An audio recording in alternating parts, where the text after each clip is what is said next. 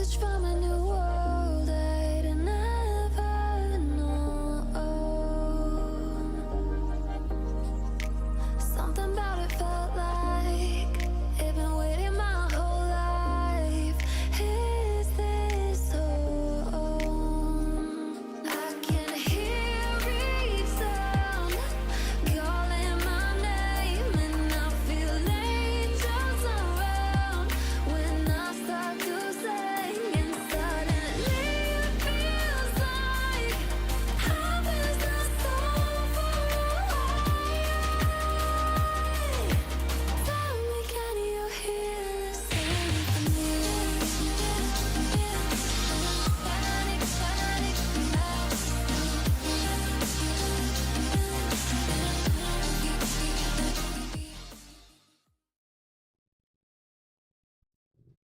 And we are back, ready to go for this game. Thank you so much for waiting so patiently. We do apologize for the technical delays, but we're already back into it as we do get to see Dad Shot fall to first blood as Meat and Cheesy takes the kill. Oh no, Dad Shot! You know, he really wanted that ward on the blue buff. He got his ward. I don't know if he knew he was gonna die enough for that ward, but he got it. He got his hopes and dreams, and you know what? I respect it. I like it. Maybe you died, maybe you gave first blood, but you got your ward. It's a small price to pay for the ward that will die in 90 seconds. Still, though, again, sticking with your guns. I do agree with that, and we'll see if it does affect the lane as Meat and Cheesy actually didn't recall. Right, so that extra gold that they were able to pick up, I do believe that's an extra, I want to say 100 to 150. I keep forgetting, my brain does not want to work right now. It's not being capitalized on. So for right now, this is still a very same lane. However, Meat and Cheesy is having a great time with that Grass in the Undying. Yeah, he gets to farm a lot of early procs with it, and he also was obviously going to be first to lane, so he got that level 2 XP lead very early on. More importantly, though, Oxen used both of his summoner spells, was not the one able to pick up his kill, so his supposed to be lane dominant early phase is coming in here with the Corrupting Pot as well. Unfortunately, is delayed until at the very least his Ignite is back up, if not his Flash as well. That one's not going to be too fun. You can see the lane matchup already kind of going in Volt Abyss's way. The lane, the state is great, but that's going to be a double stun into the kill lane. Link Brothers is dead. That's all you could ask for. That'll be a kill in top and mid. What about in mid lane? Volt Abyss is going to get tagged up. A 1v2 in the mid lane means Miscreant gets to show their face a bit.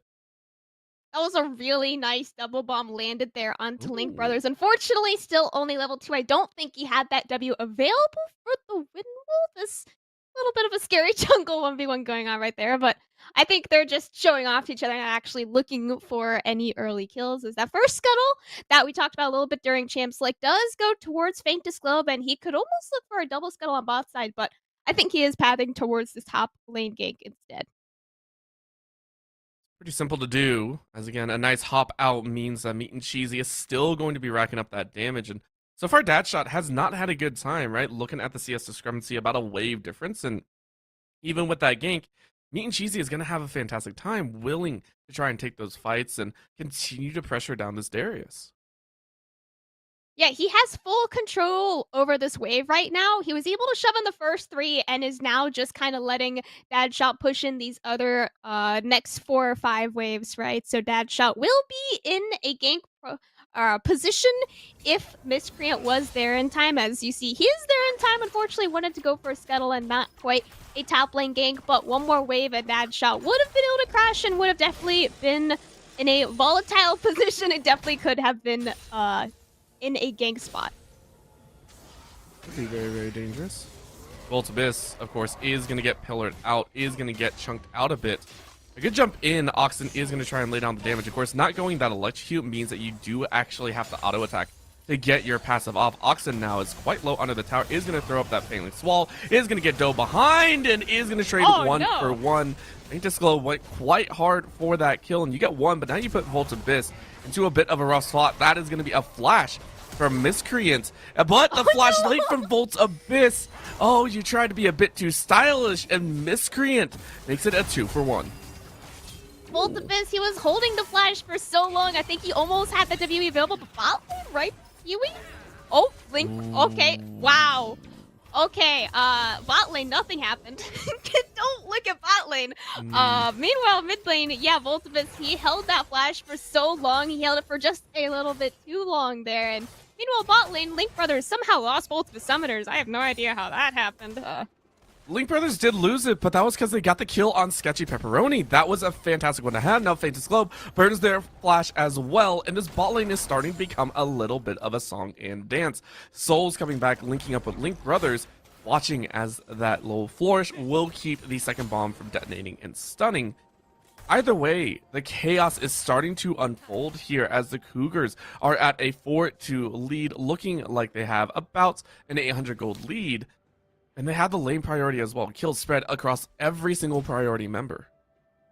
Yeah, 1 kill on each member, like you were saying. The only member not having a kill is, of course, Cillian, and he's playing support, so he can chill with a little bit less gold than the rest of these members here. As Dragon is starting to be looked towards by both of these teams. It has only just spawned on the map a minute or two ago, but both junglers kind of hovering around the spot side are looking for maybe a kill into the Dragon, or just some vision into Dragon, or just solo the Dragon, because I think both these junglers can easily solo it very early. They could. The question, of course, is do they have the opportunity to do so? With the warding vision down, honestly, both teams have actually done very well in keeping that status up. You can see the wards sprinkled about for the side of the Cougars along that entirety. It's a trifecta of wards around the Dragon and the bushes. It gives a fair amount of vision. Ripest, though, you didn't back off as quickly as you could have and now have to lose the flash. Voltabyss is able to provide some pressure. That's going to be the draw down from Oxen as they prep for that all-important Skyfall. Starfall, if you will. Not going to be launching it first, though, as Voltabyss might be getting jumped on here. Yeah, I think, unfortunately, Oxen did not have that level 6 at the same time as Voltabyss, so he had to stay a little bit longer. I think he did just pop level 6 as Voltabyss was walking towards the bot lane, but potential mid lane gank here, maybe. Well, they could definitely try. Faintest Globe so far has been trying to rack up their brain on how they want to prepare. And unfortunately, you just tried to recall in front of Vision, so that's going to be a difficult time. That does mean that this should be a dragon for the Cougars as they go ahead and prep up with the jungler recalling, I mean, right in front of your face. It's the surest sign that you have to go for this dragon. It'll be a mountain dragon. It'll be nice to kind of hang on to and give yourself a little bit of priority in the agency and having that extra armor and magic resist. Soul's trying to run interference is only going to take about 40% damage before having to back off. Yeah, Soul's taken actually quite a bit of poke there from Sketchy Pepperoni with those bombs on his head, of course, right? Souls was playing the vision game. He just wanted to walk in, making sure that they were on Dragon. And once he saw it, he could have backed away, but he wanted to make sure 100% that they were on Dragon. He saw it, he took a little bit of HP for it, and then they were still able to pick up that Dragon. So now, like you were saying, it is 1-0 for Dragons. Cougars very much ahead in this early game so far. They're up and about, and I mean, they've been doing such a good job of continuing pressure, not just in the kills, but in overall lane presence, and I really, really like that. Now we do get to see Faintest Globe put on that sense, trying to smell the blood of any sort of victim. Fortunately, you're only level 5. You really want that infinite duress to come out, and I mean, it's just not there. You're losing. You're slipping a little bit behind. Miscreant, who is already level 6, and they're going to call the pinch. A great boomerang to tag out, and looks like Cougars are actually wondering if they still want to try and fight this. It was a back and forth, saying maybe we should, maybe we shouldn't. Level 6 to level 5 in terms of these junglers is very powerful of a lead here for Cougars. I think stacking up a wave here could potentially lead to a dive, but that level 6 was just popped from Faintest Globe. So the dive is going to be called off, but Faintest Globe almost looking to turn it back onto Meat and Cheesy. I think it's just a lot of showing up here in the top lane. Once again, not really any kills going on. There is a lot of healing between all 4 of these champions. It is, but you know where there's no healing is down bot side, is that's an annihilation. Link Brothers slaughters the bottom lane and is able to pick up a double kill to lay into 3 kills total, giving King's College a little bit of an advantage. Man, Link Brothers, he was really starting to fall behind in this early game, and now donated a double kill just before the 10-minute mark will absolutely snowball him not only back into the game, but probably slightly ahead of Ripest Kimi, but we've got a Rift Herald fight. Faintest Globe immediately chomped down and now pulls Infinite Duress. That'll be a spear in, though, as Oxen comes in for the moral support. Miscreant will not only take the enemy jungler's life, but will also take the Rift Herald to start opening up the game. I believe that this Rift Herald will most likely be dropped mid-orbital. Orbital, where is your Rift Herald prediction for lanes? I would hope anywhere not bot lane, because at this point, Link Brothers is just having a ball all the time.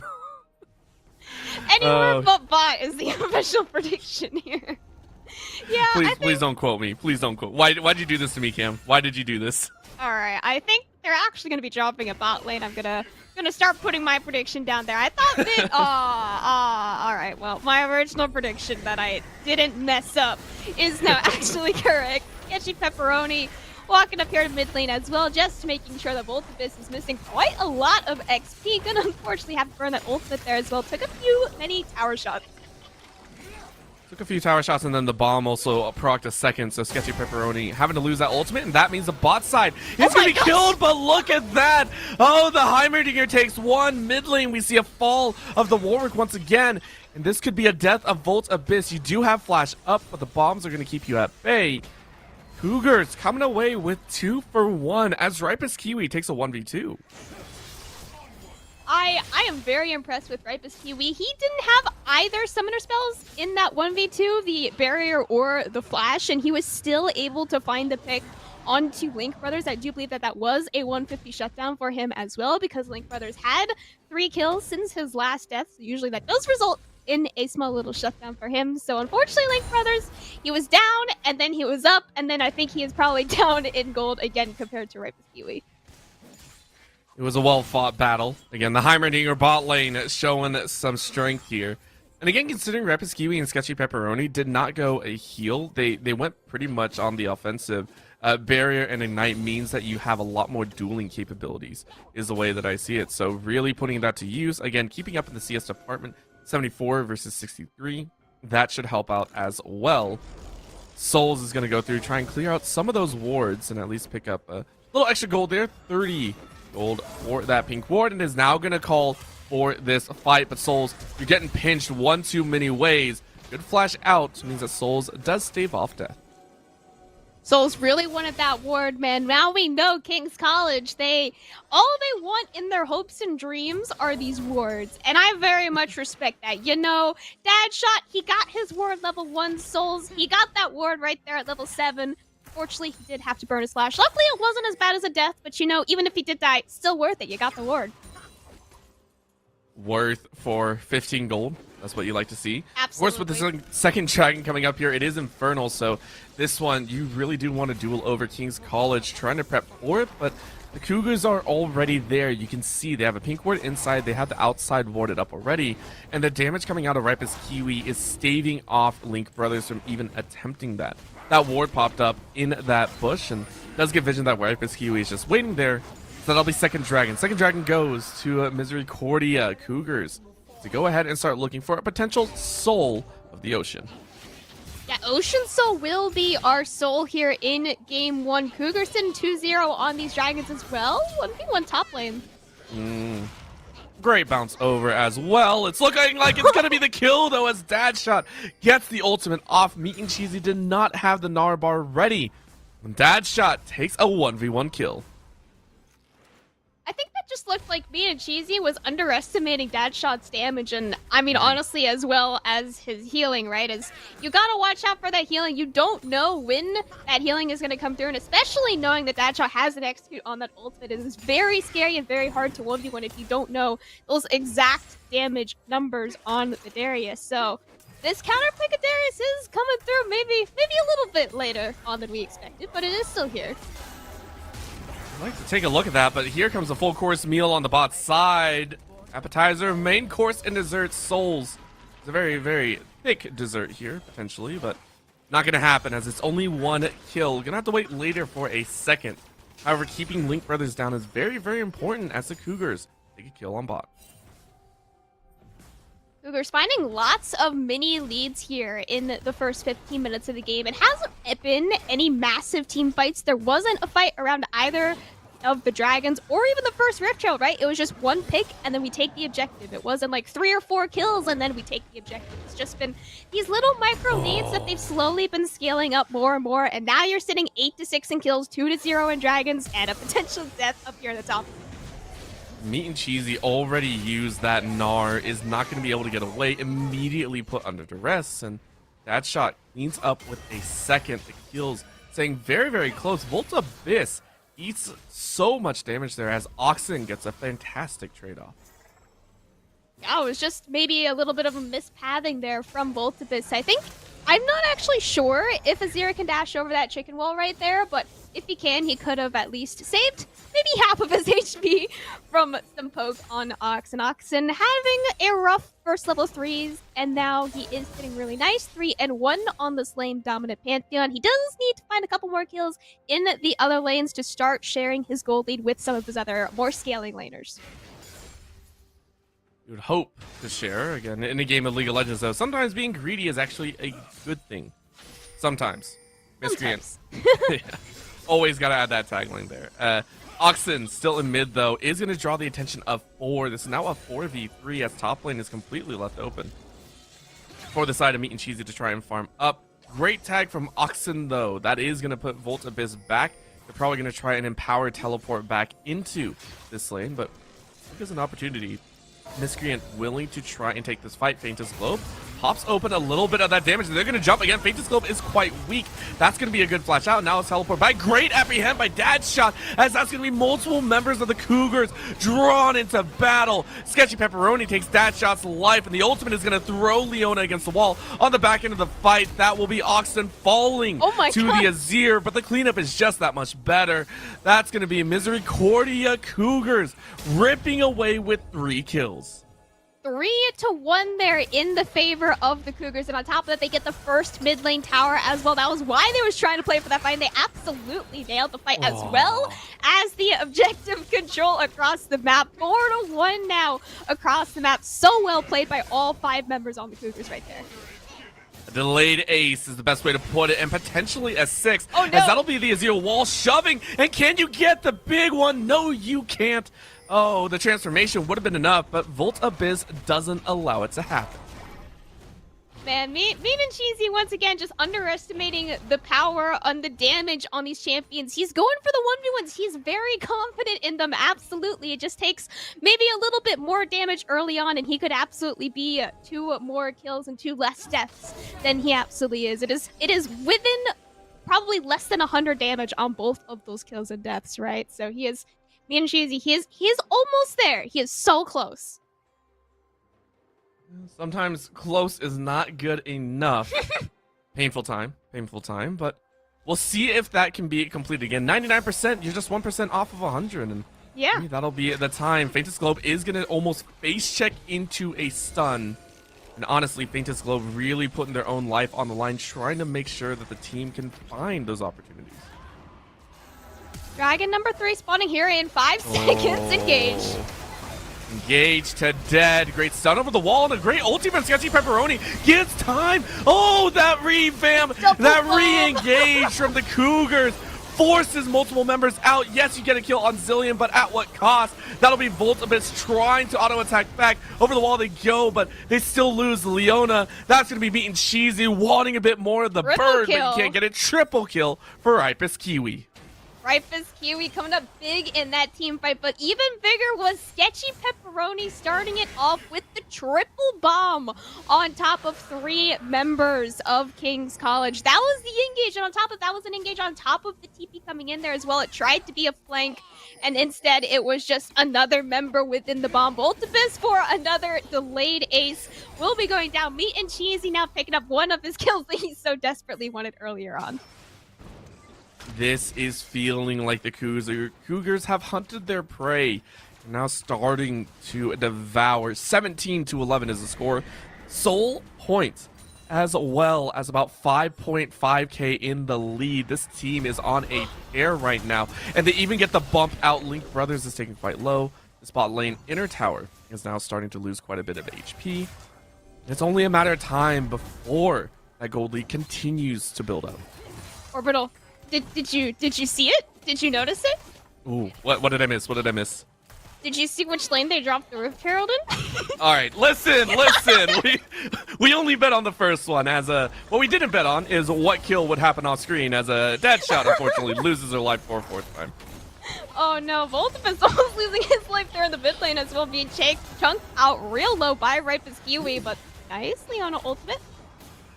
Solar Flare keeping souls alive, and I mean only for a time being, as again these lanes, these waves are gonna be pressured in. This is gonna be an inhibitor tower taking quite low. Ripus Kiwi, a single sneeze on that tower is gonna cause a lot of problems. A slam into the wall though delays that tower being taken, as Meat and Cheesy takes a solo kill onto the Samira. Now a collapse coming in from King's College, but only to run out the Cougars. This is a 3-1-1 being put into great effect by the 3-0 squad.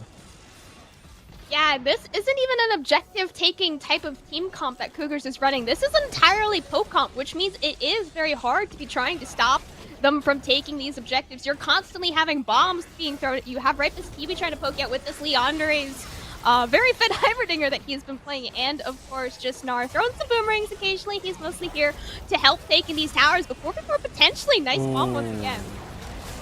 This is going to be a good bomb. Can Link Brothers do anything? Nope. Oh, no. Absolutely nothing as the Cougars storm the base. Double bomb again, securing the Emperor's life. Nope. Azir does get out, but the damage is done. An Apprehend draws in Ripus Kiwi, but only for a small time longer, as Misericordia is looking to try and break open even more. They wisely back off, though, as a rejuvenated King's College say you aren't going to take more than an inhibitor. Every single health bar on all 5 members of King's College there, I believe, dropped to less than 50 HP in that team fight right there underneath their Nexus towers, and they all managed to live.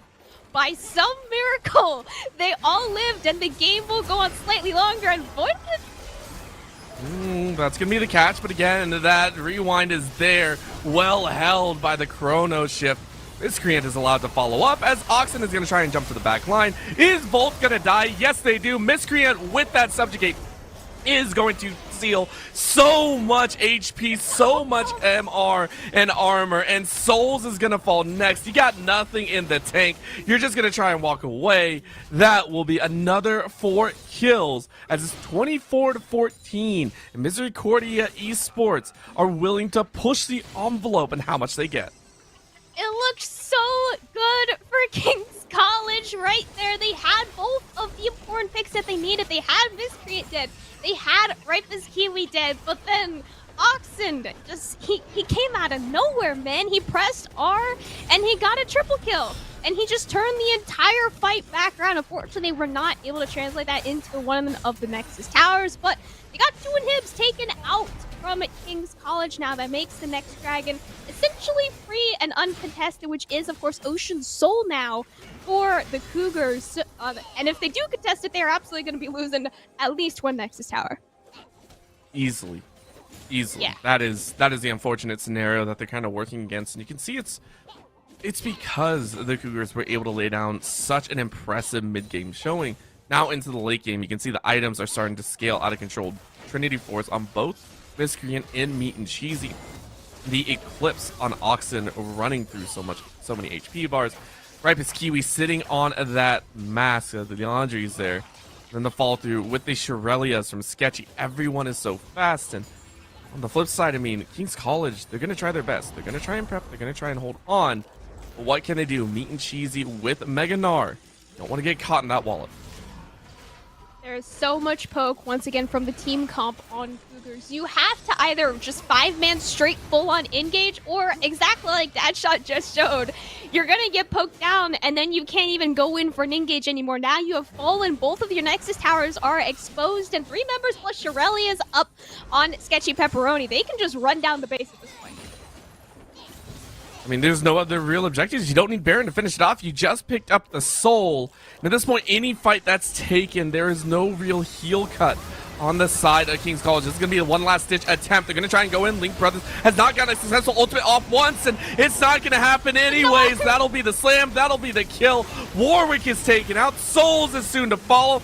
Down goes the Azir, and the towers will not save you. Misericordia Cougars take game number 1 in style.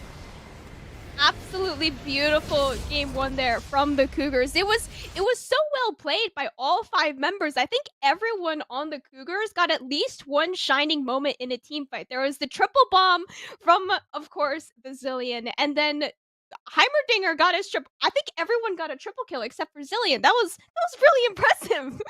It was extremely so, and I can't wait to see if they can continue to do so over the course of the next game. Again, both teams are ready and waiting, so we'll go ahead, go to a short break, make sure that the sides are swapped, the players are ready, and the champions are ready to get banned out or picked up. Please don't go anywhere. The NECC will be right back with some more League of Legends action.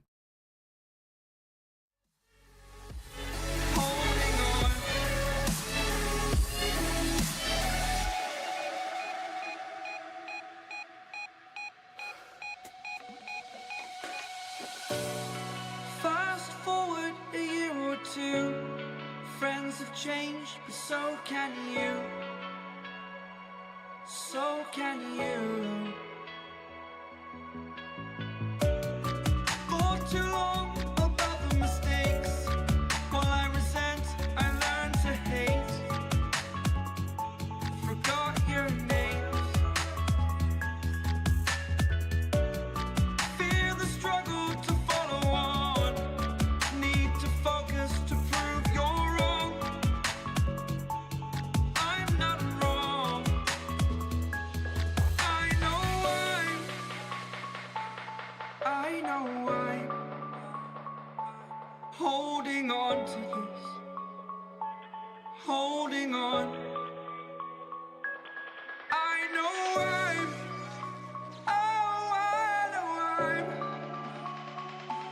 holding on to this.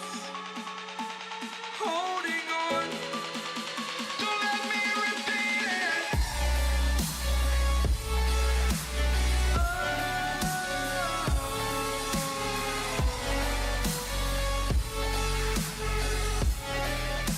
Don't let me repeat it. I know I'm holding on to this. Holding on. Holding on. Holding on.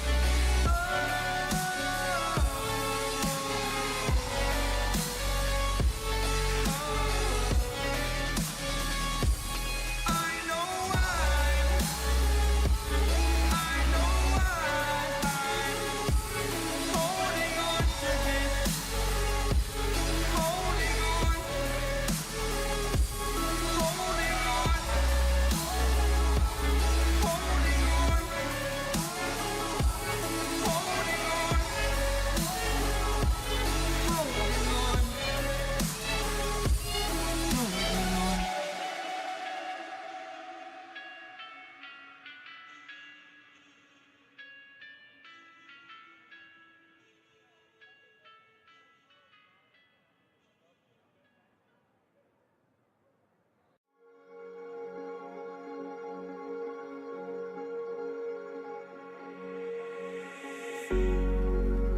Cigarette ash, it looks like snow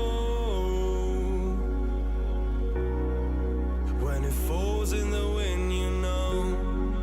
And you say you wanna dance.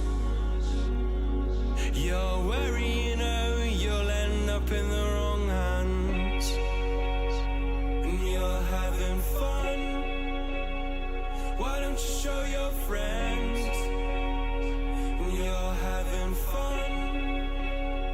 What if it never ends? I'm lacking sincerity, but you don't care at all. Miss booze, lit cigarettes, trying to take me home.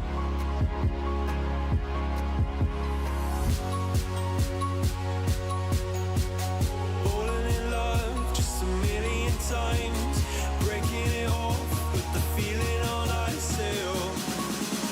She's as cold as December.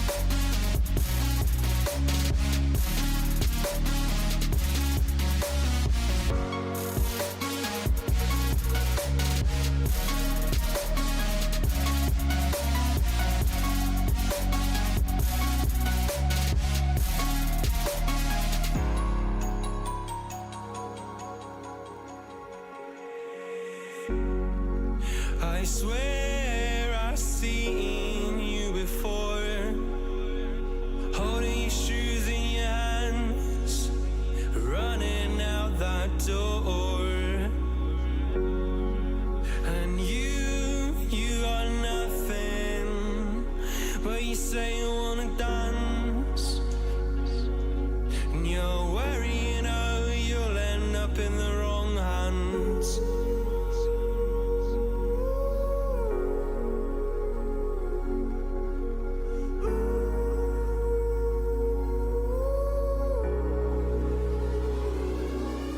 I'm lacking sincerity, but you don't care at all. Miss booze, lit cigarettes, trying to take me home.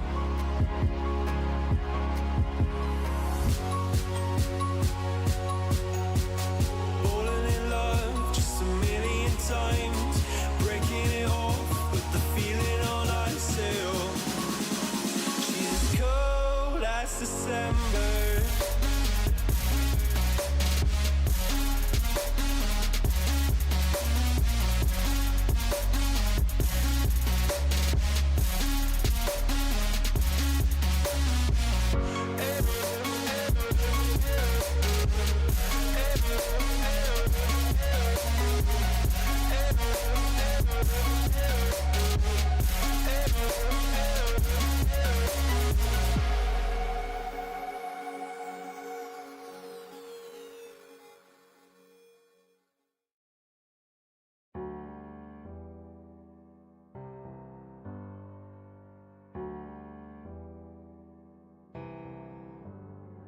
Feelings, it's like I can't walk on the ceiling. Oh yeah, got me dreaming, dreaming in colors I never dreamed. Oh yeah, I let you in deeper than I let anyone else before. Fell in love with my broken pieces, took 'em all and made 'em yours. Didn't know what my heartbeat needed, skipping out, no I can't keep score. When I lose my breath, boy, you got me breathing. Oh, every little thing you do, every time you hold me, take me higher, higher. Every little thing you do, every time you hold me, take me higher, higher. Oh.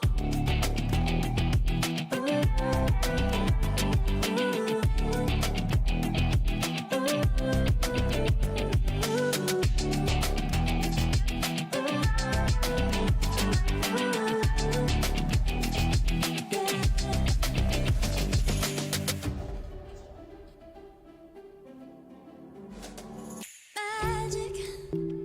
No, I'm never letting go. Now that I have it with you. When you kiss me, it's like the stars fall out the sky onto my heart to cover up what I don't wanna show. I let you in deeper than I let anyone else before. Fell in love with my broken pieces, took 'em all and made 'em yours.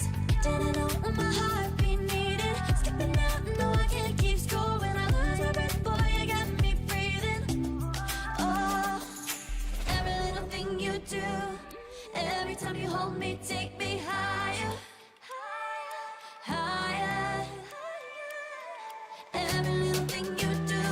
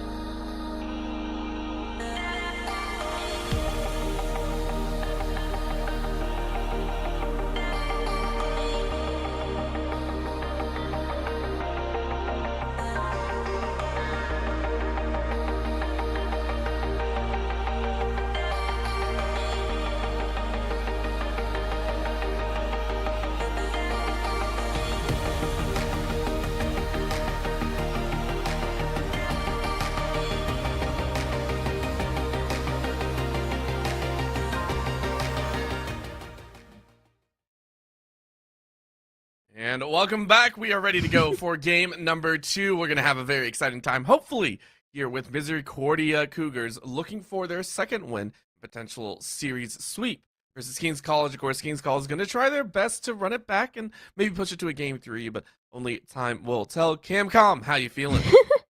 That was a very exciting game one. Like we got to see a little bit, or say a little bit after the game. It was a shining star for all 5 members of the Cougars. Every single one of them played so well, contributing so much to that first win in this best of 3. That, once again, they are still completely undefeated. They haven't dropped a single game or a single series. We are in week 4, so that is 7 games now that they have gone undefeated. Now coming into their 8th, King's College was also undefeated, only dropping, I believe, their very first game here in the season. So unfortunately, taking that second loss now, and could be the 3rd loss if it goes like it did in game 1.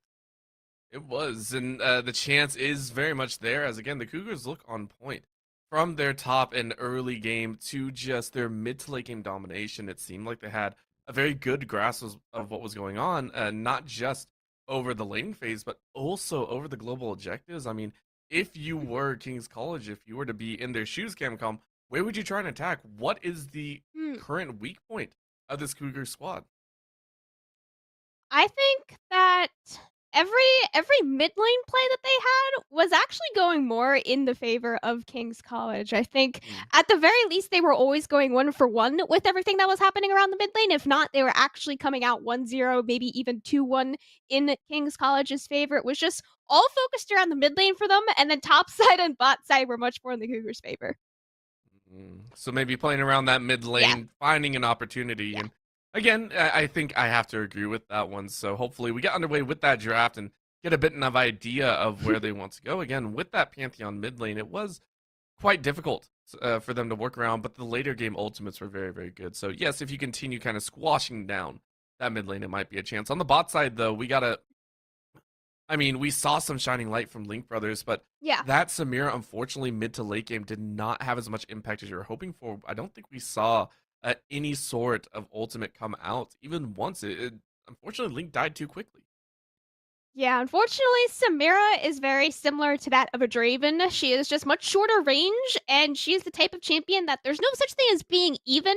You're either ahead or behind. So Link, he started off behind very early on, dying, I believe it was 2nd on his team. So then he was just set so far behind on a champion that was supposed to win lane, especially against a scaler such as a Heimerdinger, right? And then once you're behind, you gotta get 3, even 4, maybe even 5 kills to get into that same ahead state that you needed to start in to be able to make your champion as useful as you picked it to be in draft. So once he did get a double kill. To be fair, he did get a couple double kills in lane that set him up a little bit, but if you're even, then you're actually behind on champions like Samira.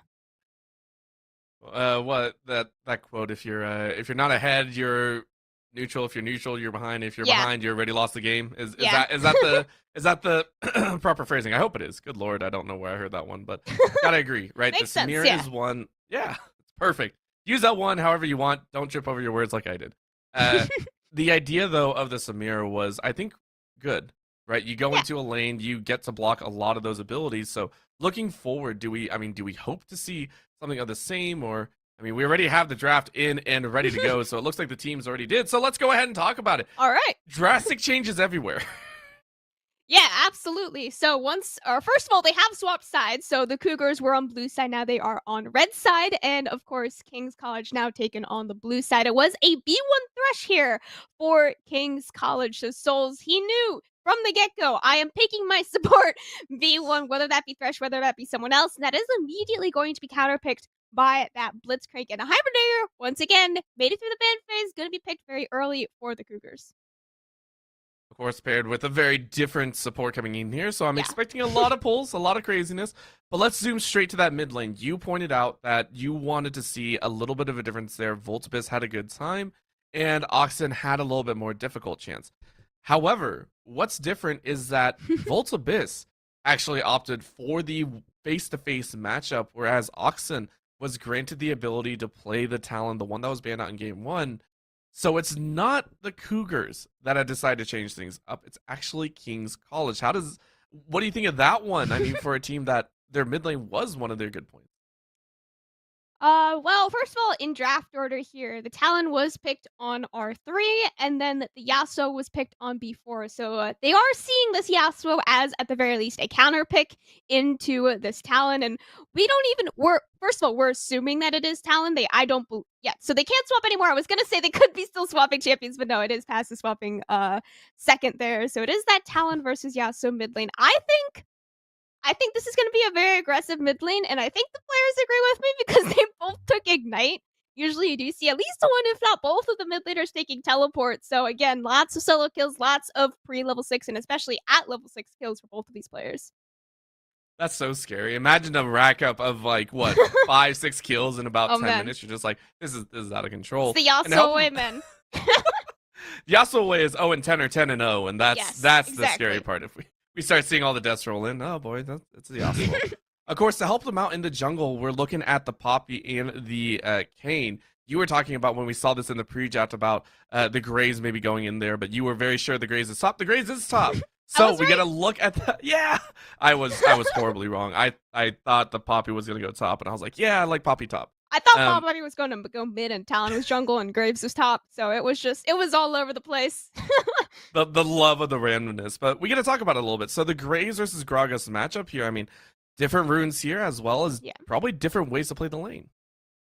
Futures market on Graves is something that I personally really like on the champion. Usually you do see very similar runes that we saw on the Pantheon last game, where you go the very lane dominant biscuits plus the one that makes biscuits better as well. The name is currently escaping me, but instead we're going for the 20-minute rune is what I like to typically call Q Futures Market. You have to know how to use it, and typically it starts getting you money around the 20-minute mark. So it's not a lane rune at all. It's much more, I'm going to get my mythic first, and then after my mythic, I can start looking for plays. That's the way to do it. And for the jungle, we can already see where they're aiming towards. With that Kayn, it does look like we're going to be running the Ross form, a little bit more aggressive. With that Conqueror, a little bit more up front. With the Poppy, it's the Predator build. I have not seen this in quite some time. Very much trying to chase people down.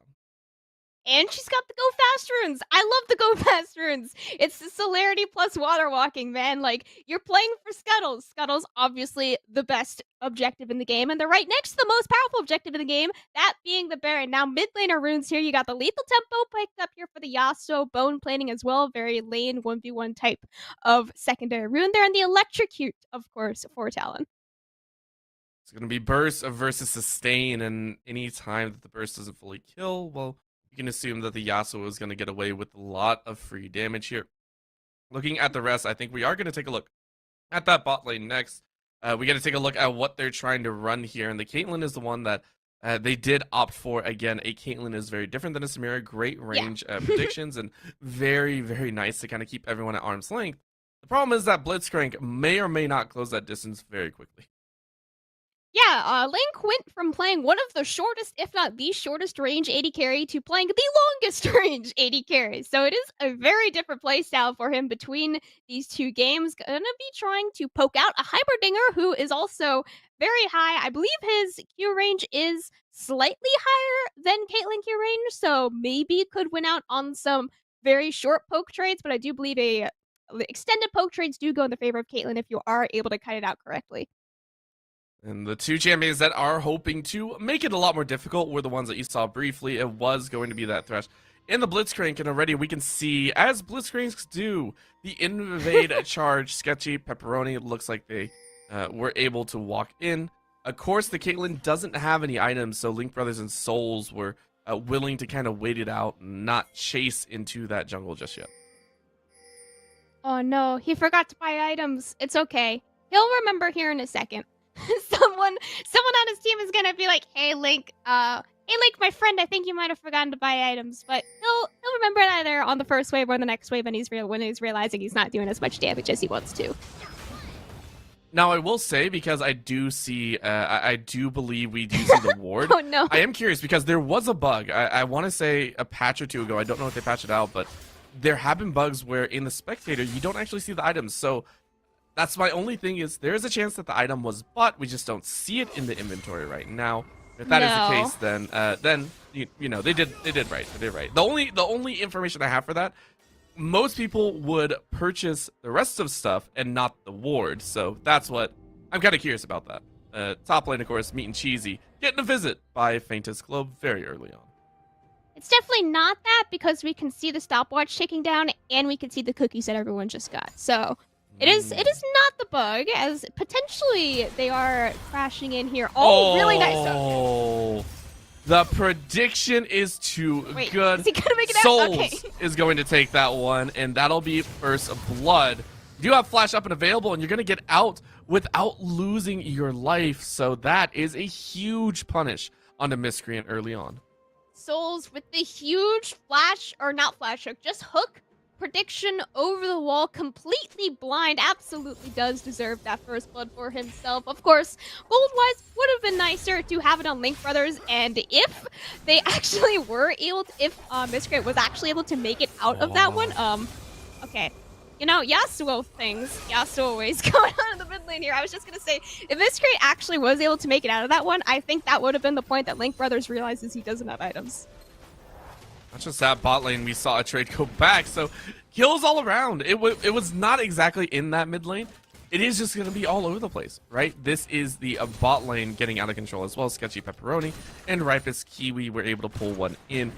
In the mid lane, of course, Voltabyss, as you were saying, is going to start getting out of control. Now we see the items bought by Link Brothers as well on the bot side, so everyone's starting to get their piece of the pie.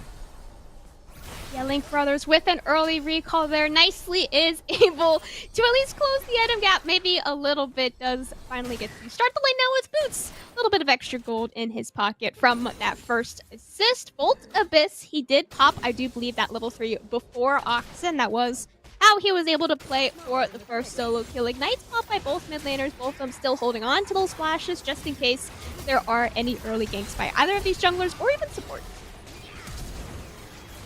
Want to try and do the most that you can, but of course the fight in means that the ADC and APC of the bot sides are going to be very, very not healthy. And for Link Brothers, who only has 7 CS to their name, that is not where you want to be. Faintest Globe are going to try and alleviate some of that pressure soon. Hey, maybe Link Brothers doesn't have as much CS, but you know what he does have over Ripest Kiwi right now at least is Boots. And boots on his feet are going to make him poke harder. I am a believer in that one. You see on your mini-map here now, Scuttles actually both went to Miscreant. So he died early on, but able to trade it for both Scuttles. Maybe they don't give a whole lot of XP or gold anymore, but that's just a mental lead right there. It's good as well, right? Because the junglers also started into the vertical jungling aspect. That is something that we weren't really able to talk about. I think that was initiated by Faintest Globe, who again charged up top. And then of course we did talk about Miscreant getting caught out, but vertical jungling tends to cause a little bit of a difference. It causes a shift in where the junglers go. So it's very interesting watching these players kind of jockey for position and really try and figure things out. It did lead to, of course, Miscreant getting 2, but is still behind in the camp level. Faintest Globe sitting with a very slight lead in the levels and econ value. Yeah, Faintest Globe deciding to vertical jungle on that top side does mean that he is trying to protect PMC at least a little bit. I don't think he was actually trying to play for any ganks on the top side, which just means he's trying to prevent ganks from Miscreant on the top side. Of course, that does mean if you're not getting any ganks on the top side, you are going to be losing that first dragon. Vertical jungling on the top side does typically mean you are trading all dragons for Rift Heralds, but first dragon being taken at before even the 6-minute mark here. If they're able to pop before the 6-minute mark for the Cougars. Nicely done in the early game for them. Just feels real good to be able to pick that one up. Again, an early Ocean just helps with the sustain. It really ensures that you can take some of those trades, some of those dangerous ones, especially ones that don't stick as well, like in this top side, right?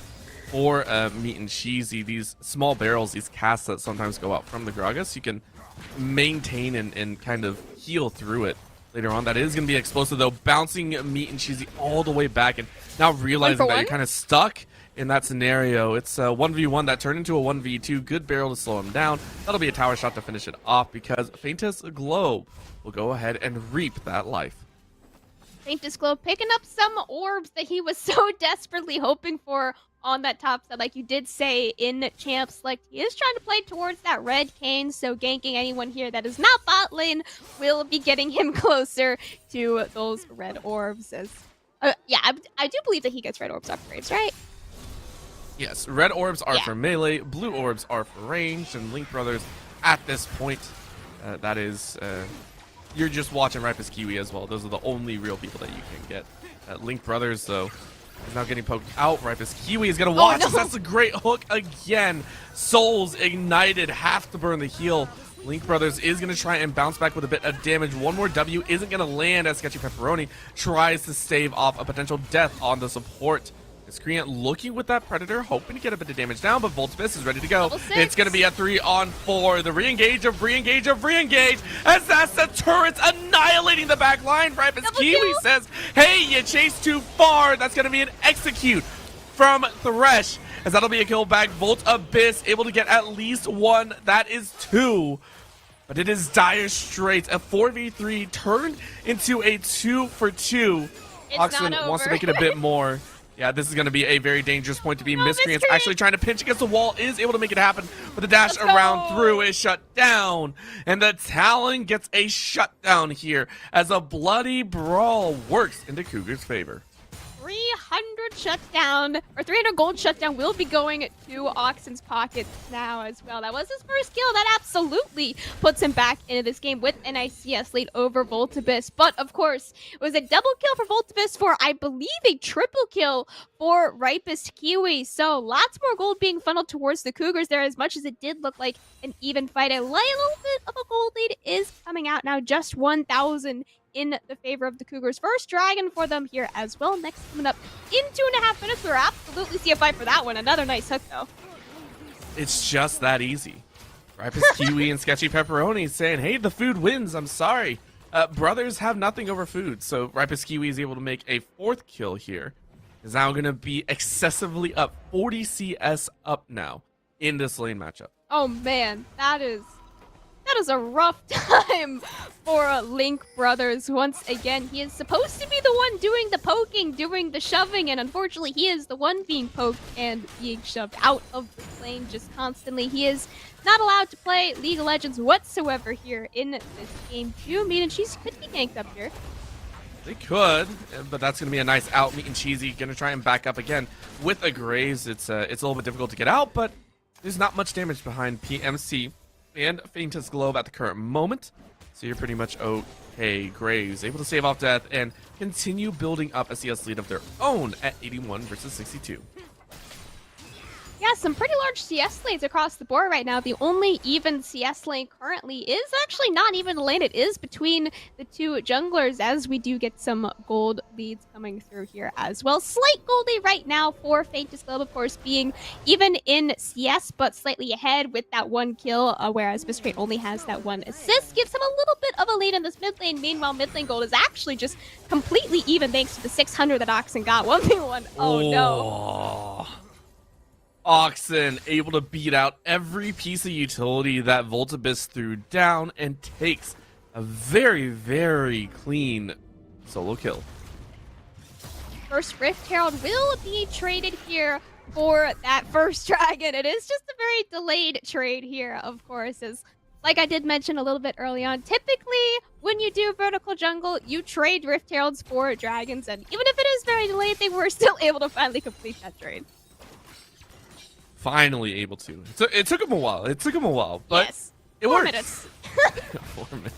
Well, you know what happens here is Link Brothers is now going to have to wander into what seems like a very dangerous tower at this point. That is going to be Ripus Kiwi almost popping the ultimate, but a good note to be had is the ultimate of Heimerdinger. You can always turn it off and on. It's only when you actually use another ability that you lose that timer.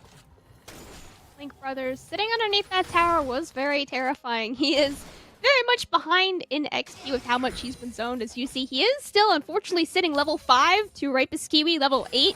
That is the power of just being zoned out of this lane. Link Brothers, I said it earlier, man, he has not been allowed to even walk up to this lane, let alone touch Ripus Kiwi. As second dragon now, Infernal, being started up by the Cougars. They are trying to pull off a bit here now, as not knowing exactly where Faintest Globe is, it makes it very terrifying to start when you know he can pop over the wall, steal it, pop right back out. Well, you know what? They can't pop out if they're dead. That'll be the Humble Trespass being used, but again, drawn to the other side of the rift means Faintest Globe will die pinched against a wall. The follow-up is going to be brought around as Oxen slaughters one. A tower shot over the wall means Link Brothers is going to survive, but the talent is hot on the chase. Come on, Link. I mean, you you're got a Caitlyn. There's only so much you can do. You can hope, you can pray, but it has Level forward 5 to seals level the 10. deal. Oh my gosh. Level 5 to level 10, that's so not okay. And that's the power that Ripest Kiwi and Sketchy Pepperoni have had, I think. Yeah, if you could absolutely measure the spot lane power in any number, it is the number that Link Brothers is still sitting level 5 at 13 minutes. Almost to no fault of his own either. It is all just Ripest Kiwi and Sketchy Pepperoni playing this early game so well between these two champions. And two champions, by the way, that we really don't get to see a whole lot. Heimerdinger with the barrier. Typically, it is a very aggressive rune, like you did say, and he has been making it work so well in both games 1 and game 2. Leander's completed before the 13-minute mark. PMC definitely smells something in the water, says, I don't want to deal with it, but you took the bait. And that's going to be a charge over the wall, flash by Miscreant, and then a charge right back to secure that kill. The bait was too good to pass up for PMC. Faintest Globe could be caught out here as well if Sketchy Pepperoni is able to land a hook onto him, but I do believe that the wave there will at least save his life now for my favorite minigame, Orbital. You already know. Where is this Rift Trail being dropped? Oh man, that's a difficult one. I want to say bot lane this time around. Or maybe top. Okay, so I forgot who actually had it. Faintest Globe has it, and so I would say it's either mid or top actually, because you try and drop it on bot side, and I mean, no one's really going to get any value out of it, because Link Brothers is already dead again, right? Your ADC is unfortunately dead in the water. Oh no. Wait, I didn't see, did he pop the level 6 yet? Oh my goodness, he hit level 6! Oh. Everyone celebrate! I'm so proud of you, Link Brothers. You did it. Don't worry about your CS, man. Don't worry about anything else. You got that level 6, and now you can start clicking out. Congratulations, Link Brothers. At this point, it'd be one of those times where I'm just like, why don't you just go and you know, try and fight somewhere else and maybe just go straight for that kill to, you know, the assassin Caitlyn build. Of course, the Talon just says, well, I'll show you a real assassin here. Might pick up a double kill. Is going to look for that triple. Faintest going to jump into that Blitzcrank, and it's only going to delay the timer for a little bit. Miscreant picks up a kill there, and it's now 15-5 in kill count. We'll take a second to remember here. Oxen lost the first level 1 because he was down a level. Or first 1v1 even because he was down a level. And then all of a sudden, he hasn't died since. And has since picked up 7 kills and a 700 shutdown on his head. Oxen, he just turned the whole game around completely on his own. Of course, with the help of Blitzcrank, his Sketchy Pepperoni. He's been hitting some crazy hooks here. But Oxen, he is playing out of his mind here in game 2. Too good. Too good is all we can say, and this is the power that you have if you give this player the Talon, right? It was banned away in game number 1. Oxen's one of Oxen's most played champions, and it really proving why. The Talon has had a fantastic time, coupled with that aggression from the other sides, as you said, the Blitzkrieg and this Poppy. It just gets too hot to handle. The rest of the team is going to come in, though. This is going to be the side of King's College trying to fight back here. They might be able to get a Miscreant. Is dueling out against Faceless Globe, who still hasn't been able to transform. Is finally going to get the last slice, and that puts it at 2 kills for the Kane. Kiwi has to flash over the wall. Hook goes a little bit wide. And now look at the burst. Oxen is going to force the Kane to bleed to death. And now the follow through on the other side. A little bit of a stun grenade takes the life of the Caitlyn. And a flip over the wall means it's a triple kill for Oxen. Ding, ding, ding, Oxen's arrived. You thought you were going to win that team fight, and in actuality, you are absolutely not Oxen, almost picking up a quadra kill for himself there. His second triple of this game, almost his first quadra of the series right there. Oxen just, once again, the name, the face, the team of Cougars is sitting on his back. If the 700 shutdown does get picked up by really anyone on the side of King's College, it will absolutely turn the game and probably turn that very same team fight as well. As 1,000 gold into anyone, especially Link Brothers, could put them straight back into the game. It's the little things in life as we charge down into the 17th of minute. 2 dragons over to the side of Misericordia. They're sitting at a 1-0, everything working in their favor, and at this point, nothing feels like they'll be able to stop them. PMC still in this top side, trying to duel out against Meat and Cheesy. Souls and Link Brother, these two have not had the best time. 1-11 between the two of them in the bot side. Now that lead is going to extend into other areas as the hook is drawn back, and PMC gets a great barrel to disengage all over the place, but you jump right into the waiting arms of Ripest Kiwi, who is the ripest Kiwi to ever hit Summoner's Rift. Oh yes, of course. I have never seen a riper Kiwi in my life, and oh my gosh, Oxen is dead. Oh no, what do we do now, guys? Oh. 1,000 gold going over to Faintest Glove now, sitting at a 1,000 gold lead just on his own over Miscreant. They do have objective baddies now on the map for King's College. They could pick it up off of this dragon here potentially, but it is still so terrifying to fight, as of course the rest of the members here of the Cougars are still very powerful and scary to fight. It's the gold lead has spread now. It's not the other lanes got ahead and it's only Oxen that's the strong one, right? It's not like Link Brothers, Faintest Globe, and PMC are all crazy off the charts as well. It's been even in the other areas, and I'd even say heavily handed into this side. Ripest Kiwi saying, look, I'm going to catch up to you, Oxen. I'm going to get more kills, too. This is a race to see who gets MVP, and Sketchy Pepperoni wants a bit as well.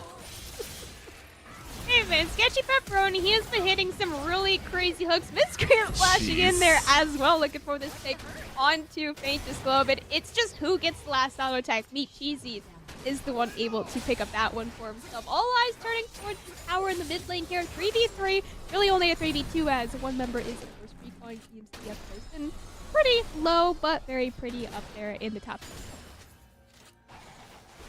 We're going to try and make it pretty, but the mid lane is going to be pushed down here. Misericordia, they're going to go ahead and try and look for their fourth tower, as the bot side will be Ripest Kiwi pushing on their own. That'll be the fourth actually down there, and this 3-1 setup here is very, very entertaining. Oxen still has yet to respawn, and that'll be probably the 1-3-1. A little bit of a Hex Tech flash. A Sketchy Pepperoni is quite sketchy on those hooks right now. It is currently a 8,000 gold lead in the favor of the Cougars. They have only lost one tower, that being that mid lane tower that I do believe that was Rift Herald that they dropped. I don't remember if I predicted where the Rift Herald was going, but let's say I predicted mid lane. Let's go 2-0 on the first Rift Herald. 5 members collapsing currently on the bot lane from the Cougars here. Well, 5 down, and they might lose 1 on the back end. Thankfully, the Dark Passage is there to keep Yasuo alive. Of course, Miscreant with that Predator has been so effective, as well with the Divine Sunder. It becomes so painful. Oh, no. PMC took the wrong path, and unfortunately is going to draw the rest of King's College into a fight that they did not want. The obliteration, the decimation, the complete domination is coming out here. Yes, you lose the Poppy, but you take everyone else. That'll be Misericordia. Cougars taking the ace. 20-minute ace for the Cougars. I mean, all of them are just playing out of their minds in this whole series. Oxen was the one that set it all up in the first 10 minutes, and now transitioning all of his gold beautifully to Ripest Kiwi, now getting to be the star of the show, coming into the past of the 20-minute mark, taking this inhibitor tower mid lane, or bot lane even, and potentially the mid lane inhibitor tower here as well, just with the help of the minion Souls walking in a little bit too close there. Souls is certainly tanky. Souls wants to fight it out. Ripest Kiwi is now going to get caught out, and this should be the turnaround. Good flash out to slow everyone down, but I mean, it's going to be enough. Faintest Globe does get a tag, looking for one more. Smite goes down, and now Meat and Cheesy is going to try and fire right back. He is able to trade it into a 1v1 for 1.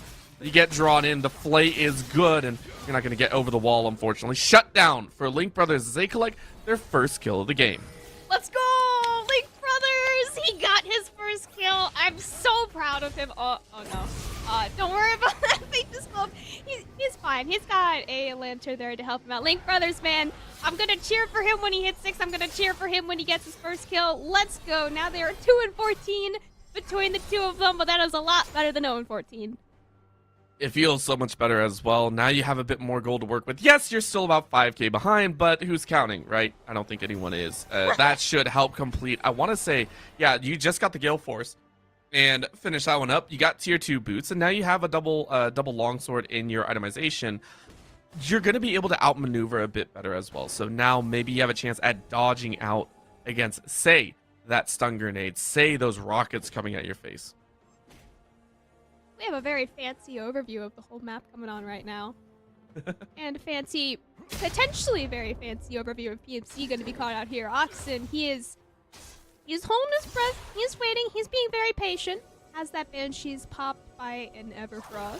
Souls could be landing a hook here, of course, no Banshees. But Oxen is actually secretly just holding them off, as now we actually get to see they are baiting a Baron, and they will absolutely be able to take this Baron.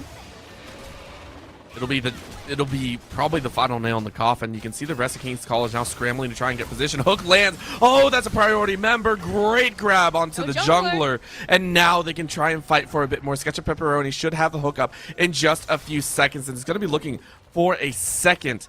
You got a main priority member. Oxen is now going to try and slow them down. Slow, and the hook of the wall grabs the threat. You try and flash back to your team, but you only get so far. Baron goes down as Ripest Kiwi is able to take that one. Meat and Cheesy is going to come around the edge. A great wind ball slows it down, but the collateral damage does way more. Once again, it feels like it's going to be another ace. Down goes Meat and Cheesy, but the damage has been done. A 4-for-1 as the base is getting pushed here. The inhibitor did respawn on the bot side, but it'll fall just as quickly as it'll be the mid and bot lane that are cracked open against King's College. 4 members strong from the Cougars now get to wear their purple cloaks around Summoner's Rift, like you said, taking this mid lane inhibitor, and most likely following it up with that bot lane inhibitor. PMC, the only member that was able to keep them, at the very least, off the Nexus towers. He was not quite able to keep them off the Baron, and Mountain Soul here picked up as well. 8-0 in this series on Dragons for Cougars so far. Very, very impressive. Done and done. Dragon falls. That is the soul for Misericordia. They will take that Mountain Soul. That one hurts a little bit more, right? Because now not only do you have players that are excessively far ahead, that are really, really strong, now they're unkillable. Now they have an extra shield on top of it. They get extra armor and magic resist because they've had 2 of those mountain dragons in their pocket. It's a very painful thing to go up against. I wish I could play League of Legends like this. Just watching all 3 lanes. We can see everything going on the map. Maybe you would get picked off because you're looking at top lane, but you know what? We don't need to look at top lane. Top lane was actually by far the quietest lane in this game too here. Nothing really happened, and then PMC started getting caught out just because of the jungle pressure from Oxen, of course. At that point, you couldn't be walking up past your inner turrets. He still thought he could walk up to his outer turret, and he was hooked quite a bit. Very excellent hook there onto Link Brothers. Very unfortunate for him, though. Link Brothers did not enjoy that one at all. Is now going to watch the rest of his team get run down. That'll be explosive, kind of knocking up 2, so you get 2 caught up. But again, the flashes are good. Ripest Kiwi goes into the stasis. Is going to get knocked up. Is going to get punished, and they get destroyed. But look, again, the collateral damage is just too strong. Meat and Cheesy said it was quiet on the top side. It's not quiet here in bot, as that is the 3rd ace of the game. Triple kill for Meat and Cheesy, as it will be the Cougars slicing through and chewing into their 2-0 series on the week. Still remaining undefeated, 8-0, the Cougars. I almost said Cookies. No, the Cougars taking the series 2-0, and that was a very dominant performance. I lost count of the amount of triples and quadras that we see. Honestly, they could rename it the triple kill team. They got so many of them on almost all 5 members. The only one missing out being the support. It was so good and well fought. Again, we are seeing why this squad is a favorite to go ahead and take the first spot all the way through the regular season. Again, this is week number 4. There are 4 more weeks to play after this, and that will really be the time to shine. We can see here the stats breakdown. You can see Oh. that gold swing go directly their favor. And in that mid lane, Oxen, 26.6k damage. Really ramped it up against the opponents. 26,000 damage in, I believe, a 26-minute game there. Yeah, 25 minutes and 32 seconds was the final game length. So that was more than 1,000 damage a minute from the mid lane assassin Talon. He was... I came into that draft thinking that it was going to be a Talon jungle, and boy, did Oxen prove me very, very wrong. Oxen, or Talon mid still being very powerful, at least as a comfort pick for him. It works out so well, and again, it led them to another game victory. And with that, they'll go ahead and move to the 4-0 record. Of course, King's College will try their best for a win later, as they are currently 2-1. They'll be looking to play their rescheduled match at a later date, and we have more League of Legends coming to you here shortly as well, as our next match of the evening will be Ithaca College Gold versus NJCU Gothic Knights, a squad that is currently looking for their first series victory as well. So please don't go anywhere. The NECC will be right back here on the main channel with our second series of the evening. I wanna be your lifeline. So I wait for you, wait for me, wait for you, wait for me. Tell me you're more than just a highlight. Pretty pictures on the outside. I hate to stare at you through these lights. So I wait for you, wait for me, wait for you, wait for me. Click and scroll, I can't let you go. They say I'm addicted to you. Click and scroll, I can't let you go. They say I'm addicted to you. Oh, oh. This ain't love, no, no. This ain't love, no, no. This is artificial. This ain't love, no, no. This ain't love, no, no. This is artificial.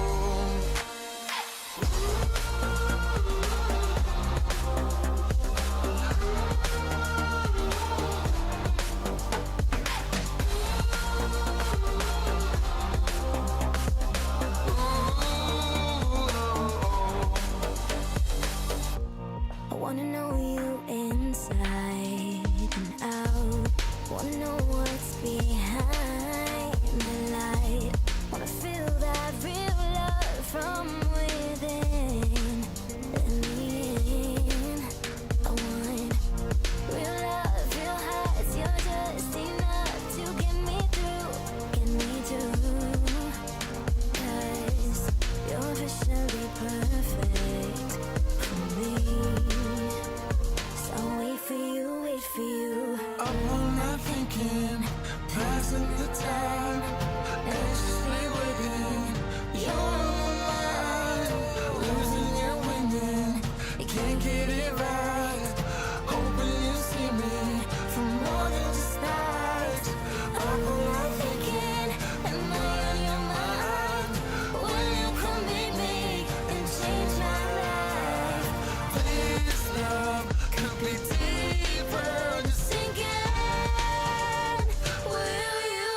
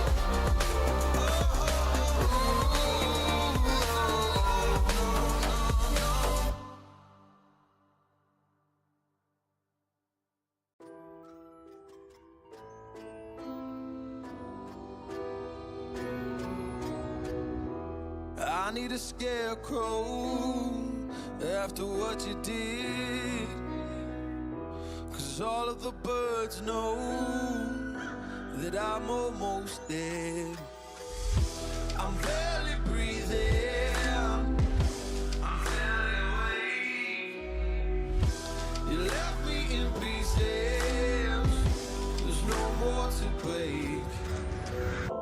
Don't wake me up, not in this century.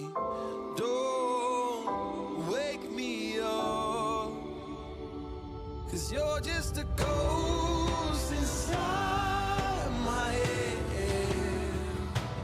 You're just a ghost, you're never there. You're just a memory on my lips, 'cause you're just a ghost inside my head.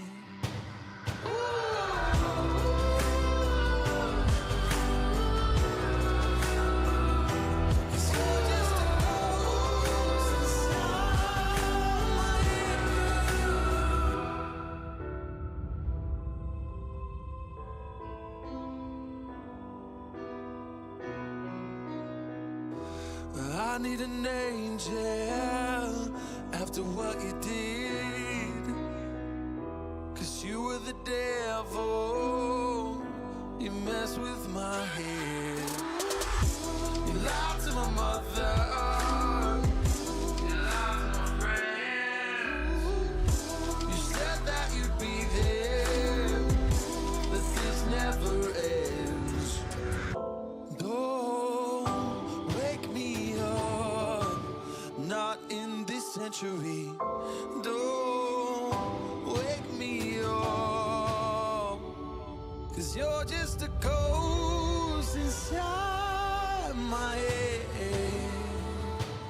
You're just a ghost, you're never there. You're just a memory on my lips, 'cause you're just a ghost inside my head.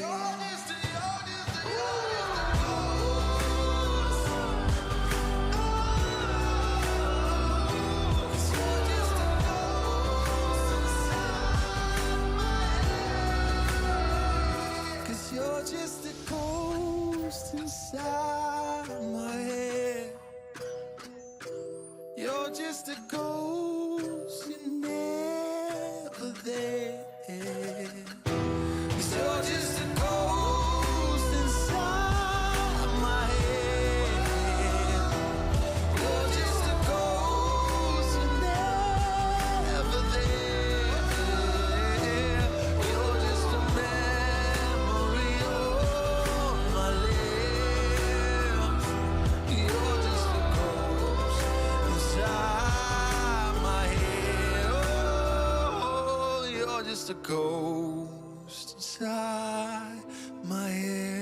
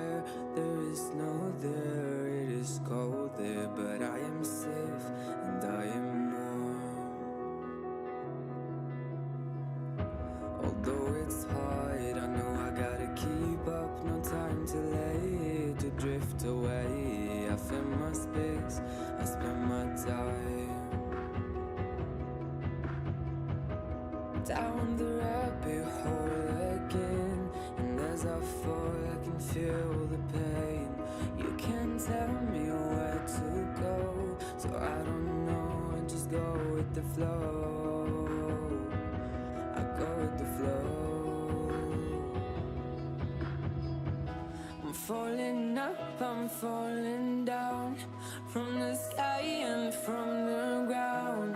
Up above, just like below, and I don't know where I should go.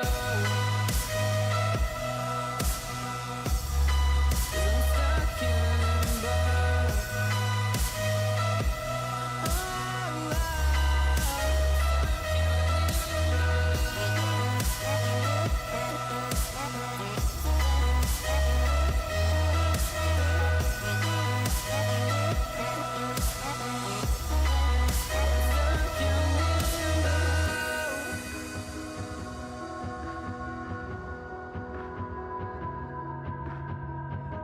I'm out of love, but I guess I deserved it. Trying to hide, to pass you by. I'm getting down, feeling fine.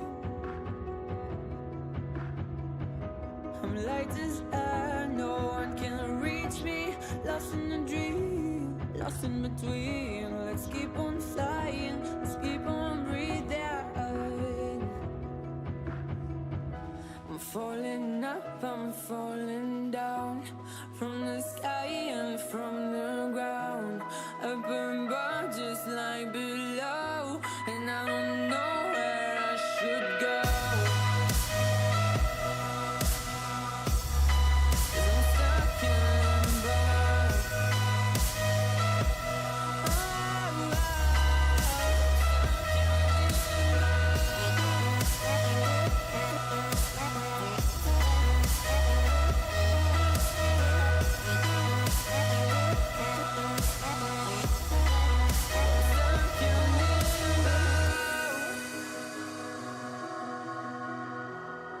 Cause I'm stuck in limbo.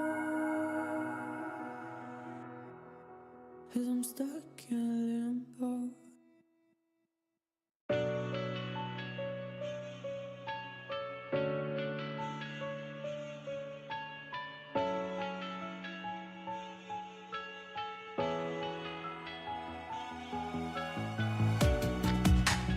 Living in the same routine, like the seasons I'm on repeat. It's a long way down. Trying not to follow suit. Don't like the color, I'll change the shade of it. I'm not afraid of it.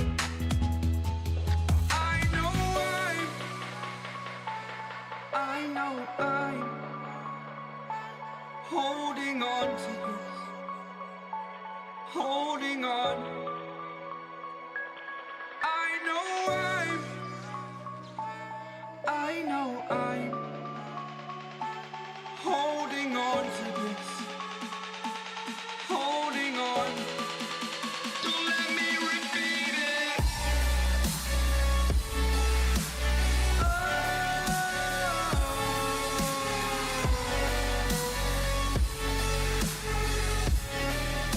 Don't let me repeat it.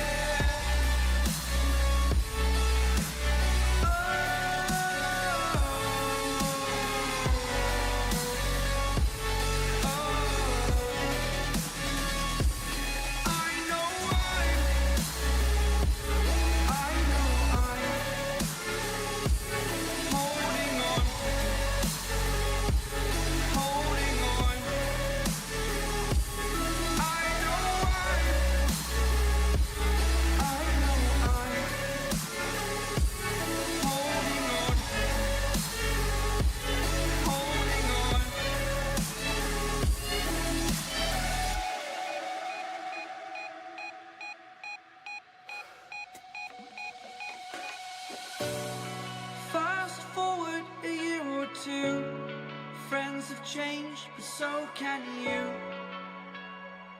So can you. For too long about the mistakes, while I resent, I learned to hate. Forgot your names. Fear the struggle to follow on. Need to focus to prove you're wrong. I'm not wrong.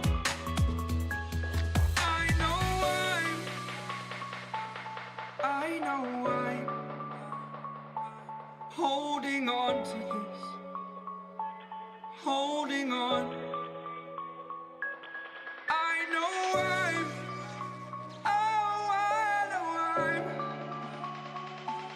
holding on to this, holding on. Don't let me repeat it.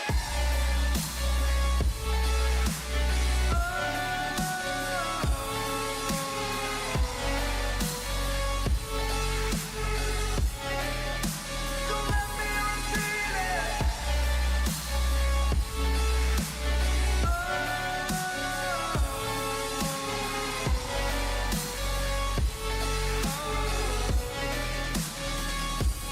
I know I'm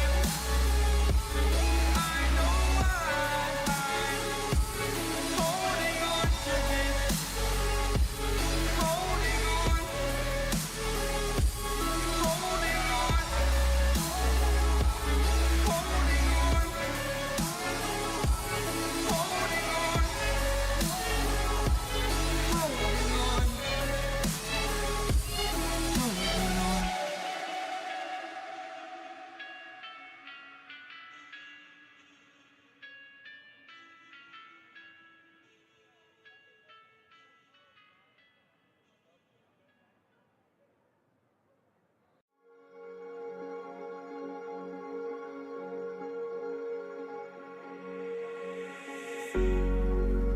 cigarette ash. It looks like snow when it falls in the wind, you know. And you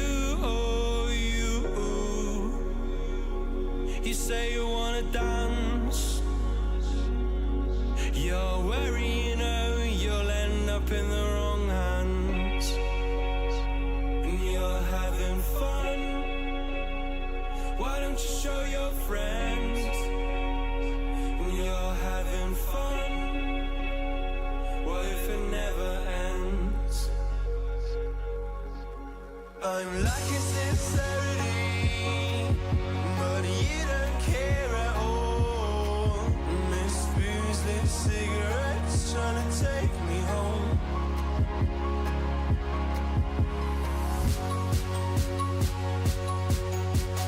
Falling in love just a million times, breaking it off with the feeling on ice.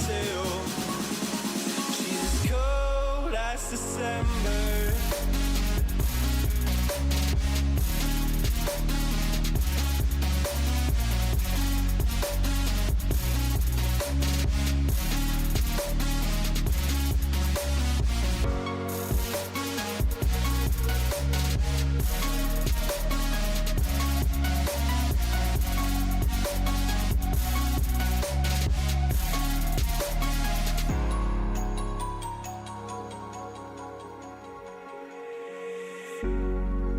I swear I've seen you before, holding your shoes in your hands, running out that door.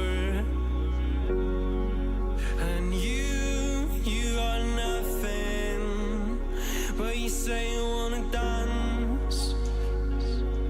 And you're worried, you know, you'll end up in the wrong hands.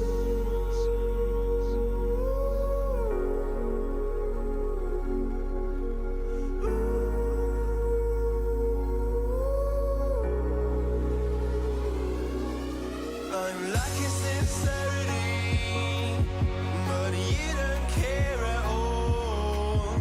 Miss booze, lit cigarettes, trying to take me home.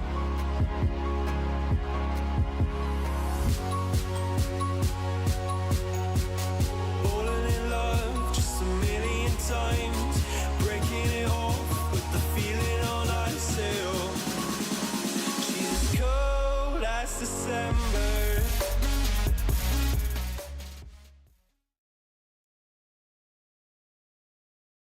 Welcome back into the NECC second game of the night here. Fish and Orbital calling all of the action. We're about to hop into a Navigator's Yellow game. Orbital between two teams On opposite sides of the spectrum right now, we got Ithaca College sitting at 2-0, taking on the NJCU Gothic Knights, who are at 0-3, desperate for a win. And again, these Ithaca, you're happy, you're 2-0, you keep winning, you're good to go. NJCU, they really need a win to be able to get back in that playoff push as we head into the second half of the season.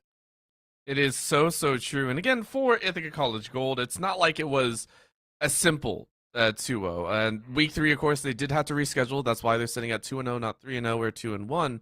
However, their wins that came by seemed a little bit distracted, to say the least. This is one of the few times that I see a 2-0 team win both of their series 2-1, meaning that there were some shakeups there. It's not the cream of the crop top where it's 2-0s across the board, flat all the way through and everything like that.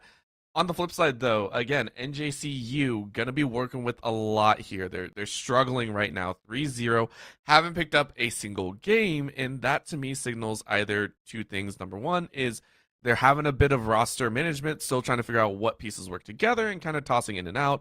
Or two, just maybe not feeling confident in their own gameplay. Again, the Navigators yellow, we just saw a match earlier. We saw it very competitive there at the top, and they actually recently lost to Misericordia Cougars just last week. So definitely up against some of the stiffer competition, and maybe now they have a bit of time to kind of reorient themselves and start working their way up the ladder.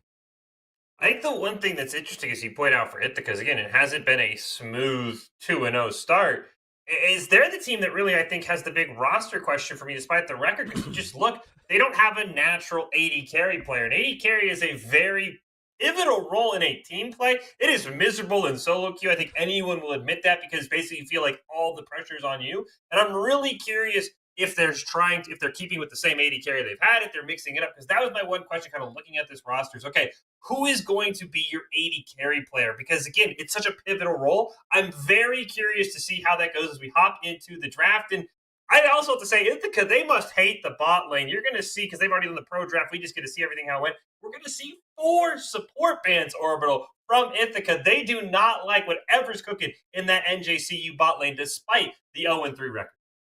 And I mean, going back to your point about, having an ADC, we just watched as Misericordia won their series with a Heimerdinger in the bot lane in both games as well. So, the whole joke, ADC 2020 and above, lol, it's very, very real. ADC right now is not really your main priority. It's keeping a steady hypercarry in the bot lane. That's actually what you're looking for.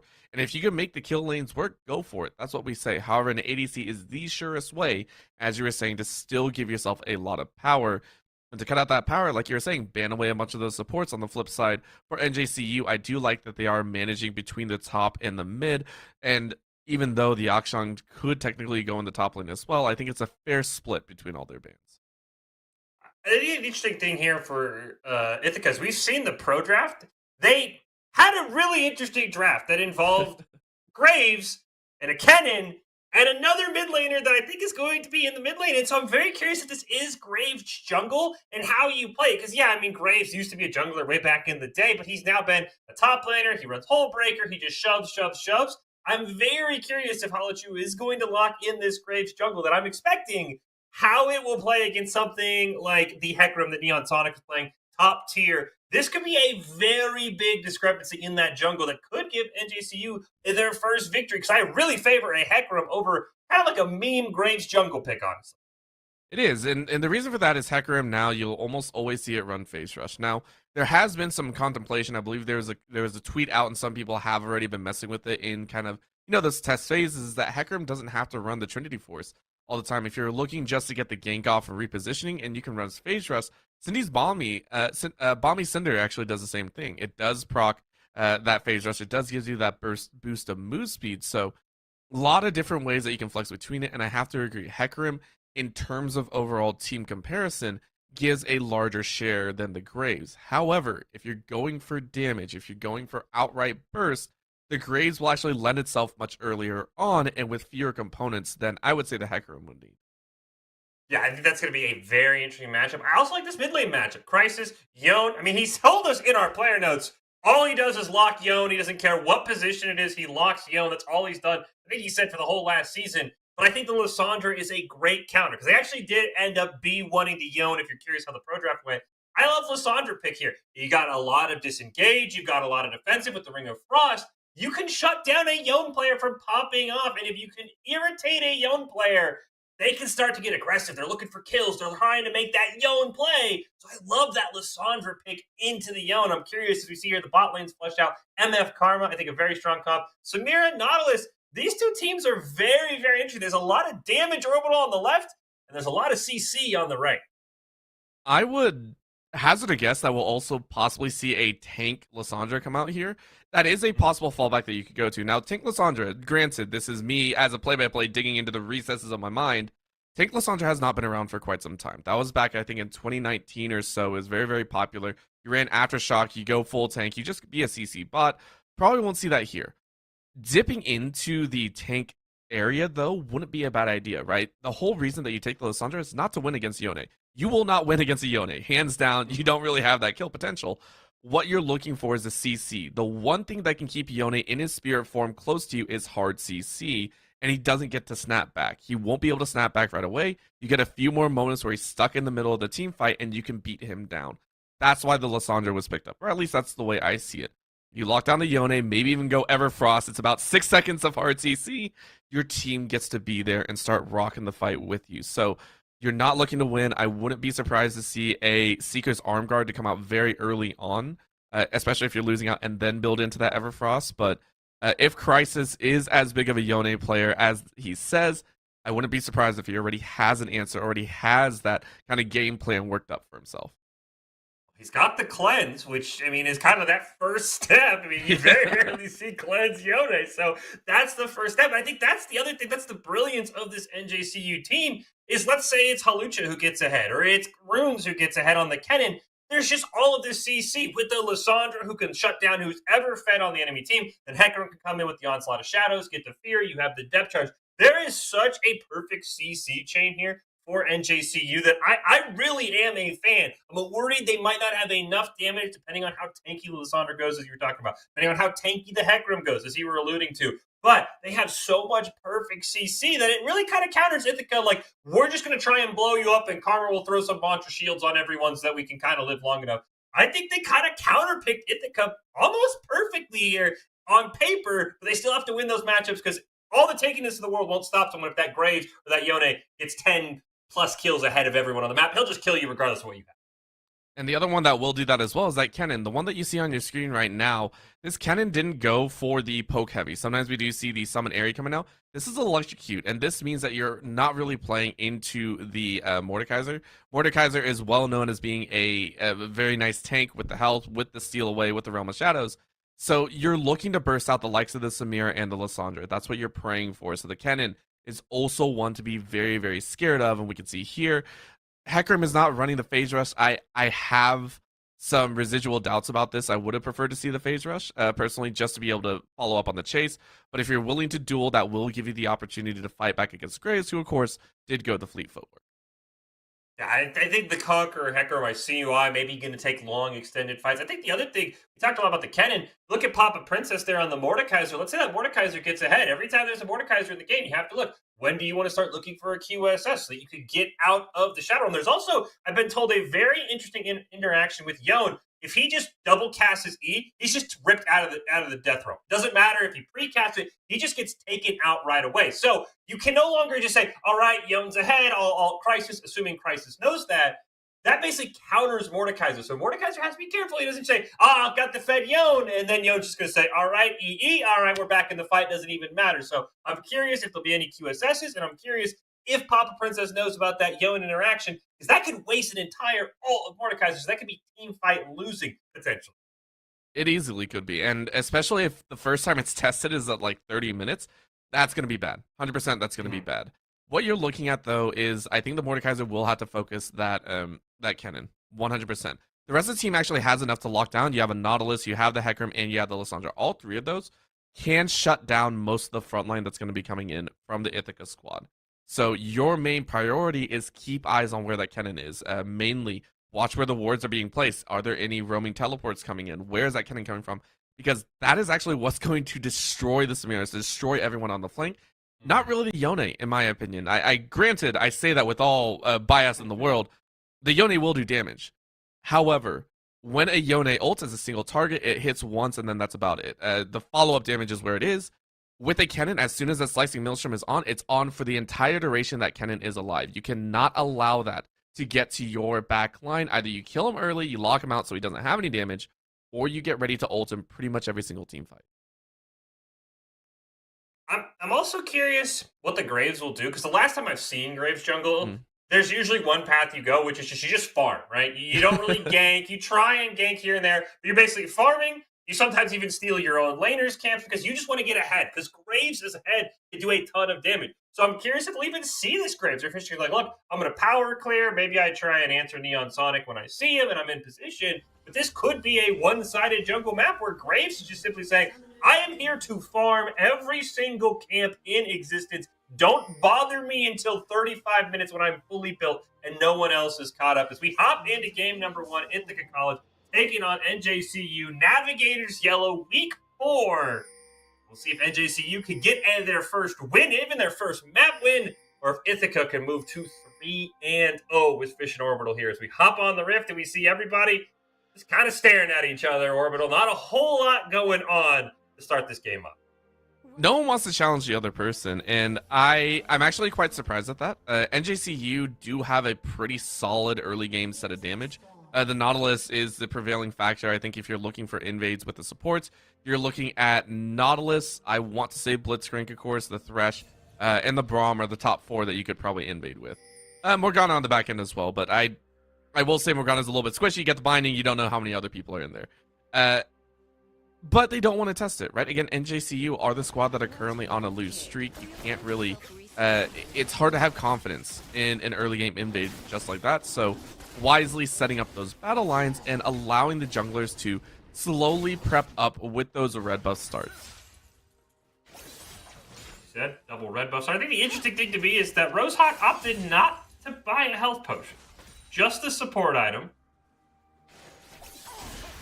Maybe hoping to have a quick back. I'll keep an eye on what that Karma wants to do with their first back. As you see, they have quite a bit of gold, almost as much gold as the jungler, because they opted to not buy that health potion. I'm very curious what Rosehawk has up their sleeve, Orbital. You've got to have something in mind when you do that. You're thinking, maybe I get an early back, and I'm really curious what Rosehawk wants to do, because they already get a ton of damage onto the 6th. Oh, Misfortune already in a world of hurt. It pains me to see that. And of course, they are going to hit level 2 first, so maybe they can follow up. But the 6th... Oh... If you're starting the engage, heads up to anyone, don't lead with the ADC. That's 25% HP.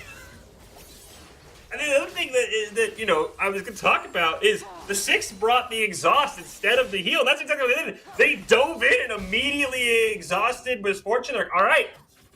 Okay, but as you said, Orbital, you can't lead the charge with your ADCs at 25%. You have the dredge line on that Nautilus.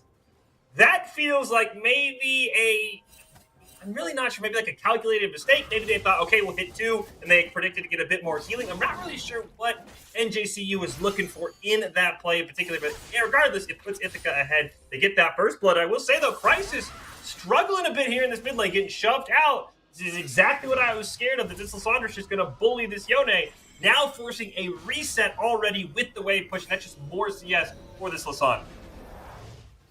Even though the bullying did work, I will say it's not going to have that much of an effect, right? The reason for this is because Crisis has pretty good built-in sustain later on. The early damage won't stick unless you're going for kill potential in the early stages. This is why I was kind of curious. We can't even talk about mid. Bot lane's the answer. Oh, this time they found Misfortune.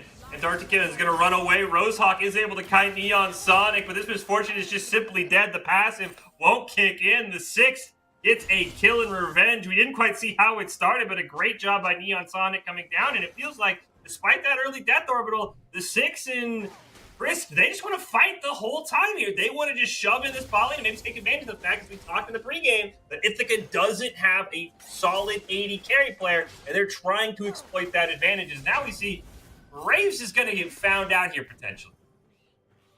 Chance, but of course go in the opposite direction. Going and talking about that bot lane, though, I think another reason is because if Christus and the 6th don't fight, their lane gets poked out, right? You're looking at a Misfortune and a Karma. This is one of the great bully lanes currently in the game, so you really do have to be worried for them if they don't engage. Chu is going to get found out in the jungle. Papa Princess will get some damage, but Graves will just simply dash over the wall. And everything is back to being even here. Gold's almost dead even. CS basically across the board is even. Both AD carries have a kill and a death. 5 minutes in Orbital. Feels like the game just started. There's really not an advantage either way besides a minor CS lead in the top lane for Papa Princess. And if this early game continues on as it is, and it's fairly quiet, I would actually give a lot of pressure over to NJCU, right? This is a composition that you're okay taking a little bit of time. Crisis isn't getting out of control. It's not this super heavily fed Yone, and you're absolutely okay with it. You're okay not giving a whole lot of kills over.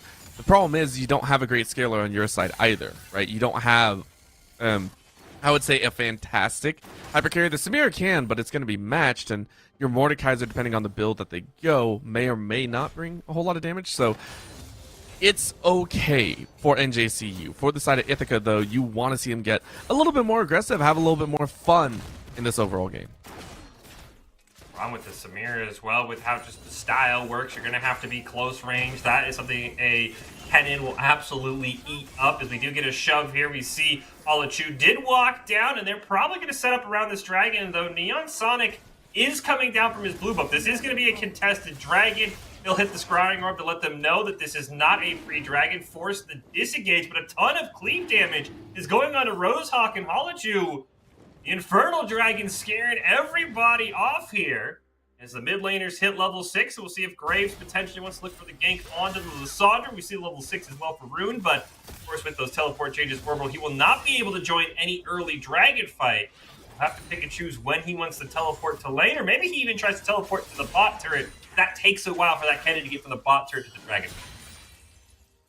Too long is the best way to think about it. Now, Manan, wondering how this is going to play out, and again, the early status of this entire game lends itself to a tense feeling now as well, and that's a kill on the bot side. Get another kill onto the 6th, and I mean, we saw it earlier, and I would assume the story's repeating itself. Rosehawk is doing a great job on this Karma, just absolutely bullying with that inner flame, with the Mantra inner flame, onto the 6 with the Samira, you know, kind of that range melee hybrid, taking a ton of damage in that bot lane. I will say Rosehawk is probably doing more damage than Antarctican is right now. Orbitals, we see here some trading in the mid lane, but Crisis knows there's no way you can dive a Lysandra here with that frozen tube, so they'll just walk away, and they'll stay pretty even in CS, and that's exactly what I think NJC want to do. Keep that Yone in check. Get a bit of a counter jungle here, and this Graves is going to get that red buff basically for free. It is good, and again, keeping Crisis off those kills.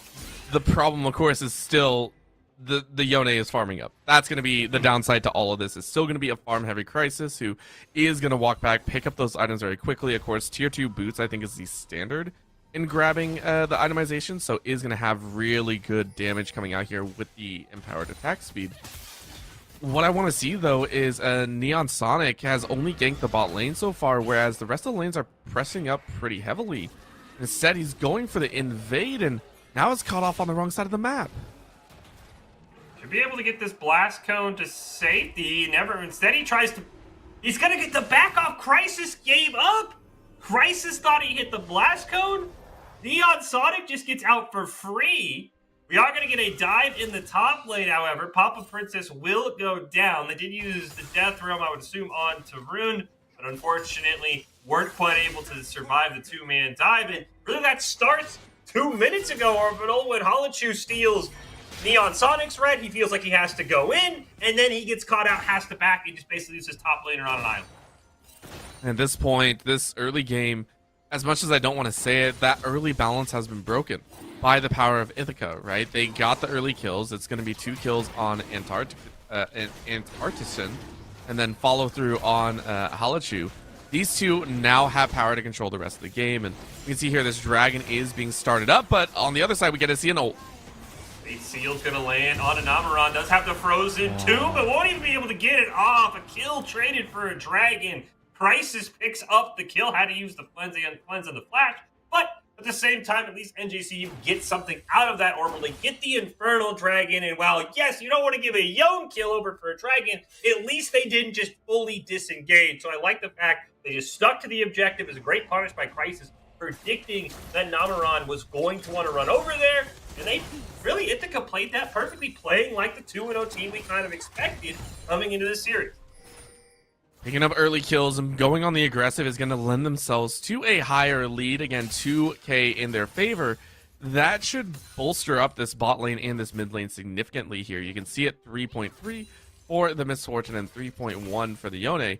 Compared to the counterparts, right? Yes, it seems like it's only a little bit, but in the mid lane, having a 4K lead is the difference between about 5 extra damage or a little bit extra attack speed, and that means Crisis gets free kill potential as long as you're waiting and hopefully got the ultimate up. I think the biggest goal discrepancy is one that I was kind of worried about there. Is Crisis is going to go in right on top of this Lissandra, the Ring of Frost, we'll get the CC, but you see the damage. It's 1,000 gold lead for Haltachu in that jungle, and I was worried about the Graves pick. It's been a while. He's more of a top laner now. This Graves is just having so much more of an impact than the Hecarim. He's going to have a ton of damage late game, and it becomes that damage versus full tank as Rune looking to go in on Papa Princess. Does not quite have the slicing dust from their last dive, but it should be up soon. If he wants to pull it off, has the flash, has basically everything. I think this should be a reset for Papa Princess because he's probably dead next wave to this Kennen. It would be such an easy dive, right? This is the perfect prep that we're seeing from Runes, who has done an immaculate job of containing this Mordekaiser. No matter what, you have to be worried, and even drawing up Neon Sonic I don't think would change anything here. So it's an all-around pressuring from Ithaca, as it doesn't feel like they have like an amazing game plan, right? It's the composition doesn't really work too well with each other. It's just 4 individual lanes and the jungle, or 3 individual lanes in the jungle, overpowering the opponent. This is win lane, win game to the truest extent of the form. See the ping come out onto Runes. Potentially Neon Sonic is going to move up there for really a stop at a dive, if anything. You can see that Hecarim hanging out top of the map there in the bottom right-hand corner of your screen, looking for a play. Meanwhile, Halachu did pick up the Rift Herald, by the way. I would assume just wants to throw this in the mid lane. Here we go. Rune's going to get caught out there. The charge from Neon Sonic is going to land. The devastating charge. Do they have the Onslaught of Shadows? They do, but they're holding on to it. Will the Slicing Maelstrom be proc? The Grasp of Death will just miss. And meanwhile, they're going to go Fate Sealed. Bam! Right onto Lissandra. That's the second time, unfortunately, Amaranth has been burst down orbital before they can even get the Frozen Tomb off to stay alive. That combination is so good. This is why I was a little bit worried, right? Namranan opted for the damage trades and is now being punished accordingly. With that mid lane broken open, this is going to allow Crisis to really rotate around, really make an impact on the rest of the lanes. I wouldn't even be surprised if you actually toss Runes into that mid lane or bot lane and rotate Misfortune and Karma into the mid, and then you take your own sweet time topside, because you can start punishing that Mordekaiser as well. It's out of control. Crisis and Halachu are going to be making amazing plays around the rest of the map. Speaking of Halachu, you see a very aggressive position here, potentially looking for a tower dive onto Christes and the 6, though Neon Sonic is there as well, going to dash over the wall. They are going to land on top of a ward. That will be enough to send the NJCU bot lane running away. A great standard bot lane ward for the NJCU bot side, keeps them alive. I will say the one thing about Crisis is he's picked his summoner spells for the laning phase, right? He picked the cleanse for the Lissandra. If he had teleport, I would say this game's probably over. Now he can't go top and then TP bot for a dragon fight, or go bot and TP top for a Baron fight in 10 minutes. I am a little worried that Yone is going to get punished late game for having cleanse more than he was really popping off with it. He only got 1 kill, I guess 1 kill, 1 assist with that cleanse in the early game. You're not too worried about it, honestly. We talk about only 1 kill, sure, that's fine. You're still very strong, right? You got tier 2 boots. When you go back, you should have the Immortal Shield Bow ready to go. And you don't. And for the team, Ithaca aren't really worried about dragons in the early stages. It's there, right? It's nice to have, but your goal is to build up a very large set of econ with that gold swing, and with the Inferno already down and an Ocean ready to pop up here. I don't think dragons are your primary coverage, right? You don't have to go for this. Although it is obviously very, very nice and you do want it, if you don't pick up these ones, I feel like Ithaca are saying, well, we know we're going to get the next ones after the initial 2 because we have more gold. I think that's what it's going to come down to, is leave 2 dragons, build up that gold a little bit more, and then rotate for later whenever you can actually just clean the clocks of NJCU. I'd have it fight over this dragon. There are 3 mythics on the board for Ithaca College. There's only 1 for NJCU. That is the Immortal Shield board for the 6th. No one else has one. You have the Rocket Belt for Runes. You have the Kraken Slayer for Antarctican. And you have the Eclipse for Halachu as well. I think smartly NJC realizes this is not a fight we can win, at least for now. They will disengage off the dragon. This is going to be a 5-on-4 unless Papa Princess decides to teleport in. The Ocean Dragon will go over. Antarctican is going to pop the bullet time. Nice deflect there by the 6th. Barely staying alive. Thought that was an easy pick, but instead, they just back away. They give the dragon. It's a Cloud Soul. Papa Princess, we're going to push some towers. Though Runes is coming right back, looking for some vengeance. Well played by Ithaca. They ensure that they get the second dragon of the game. They don't allow the dragon second to come up, and that means it's a complete territorial win, right? They're winning in the dragon count. They're winning in the tower count as well, and everything falling Ithaca's way right now. Runes feeling like they could even take a little bit of chance with the Proto Belt up. It could bring a lot of damage. That's going to be a little bit of a jump in for the juicy fight. That's going to pop the Realm of Death onto Runes, so Halachu can simply just wait and watch. Slicing Maelstrom going to go out. It's going to provide a ton of damage as soon as the Realm of Death fades. It's death for the Mordekaiser. They play that gank perfectly. And speaking of death, here comes Crisis. Namoran has to run away just to survive. And Ithaca has really just taken that last dragon, kind of showed you the state of the game, Orbital. NGCU just simply has to give Ithaca anything they want because they're not winning anything right now. It's a slow bleed out to death, and normally this is a good thing to do. It's normally okay because you basically say, well, we'll turtle until we feel a little bit more confident. Problem, of course, being that if you're turtling, you want to try and soak up that gold. You're not getting as much as you could probably want. Neon, though, is going to try their best and try and take down Runes here. It's a 2-level lead for the Ken, and as we do see, the ult's going to come through. The fear will land. Runes just simply going to walk away. He puffs the onslaught of shadows just to watch Runes walk away in his face, Orbital. There's the slow bleed right in front of your face. Pretty much. That is not a good signal to have. That is not fun to watch and basically say, well, crap, we can't even punish some of these overextensions. This is going to continue for the next couple minutes, and I don't think there's any end in sight. Bot side, Chris and the 6th are not allowed to even play forward. Chris could try and throw a depth charge, but, I mean, who are you really going to kill? The shields are just too strong right now, and, I mean, you're trying your best, but the rest of the map has fallen already, and against Artisan Engage is from going the to try. 6th. The exhaust going to come out. Bullet time will be used. The great block there by the Nautilus, and they barely pick up the kill as the Sonic comes racing in, will block the inner flame as well.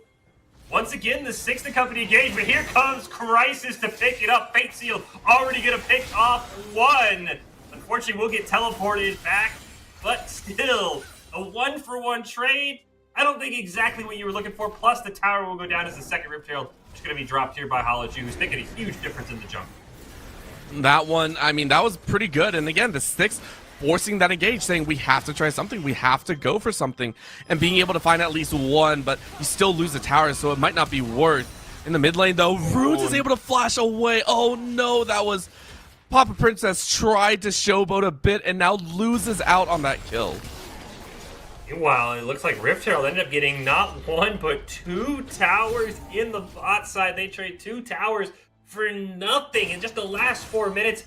Really, nothing has gone right for NJCU. I like the aggression from the 6th.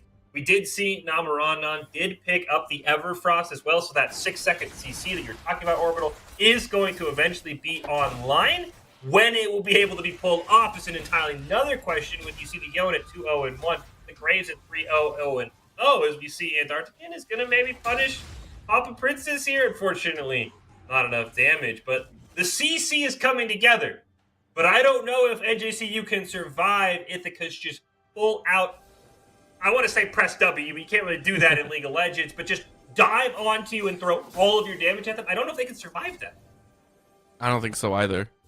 We have yet to even see a full 5v5 team fight. I think I've been playing on 3 different fronts, right? They send out a solo lane Crisis.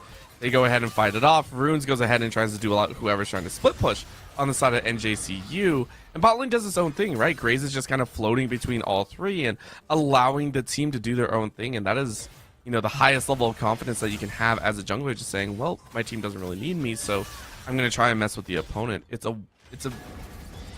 such a, I almost want to say basic and primitive way to play the game, but it's so good if you have good laners, if you have strong laners that aren't worried about trying to fight as a team. They have done it so well. Ithaca have found their own magical composition, and they're going to stick with it over and over again. Cloud Dragon of the game will spawn here. It is going to be a Cloud Soul. There is a lot of great vision, I will say, from NJCU. You can see all of the red wards. They have that pit lit up like a Christmas tree. They know the movement of Crisis in Arctican. They know where Halachu is at all times. They have great vision, so they won't be caught off guard. The question is, will that even matter? Crisis could probably just pop Soul Unbound into Fate Sealed at any moment and look for a pick. As we kind of get a game of chicken here, Orbital. They dance around. The vision will start to be cleared up by Ithaca. This will put them really in full control. Though there is a ward on the backside of the Dragon Pit that they're not going to find. See if this is our first team fight of the game, but it looks like it's just going to be a disengage here. NJCU, now they're opting to run in. The Dragon will fall. Runes is going to charge in. There's Aaron. Going to drop the Frozen to immediately pop the stopwatch, but it's Halachu who picks up the first kill. The Slicing Maelstrom is slicing the team apart. This is the damage we were worried about. Orbital, they just simply stand on top of NJCU, and it's an ace for Ithaca, and they only lose the support. Oh, the 5v5 stat check works so well. Ithaca annihilate the opponent, and it worked again. Crisis getting that ultimate off so clean. And at this stage of the game, right, Crisis is the engage tool. You go in with that ultimate, you catch everyone in sight. Runes came around the corner, and Papa Princess was not quick enough on that ultimate. So the Slicing Maelstrom not only did so much damage, stunned people up, caused people to not be able to do anything, and then the follow through. It was just a cascade of illumination. The bright colors of the abilities ripping NJCU to death. That's going to be one team fight. And if that's the precursor to the rest of it, I'm very worried about the rest of this game. I'm hugely worried about the rest of this game because when you look at the score, I mean, all of the kills right now for NJCU are on the 6th, which usually, okay, at least your AD carries playing well, you're feeling better. Unfortunately, Inferno Trigger requires you to be in melee range, Orbital, and I don't think you want to go in popping Inferno Trigger into a Fate Sealed, into a collateral damage, into a Slicing Maelstrom. It's going to be so hard for the 6 to find time to do damage with that ultimate. Samira really feels like maybe the worst ADC you could have picked into this comp just because of where she has to stand and do damage. She's never going to be able to stand there because she'll just die. Painful way to figure out that maybe we need to go back to the drawing board, but I mean, as long as you're still in the game, you still have a chance, even if the chance is only 0.01%. 9k difference is giving Ithaca a massive field to work with, and already seeing those items come out here as well. Infinity Edge there in the mid lane, Crisis with 2. The Lord Dom's Regards for Halachu is starting to ramp up as well, and you can see Halachu having a fantastic time with almost 10k under his belt. Ithaca, really at this point, they could group up and just push down mid lane and probably be fine, but they want to take it a little bit slower because then he can get the catches just like that. Namranan falls to the 2v1. It looked like for a moment Papa Princess, Neon Sonic were all going to go up and at least try and make that even. They still might do that. They are going to jump right onto Crisis. Papa Princess might not even live long enough. Unfortunately, the Fate Sealed will miss, but it's not going to matter. Crisis picks up 1. Neon Sonic is there, but the Immortal Shield Bow is just simply too much. The Onslaught of Shadows to run away, and that is the worst thing that could happen. You lose 1v2 in the bot lane. Here comes the Antarctican. They're looking for the kill onto the Nautilus. They should be able to run them down. Halachu will say, hey, what's up? How's it going? But it's Antarctican that picks up the kill. And Ithaca, now I think you're at the Orbital where they basically can just pick when they want to end the game. and they probably will be able to do it, as they are going to be able to basically split push. They get another tower, the inhibitor bot lane tower, the tier 2 top tower is going to go down shortly as well. This is Ithaca's game to win. They have to pick when they want to win it at this point. And I would say they just keep taking it slow, right? They have no reason to really worry about anything, and doing a 1-3-1 is perfectly acceptable, and now rotating to a 1-4. With the flash up as well, Runes is probably looking for a flash under tower, try and get some damage there, and getting killed. The 6, you can see a single shuriken knocking out almost a quarter of HP out of the Samira. And while they wait top lane, still getting pressure down, Crisis at this point can easily 1v2, 1v3 anyone that comes into his path. Once that Immortal Shield Bow comes up, Crisis really becomes almost a 1v9 machine with that Yone at 4-0-3, but they'll choose to 5-man siege the mid lane. They'll take down the mid inhibitor turret. Now the mid inhibitor is next. Papa Princess doesn't even get to exist on the map. Immediately sent back to spawn. Got caught out there by the Yone. The mid inhibitor will go down. Looks like the bot inhibitor is the next choice. Easily could be game Orbital if they're able to pick up a kill. As you said, Runes, basically everyone for Ithaca has everything except for Flash on Crisis and our Arctic team, but it's almost up. They're looking for another fight, but instead, they'll choose to disengage and they'll just pick up Cloud's soul points. This is the slow strangle of death. Ithaca, they could have kept pushing. They honestly could have gone top and I think taken all of the inhibitors and just forced the Baron afterwards, but you don't have to, right? You're going to dance a little bit. Runes is going to have a bit of fun and just kind of have a blast here. With the dragon starting up, like you said, it's going to be soul point, and NJCU can't even try and have a rebuttal or an answer with this Baron. They have to fight for their own territories inside of the jungle. They have to take it slow, and now they get that push, right? A lot of gold is still in Ithaca's pockets. Reminder of that one. They still will go back and probably sell, or not sell, buy up about, I want to say 1,000 to 1,500 worth of items for each person. And the one thing I like about Ithaca, because you could look at this and say, look, you have a 13k gold lead, you could just easily end.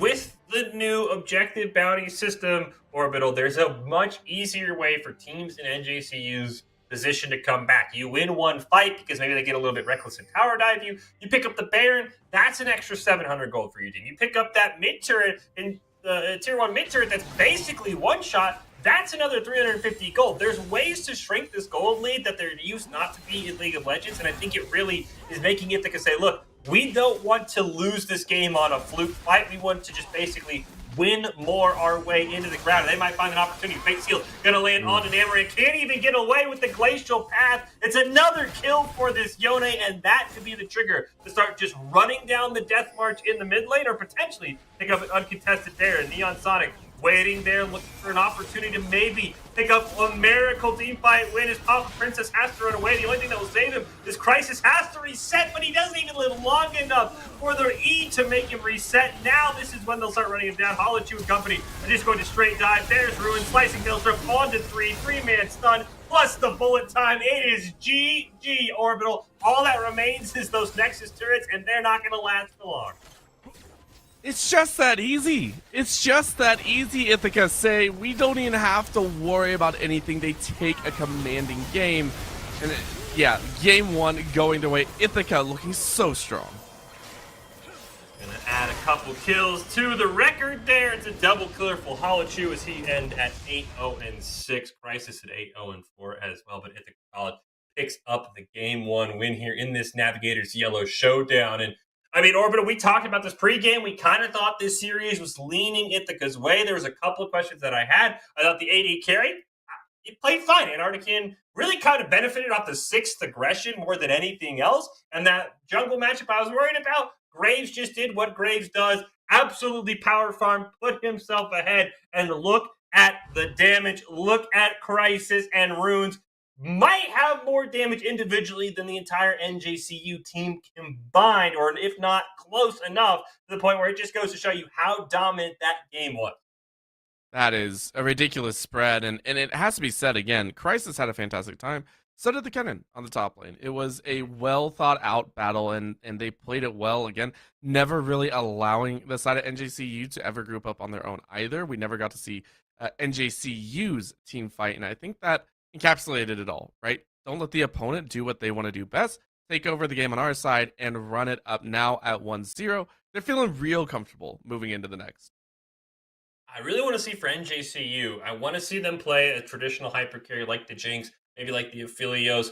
Pair it with something like a Thresh, because they obviously want to engage in the bot lane, and I think they have an advantage in the bot lane. They are trading even, but the Samira just doesn't work, especially into the Yone, into the Kennen, into the Grave. So I think if you pick a more standard AD carry like the Jinx, like the Aphelios, whatever you feel the 6 is comfortable on, maybe NJCU has a way back in. Remember, Ithaca might be undefeated. They've gone to a game 3 every single time. Can NJCU make it 3 for 3? Or will Ithaca finally get a sweep and move to 3-0? We'll take a break. We'll come back with game 2 right after this.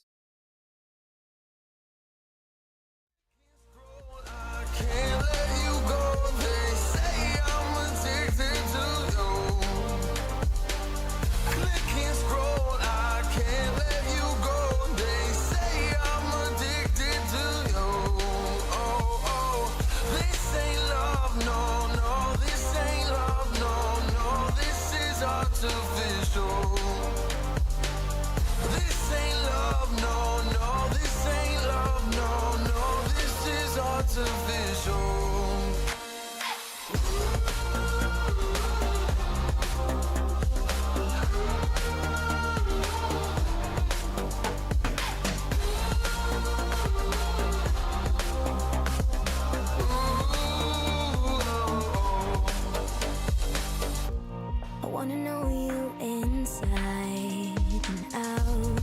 Wanna know what's behind the light. Wanna feel that real love from within. Let me in. I want real love, real heights. You're just enough to get me through. Get me through. 'Cause you're officially perfect for me. So wait for you, wait for you. I'm on my thinking, passing the time, anxiously waiting. You're on my mind, losing and winning. You can't get it right. Hoping you see me from more than just night. I'm on my thinking, am I on your mind? Will you come meet me and change my life? This love could be deeper. Just Sinking, will you love me? can't scroll, I can't let you go. They say I'm addicted to you. Addicted to you. Can't scroll, I can't let you go. They say I'm addicted to you. Oh, oh, this ain't love, no, no. This ain't love, no, no. This is artificial. This ain't love, no, no. This ain't love, no, no. This is artificial.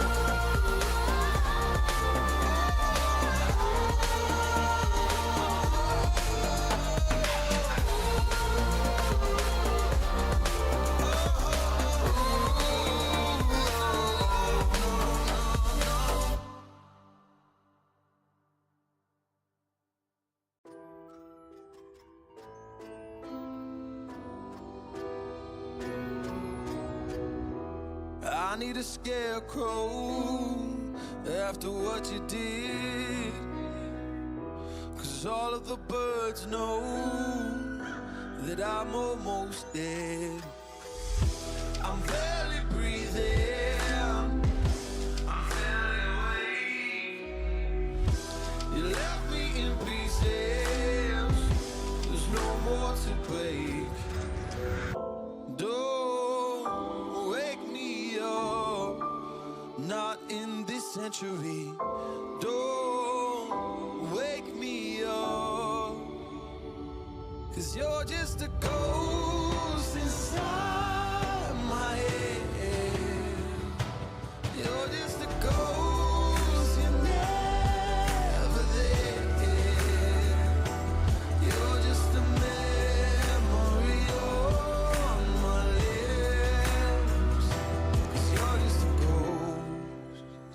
inside my head.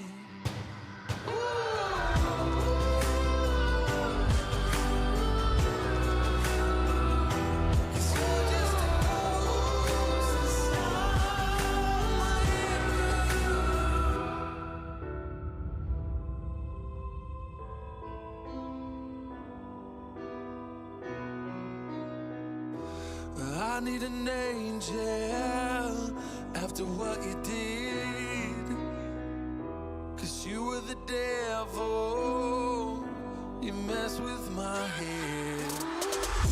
You lied to my mother, you lied to my friends. You said that you'd be there, but this never ends. Don't wake me up, not in this century. Don't wake me up, 'cause you're just a ghost inside my head. You're just a ghost, you're never there. You're just a memory on my lips, 'cause you're just a ghost inside my head. You're just a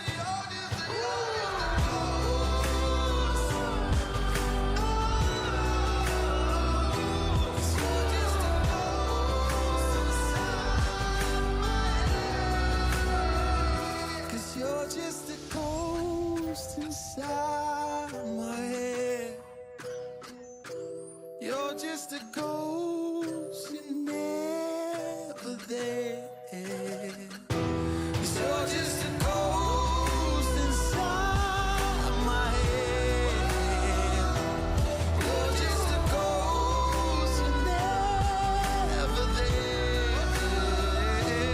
You're just a memory on my lips. You're just a ghost inside my head.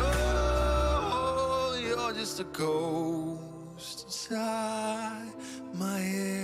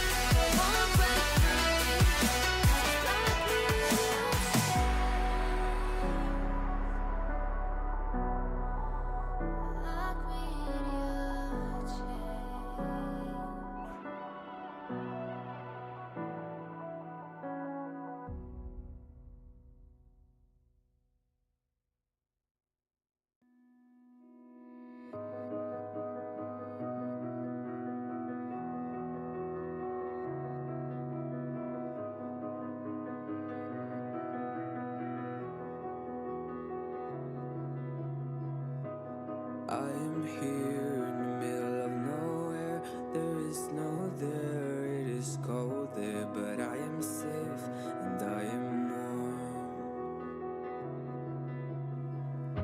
Although it's hard, I know I gotta keep up. No time to lay, to drift away. I find my space, I spend my time down the rabbit hole again. And as I fall, I can feel the pain. You can't tell me where to go, so I don't know, I just go with the flow. I go with the flow. I'm falling up, I'm falling down, from the sky and from the ground. Up above just like below, and I don't know where I should go. 'Cause I'm stuck in limbo.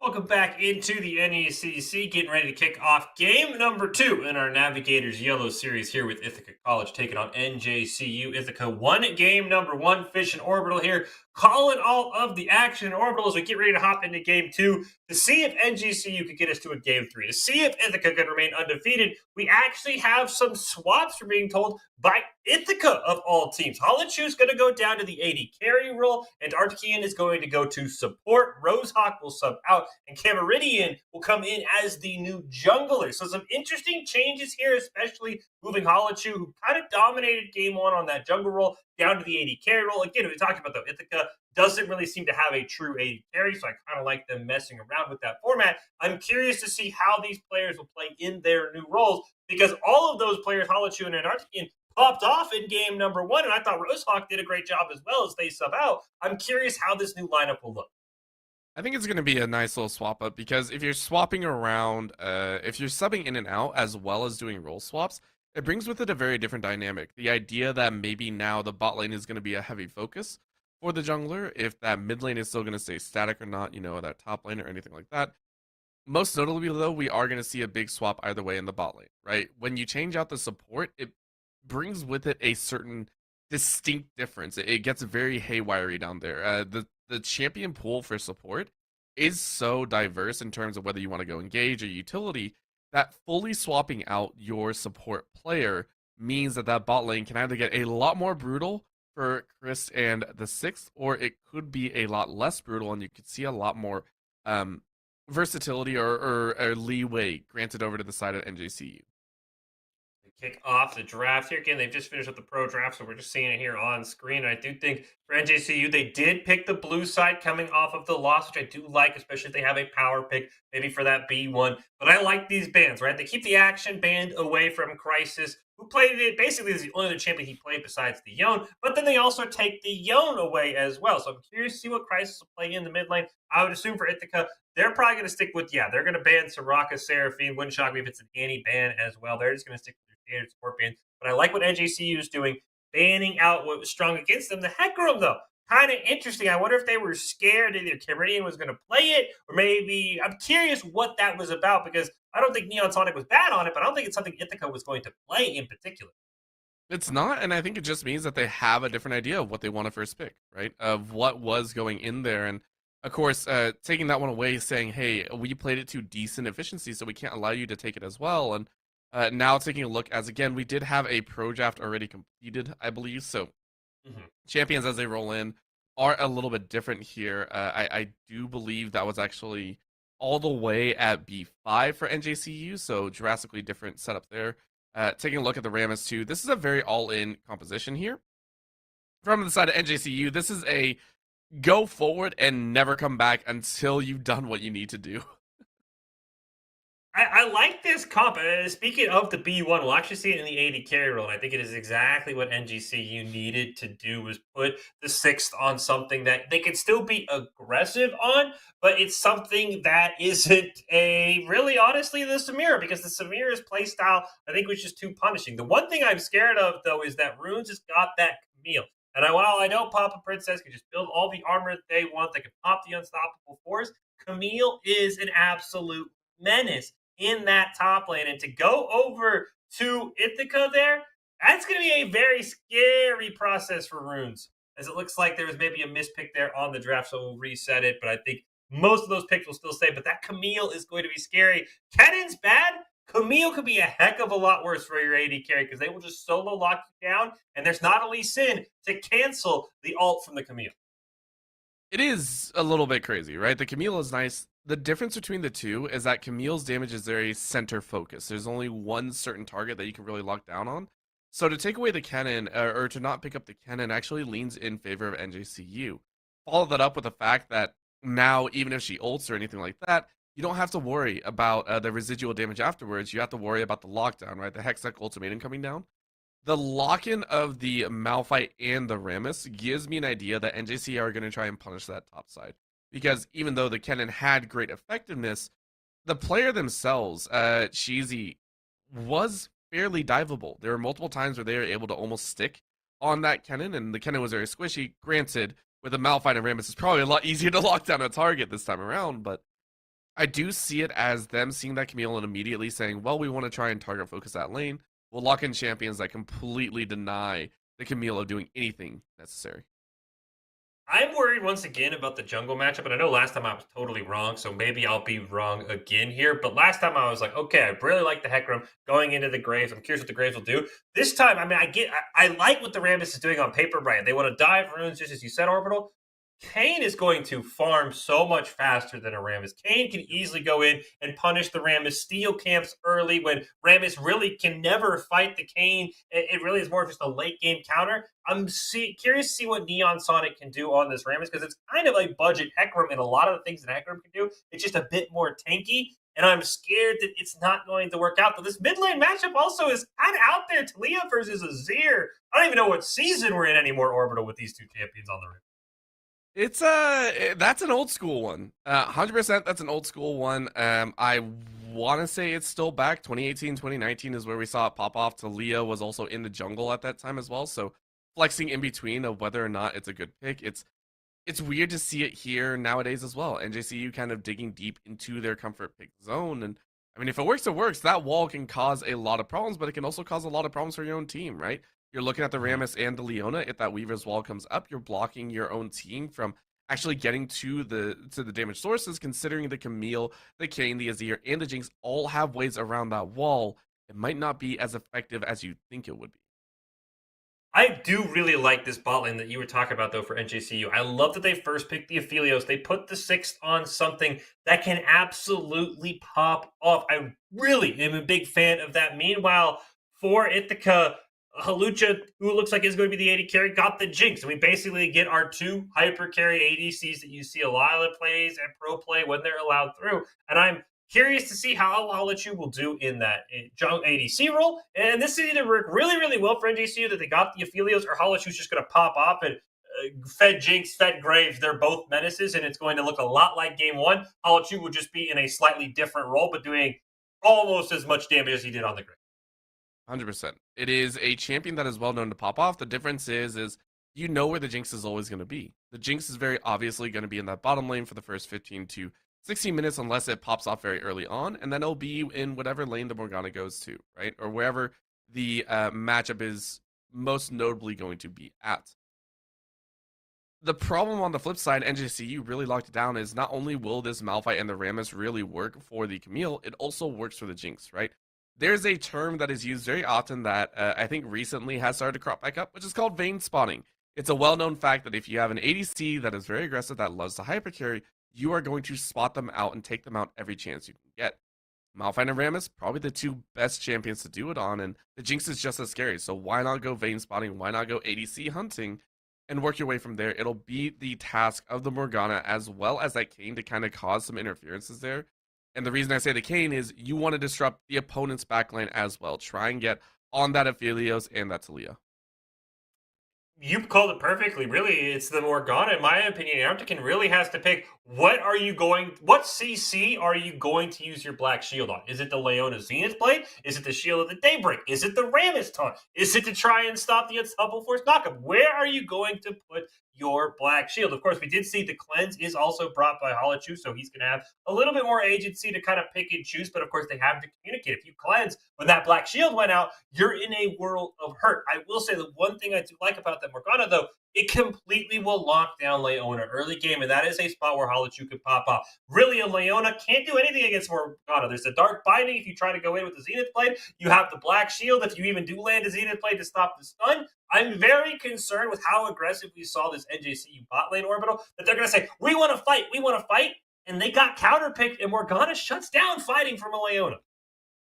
The good news is, and I'll always say the good news first, is the fact that we won't see the Aphelios eating into the opponent. With Aphelios, there is no dash forward. You are not kind of ulting yourself forward. What we can see is a little bit of a speed boost forward that you weren't expecting. In the Leona this time around, I am expecting to be that leading charge. If the Aphelios somehow gets into range when the Leona is not there, that is a crucial overstep that NJCU will have had.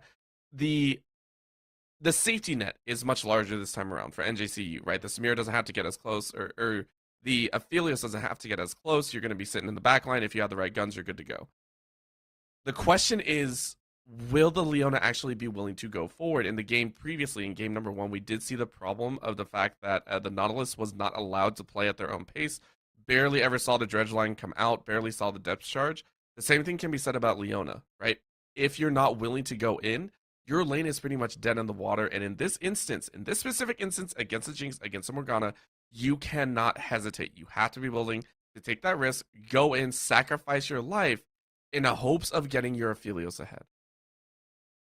I'm curious to see if NJCU will try and maybe look at this bot lane instead and try and get them ahead. Because, of course, if you hit 6 first, you have so much CC on the Leona, there's only so much they can stop. But I think you're totally right. As you said, we didn't see much from the Nas. I can't even remember off the top of my head if we even saw a depth charge once. You have to start Solar Flare. I mean, honestly, Solar Flare is kind of that ult. You just got to ship it. When it's off cooldown, you see an opportunity, go for it. If you miss, oh well, it's a short cooldown. If you hit, you could potentially win a fight. As we take a look here at the champions, we saw the runes. We also see kind of the selection there for the summoner spells. The interesting one to me is that runes going with really what's not standard anymore. It's just the teleport flash. Most Camille's run teleport ignite, which tells me he's maybe not looking to win lane as hard as he maybe wanted to, or maybe just doesn't feel comfortable without flash. It's always one of those risky things. When you get rid of flash, you're a lot more vulnerable to ganks. So I'm curious to see if they are able to punish runes as often now that this Camille is going to have a lot more mobility with the flash that you rarely see her have.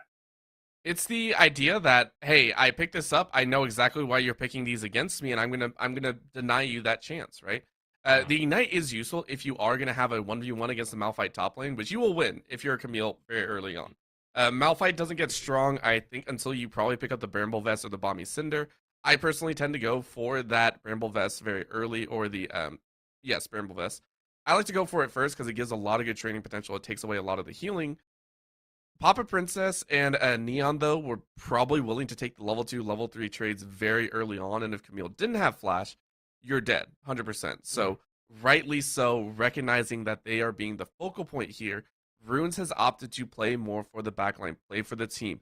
Mid to late game, that Flash is going to be so important to stay out of CC, and to also get on the Talia, to get onto the Aphelios that may or may not be running away. As we're about to hop into game 2, I am also curious if Ithaca, if they really want to, and I don't think this is necessary, but if they really wanted to just start out with we're going to win, I'd love to just see them punish the Rammus with an early invade. I mean, you could see Ithaca's actually the ones more scared of an invade themselves as we look at this, but I'm curious because the Rammus is so weak early on Orbital. I'd love to see Ithaca go in and just try and slam down that Rammus with an early invade if they could get there. as it looks like we might have had a bit of a spectator bug there, but I don't know if they have the rest of the CC. Maybe if Morgana goes Dark Binding, you can look for something, but I'm curious. But I would love to see him just say, go in, shut down Neon Sonic, a Rammus behind. It basically, you might as well have a cannon minion juggling at that point because he's not going to do anything ever. I would agree with that. Just go in, start messing around, because the Rammus, the whole point is you get 2 or 3 camps, so you know you're already going to fall behind the enemy jungler. You're looking to keep yourself healthy is what you want. You want to stay healthy. Oh no. No. Oh, the 6th walks right into it. First blood goes over to Antarctican on that Morgana. Now the Dark Binding perfectly landed. They wanted the invade. This is their red buff now. There is a ward down. They did not end up opting for a sweeper, so I'm curious if they'll stay. That is exactly what they wanted. They didn't kill the Rammus orbital, but they did basically secure that this could be a 3 buff start for the new jungle Cameridian if he wants to take it, unless NJCU tries to counter punish with their red buff steal of their own. Not going for the buff. They're going for the kill. Cameridian is able to run out Papa Princess and Namanon. And that should give a bit of leeway and understanding, because Cameridian does almost, most Canes like to start on those chickens and allow themselves up a quick farm. It also means that they don't have to worry about that hold, about that leash. And Halachu and Artican willing to try and sit in that bush, try and go for that early pick once again. Already saw it happen once, and I think Antarctican has one here onto the 6 if they want to take it. They have the whole way pushing. It's going to land actually onto Christus, but unfortunately, there's just no damage, but a full wave picked up there for Halachu. Nothing for the 6th, who's already down 1 kill. As another Dark Binding lands. Who knew Antarctica was so good at basically playing anything in the bot lanes in Orbital? He's been a menace on the MF and now a menace on the Morgana, and we're only 2 minutes into the game. And not just that, keep in mind, Halachu got great value out of those rockets. Remember, the splash damage is so good. And when the enemy bot lane links up like that, they sit beside each other. You get double damage, meaning both the 6 and Chris were eating those rockets. That is going to give so much precedence to Ithaca in this bot lane. They're willing to recall now. Actually, they're going to recall, give Antarctican a chance to buy up, which will most likely be boots, I would assume. Pick up the boots, make sure that you're good to go for the fights, and really good chase down. Talked about a level 2 gank. It's actually a level 2 gank for the top lane of Ithaca. Papa Princess tried to flash away, but Runes played the hook shot perfectly, landed the stuns post flash, and that is the downside. I think Rammus was scared he might not have a red buff, so he's not able to go up for the level 2 Gs, and Cameridian and Runes played that perfectly Orbital. They called NGC's bluff and beat him at their own attempt of like ganking level 2 in the top lane. Yeah, before you actually pick up armor, Malphite is actually fairly squishy. You do not want to get into elongated trades because you don't usually have that extra armor that's built up over your passive and the W's and all that stuff. You're very, very squishy, and to punish it early means that Runes is going to be able to start stacking up, probably pick up early long swords and really punish hard, but Cameridian joining every single lane. Forcing a flash already from Namaron in the mid lane. Really outplaying Neon Sonic, but Neon Sonic's on the way on the Rammus. So we are going to see Cameridian is going to get caught by the Seismic there. Gives a Dark Harvest stack, too, over to the Talia. I thought that was an interesting choice, but will be already picking up 1 stack here, but unfortunately Neon Sonic can't do anything about it, and it's just going to basically watch that came back. A little bit of a rough time, of course, and still trying to work their magic as NJCU are getting punished on all rounds, but here we go. This is going to be a gank. Oh, unfortunately, Crisis just dashes away on the Azir. That's the one thing that I really hate for Neon Sonic is where do you go to gank Orbital? You have the hook shot you have to deal with, and now the flash for Camille. You have the dash for Crisis that we just saw. Now you have the Morgana who can just simply Dark Binding you as you're rolling in. There's going to be very limited opportunities for Neon Sonic unless his own laners can blow splash from mid or top in a solo scenario. This would be one of those rounds that I would actually say Neon Sonic probably could have gone for the Ghost and gotten away with it. The Ghost is actually going to give you a lot more mobility with a lower CD to get around these bindings, like you were saying, right? Get around the traps, get around all of these abilities, and try and run down the opponent. So it's an unfortunate choice. We'll see how well they're able to contain, because, again, Neon Sonic actually went Red Smite, which is quite surprising. Normally you would have Blue Smite, and it'd give you a bit easier slowing power, but going for the challenging Smite and saying, I want a duel, so I'm not sure how effective that's going to be. Did barely see this dragon started with the Rift Scuttle. The vision faded as it was leashed by Ithaca. Meridian dropping low, and they're going to be forced to reset there. If they had waited, honestly, Orbital, 3 more seconds, that was a free dragon. They just got a little bit greedy. Look like we will have a pause come through here, but this I will say, Ithaca has tried that multiple times in game 1 where they tried to pull a dragon and NJCU was right there. Neon Sonic, despite being out-ganked and out-farmed, has really had a great jungle IQ. He knows where he needs to be. He just unfortunately hasn't been on a champion that's been able to execute what he needs to do to be able to outplay the other jungle. Yeah, you're looking at maybe like a J4 would allow you a bit more access. It's a bit easier with the flag and drag, and is also still very prominent in the current meta. I want to say sitting on S- tier, fading in between A and S. Is not the primary choice, but in these situations, I think it affords you a bit better opportunity. But I do like the direction that they're going for, right? Saying the Rammus, well, we do need to engage. Let's grab an engaged champion. Unfortunately, Sejuani's out of the meta, but Rammus is still good. And especially with the choices that have been made so far, you're like, okay, well, we'll focus down someone and try and at least taunt someone into a fight. So I like the idea. It's just the execution, because I believe they picked that Rammus in the latter stages. They saw a few other ones, and it's going to be a little bit of a painful time. Level 6 is where this team is going to come online. NJCU is going to try and fly together pretty much. They're going to probably start sacking some of the towers and just look for kills. I wouldn't be surprised if that actually starts occurring. Yeah, I think level 6 is that first power spike, as you mentioned. You get the unstoppable force. You have the Weaver's Wall, as you were mentioning, for the Talia, where you can kind of cut off a part of the map. I am very curious to see. The problem is are they going to still be in the game by that point? I mean, we already saw Camille pick up the solo kill in the top lane, or I guess the kill in the top lane with the help from their jungler. We're seeing a great shove in the bot lane from the side of Ithaca. I'm curious when we hit level 6 if there'll be sort of the same issue we ran into last time, where it was, who do we go attack? Because you see right here, Runes could easily pick up a solo kill on a Papa Princess before that Malphite is level 6. And Malphite, if he hits level 6, is probably going to have to use Unstoppable Force in a defensive manner to create space as the first level 6 come in across the board. It's actually the Talia that hits it first. NGCU just might run out of targets, unfortunately, Orbital. That would suck, right? You're just like, well, we had this. Oh, no, we removed that target. Oh, well, we have another. No. And you can see it here, right? Papa Princess, this is a very difficult spot to be in, especially since you went the Grassland and Dying, you're not getting that much value out of your Keystone. And that's allowing Runes to punish over and over again. It's just so easy. And now being forced to recall and teleport back in does mean this chance is going to be an opportunity to dive.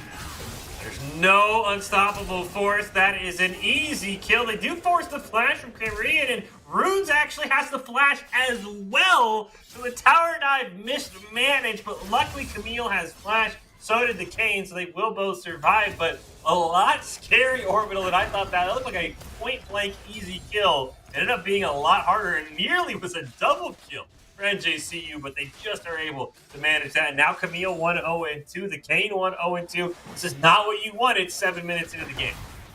Not at all. Absolutely not at all. Papa Princess was actually about 2 minions off of hitting level 6, and that could have easily turned the fight now. However, Runes is, I believe, going for the Divine Sunder. If that Divine Sunder is gotten, it's going to be such a painful time. But again, Cameridian is living in the opponent's jungle, so not only has his top lane pressure granted a couple kills, it's granted complete control, and Neon Sonic is only level 4. Still very far behind as they go again. NECC Ultimatum's going to land. The Unstoppable Force did land, but unfortunately could not get out. It was popped a little bit too early. The NECC Ultimatum walls trapped them in. And Meridian goes from the opponent's blue up into the top lane. And you talked about in the draft, it looked like, all right, Malphite, Rammus, we're going to punish you, Runes. Instead, Meridian and Runes have said, we're going to be the ones punishing you, NJCU, not the other way around. It's just too good to pass up, right? Just too good to pass up. You know what the Malphite wants to do, and before the Malphite can get to that point, you just chunk him out. Malphite actually having and being forced to go those steel-plated boot caps early, and that's about the most you can afford, right? You could have gone for the Bramble Vest, but at this point, it's really not going to do too much for you. Papa Princess is living on life support, unfortunately, so we're going to have to wait and see if the mid to late game can be hit if that can be kind of charged up. Ithaca, of course, going for this first dragon. They attempted it last time, and this time maybe have a better chance at picking it up. Findings on cooldown, so Neon Sonic could get in if he wants. Instead, he will just hand that over to the opposing team. The Hextech Dragon will go over to the side of Ithaca. Thought it was a great attempt there, as now Papa Princess has to just run away from runes at any chance he gets. I will say, you look at this mid lane though, and you would not expect that these are the same two players that played last game. Of course, I mean, the Yones take it away, but this is a dead even matchup here, Orbital. Namaron actually has a slight lead on Crisis. It really just goes to show that without that Yone, Crisis is not the aggressive player that he looked like in game number 1.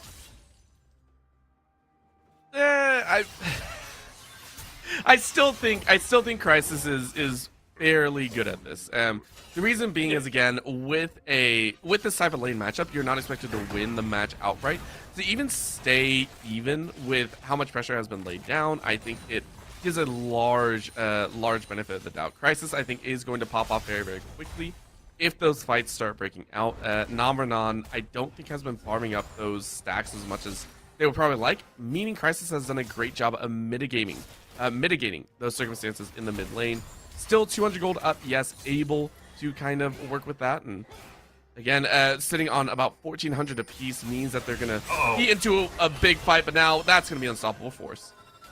Off it, pop the blast cone over, have to unstoppable force away. Now Namaron, as you almost like you called it, Crisis gonna dive right on top of him. Here comes Neon Sonic, but the top lane and the jungler are right behind you. You have to be careful. Taunt's gonna land onto the Azir. Runes is there as well, has the Hextech ultimatum, but they'll just choose to disengage. Current shots do land onto the Camille.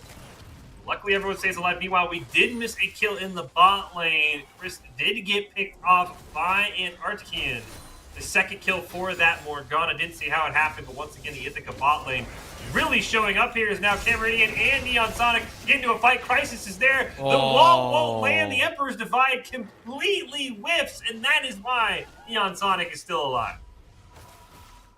The Emperor's Divide, as much as you want to try and use it for the damage, which, yes, you can, it's almost always a defensive tool. There's almost no time unless you get the shuffle off. You will never be able to actually get any damage down, and Crisis, working on so little HP, is not able to kind of save the jungler from their own mistakes. So well fought, well played, and that's going to be a Zapper. That should actually be finishing. Another rocket to finish it off as Halachu will fall. It's an execute, though. Being able to take the kill without giving one back, huge win for the bot lane.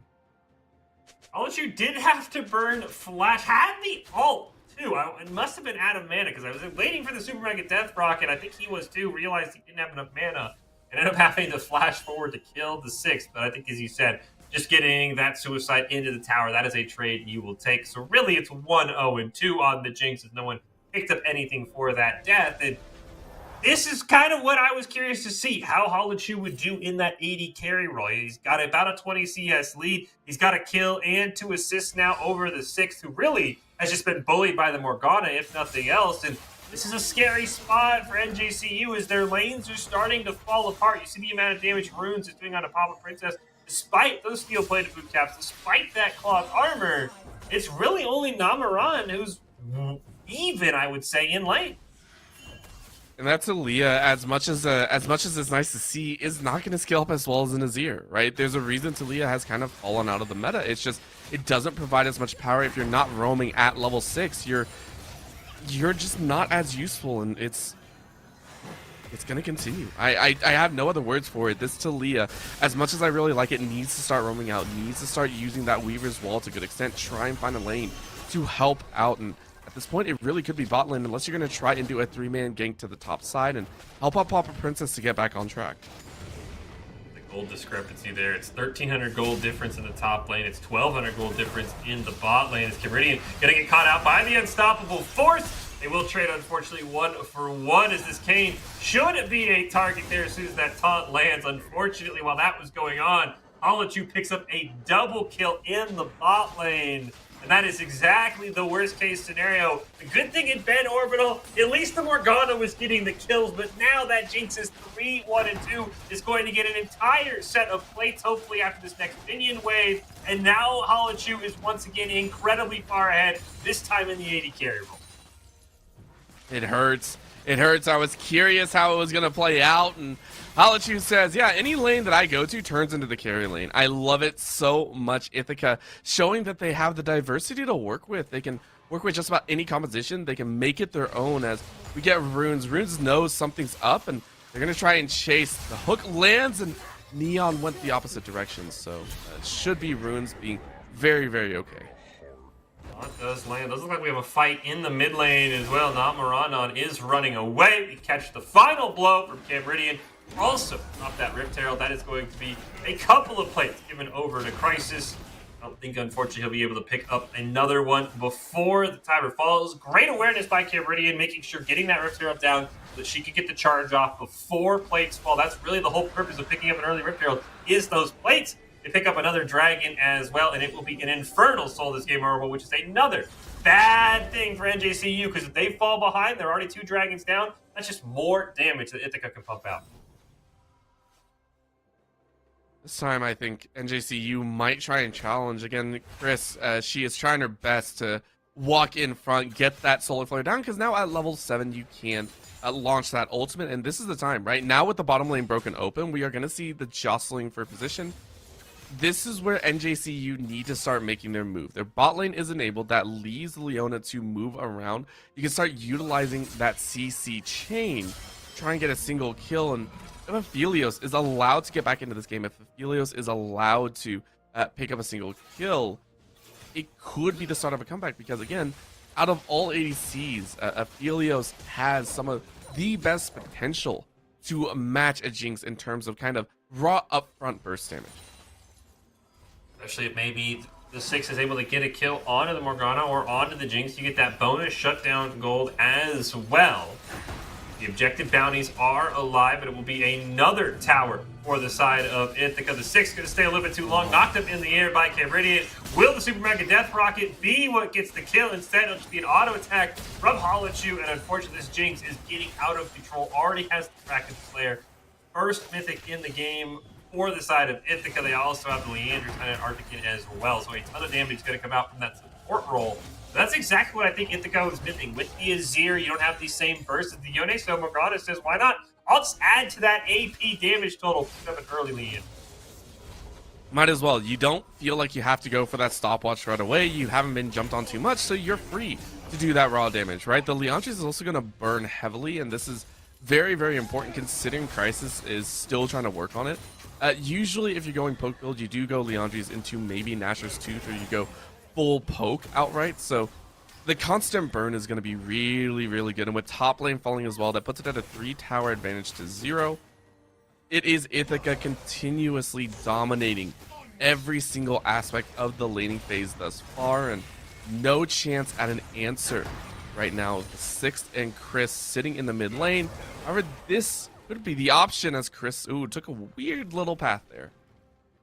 Fortunately, Neon, Sonic, and Namaron are just going to have to disengage, and they see why. Camridian is the first one there. The rest of the team on their way. Knockup going to land on a Neon Sonic. The taunt will come out as well. Will we get the Stream of Shuffle? We will, right on top of Neon Sonic, who is able to Soaring Slam and Flash out of range just barely. They are able to stay alive. Halachu does have Super Mega Death Rocket. Here it comes, but the block will be made by Namaron. But unfortunately, they are going to have to give up this tier 2 bot lane tower. They cannot contest. Meanwhile, tier 2 top almost goes down solo as Top Princess is not able to hold on. Arc Binding not going to land a Flash Rocket. The auto attack nearly killed Neon Sonic, but he did get the out. Start activating in time. Solar Flare is going to land 2-man stun. Nice cleanse by Halachu and knock back in with the seismic shove onto Crisis, but they're not quite able to find a kill. Antarctican is Christos is going to be the next target as Halachu picks up one more. Meridian is going to go in, will die to the tower plus taunt. Another tower kill onto Antarctican. And now with the unstoppable force flash, they stop Crisis mid-dash. They're going to pick up a triple kill as Ithaca, unlike Game 1 Orbital, overstays and gets aggressive. As much as I want to say that that's game-changing, I'm not sure it will be. It's a great pickup, though. Again, grabbing the support, grabbing the jungler, grabbing the mid, and getting some gold back in your pocket without breaking those objective bounties feels great for the side of NJCU, right? They pick up the kills, they get it onto The Rammus, unfortunately, as well as Papa Princess, is not the greatest people to have it on. It's still gold back in, right? You are looking at I want to say a 9k difference. No, a little bit more than that. Sorry, it's about no, it is 9k. My brain does not want to work. 9k difference right now. That was about 10k before the kills came through. Now you have to worry about the fact that you don't have a flash on Papa Princess, you don't have the Unstoppable Force, and you don't have the Moonlight Vigils. So NJCU, they grab 3 kills, but at the cost of potentially stopping this Infernal Drake going down. And this was interesting because Ithaca last game was so reserved, Orbital. There were so many times they could end the game potentially, and this time they get over aggressive. Halachu almost gets caught out, but a great spot onto the Rammus. They immediately throw down the Black Shield. That is a disengage from Neon Sonic. Now Cabridian is here, going to get the knock up in onto that Rammus. Will the rest of the team join? There's a Solar Flare available for the Leona if they choose to use it. Could be the difference. Might even have to use it as a disengage. Instead, Chris will just go down without being able to use it. Black Shield's going to go into Cabridian. Great stream of shuffle onto Neon Sonic, who's going to get caught really in every form of CC. The exhaust slows down Papa Princess. Hookshot Flash will pick up one more. Whoa. Moonlight Vigil from the 6, at least able to get a shutdown kill. Now Namaron is the only one left. Will use stopwatch. That is all they're going to get. It is an ace for Ithaca, and this Ithaca team now once again in command. That gold lead up to 11k now. It was so easy. They make it look so simple with the chase down, and that started off with a pick, a solid pick onto Chris, one of the tankiest members of the game. Neon Sonic, of course, got flushed back into the opponent, and that made Papa Princess unfortunately have to scurry away. Well fought by the entirety of Ithaca, who are now sitting on Soul Point, and honestly could go straight for the Baron here. I don't think that NJCU have an answer here.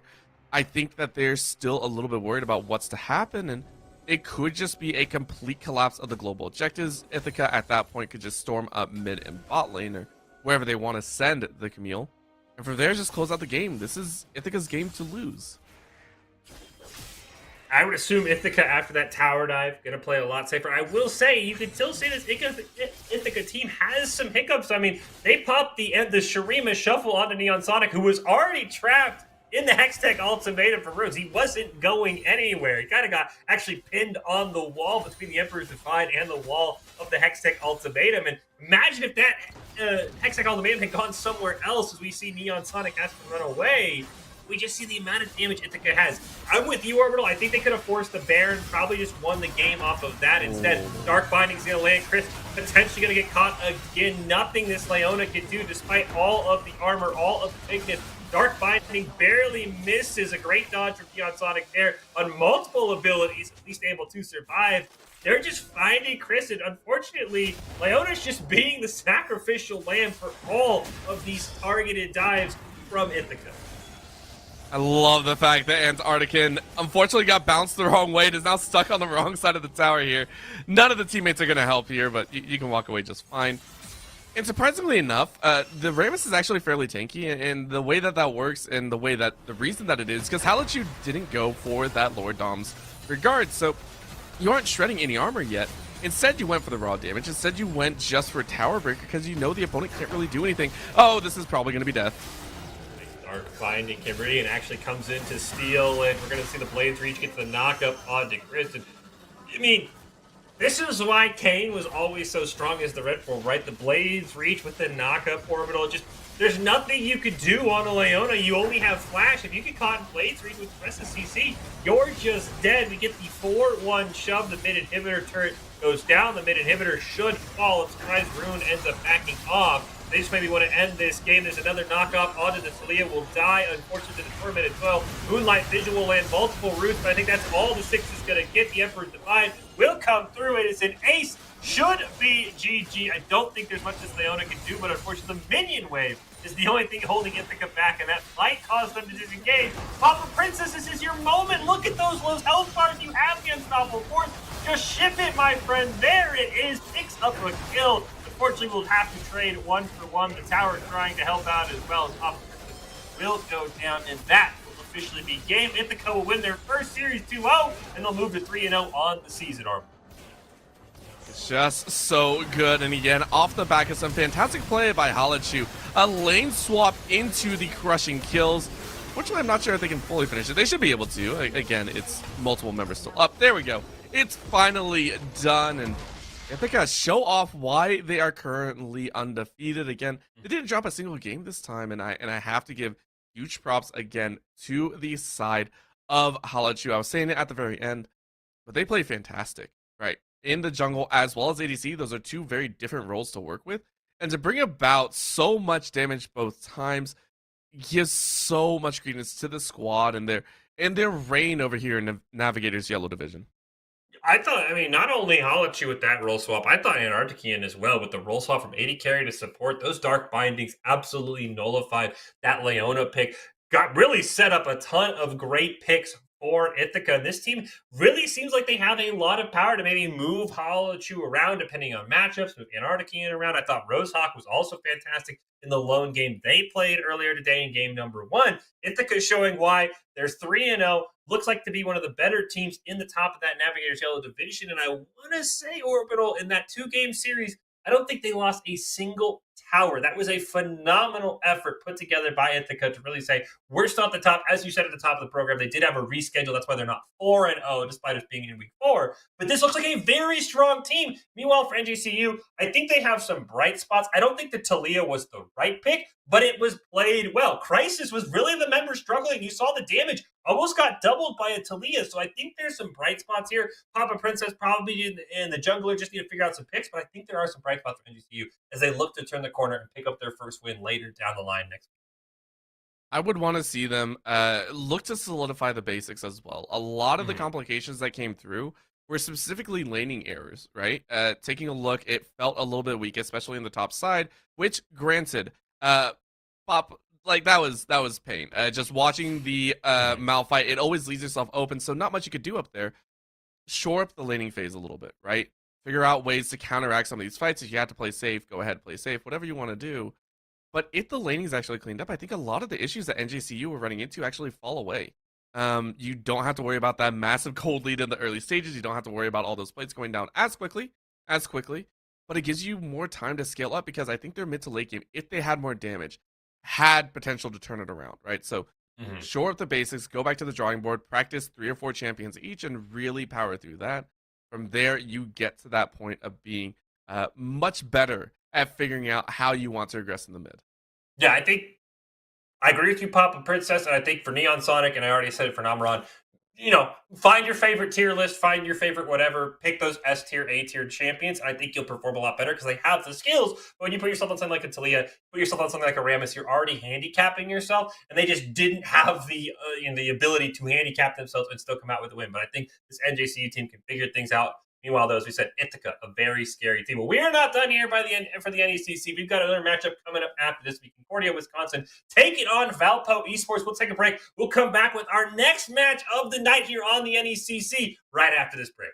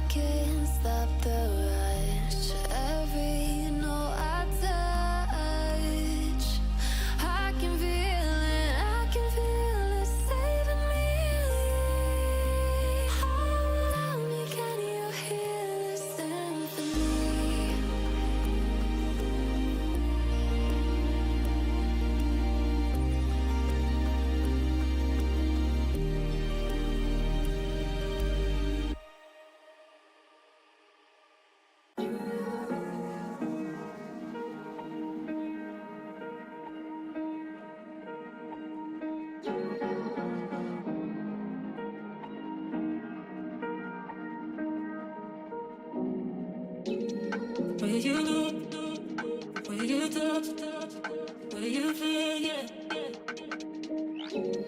Where you look, where you touch, where you feel, yeah.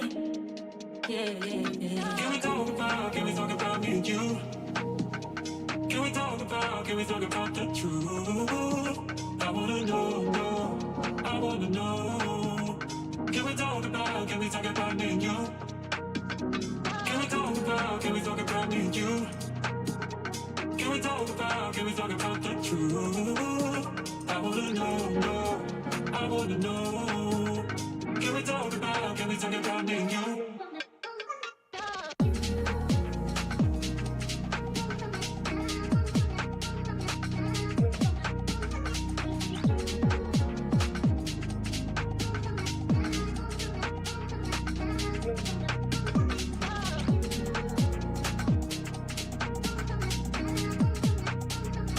the truth? I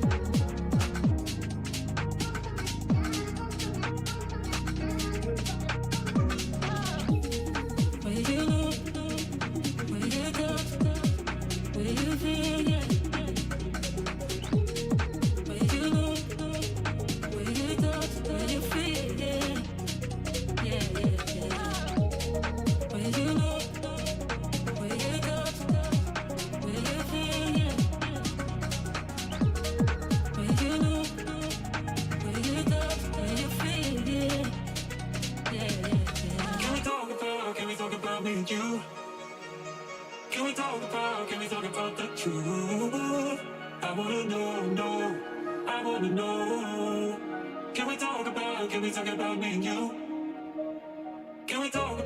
we talk about me and you? Can we talk about the truth? I wanna know, I wanna know. Can we talk about me and you? Where you look, where you touch, where you feel, yeah. Where you look, where you touch, where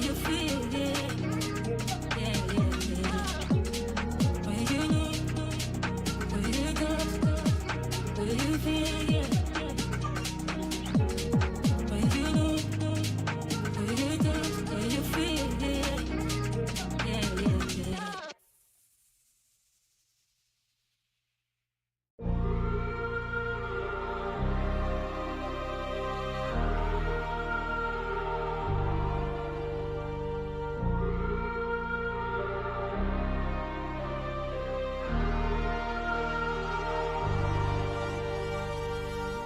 I wanna know your dark side. I wanna know your secrets. I wanna be your lifeline. So I wait for you, wait for me. Wait for you, wait for me. Tell me you're more than just a highlight. Pretty pictures on the outside. I hate to stare at you through these lights. So I wait for you, wait for me. Wait for you, wait for me. Click and scroll, I can't let you go. They say I'm addicted to you.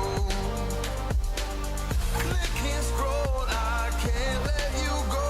They say I'm addicted to you. Oh, oh, this ain't love, no, no. This ain't love, no, no. This is artificial. This ain't love, no, no. This ain't love, no, no. This is artificial.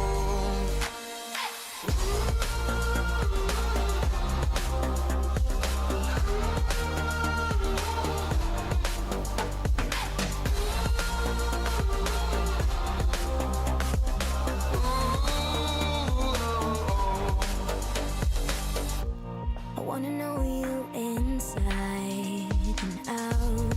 Wanna know what's behind the light. Wanna feel that real love from within. Let me in. I want real love, real highs. You're just enough to get me through, get me through. 'Cause you're officially perfect for me.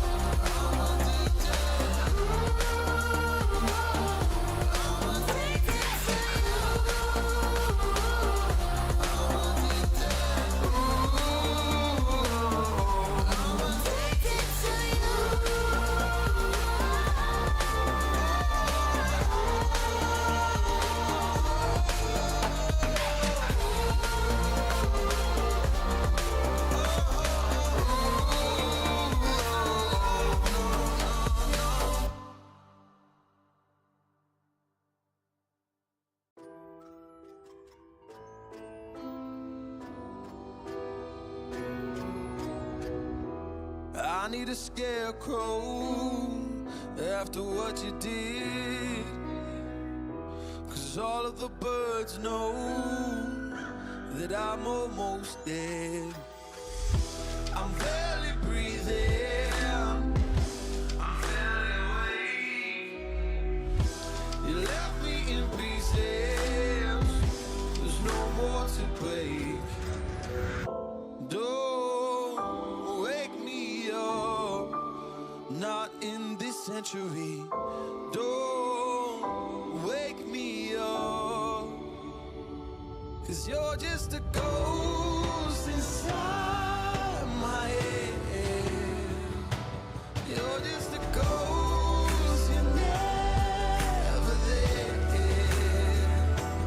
You're just a memory on my lips. 'Cause you're just a ghost inside my head.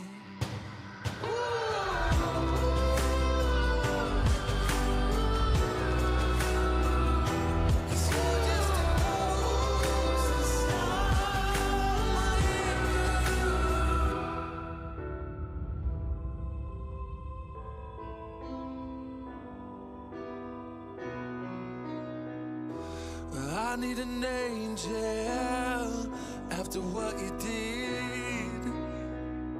'Cause you were the devil, you messed with my head. You lied to my mother, you lied to my friends. You said that you'd be there, but this never ends. Don't wake me up, not in this century.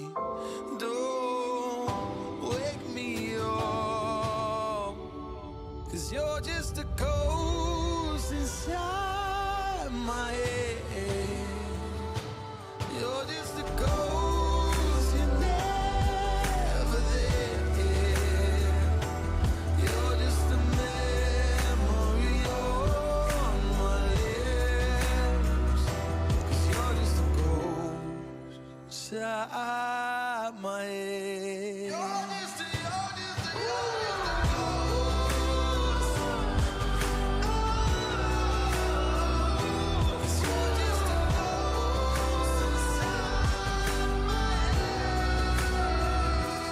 You're just a ghost inside my head. You're just a ghost, you're never there. 'Cause you're just a ghost inside my head. You're just a ghost, you're never there. You're just a memory on my lips.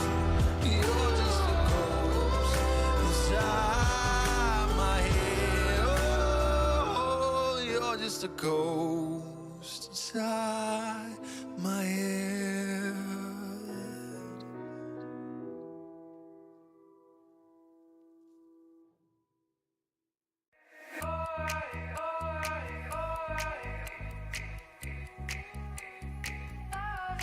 Side.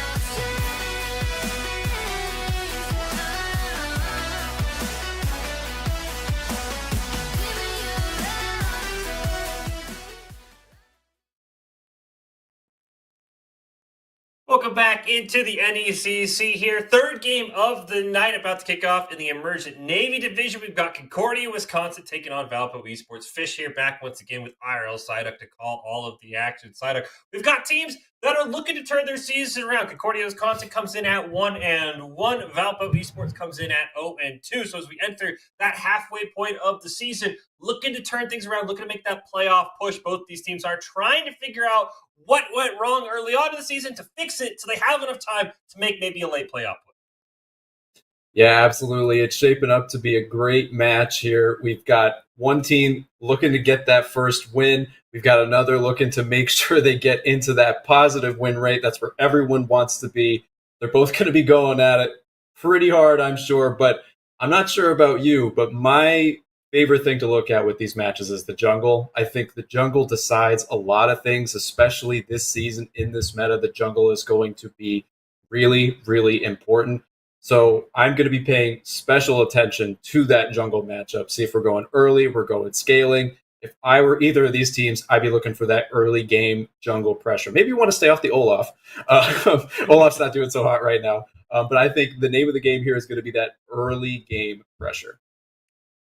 I think for me, when seeing these teams for the first time, Sonic, the other thing, because I think you're right. I think the jungle is it's basically the jungle will determine whether or not your team is successful. I also like just to take a look at the OPGGs, kind of look to see where the carries might be. And if you're keeping an eye on both these teams, it's going to be maybe the top lane for Concordia. They've got a diamond player up there, but he's a gangplank one trick. So I'm curious if he'll have much of an impact when they can ban him out. Meanwhile, 80 carry for the side of Valpo sitting in that high platinum range. Those two seem to be the guys that can maybe pop off on paper. But I think you're right. The jungle is going to be very interesting. But right now, they don't care about the jungle side. They care about the bot lane. Jinx, Zeri, Senna, all banned away. They do not want any of those strong 80 carries in our game number one. Finally, we get a jungle ban there with the Hecarim. Yeah, absolutely. Zeri, ever since her release, has been a force to be reckoned with, let's say. Akshan as well, also getting taken off, another very strong 80 carry.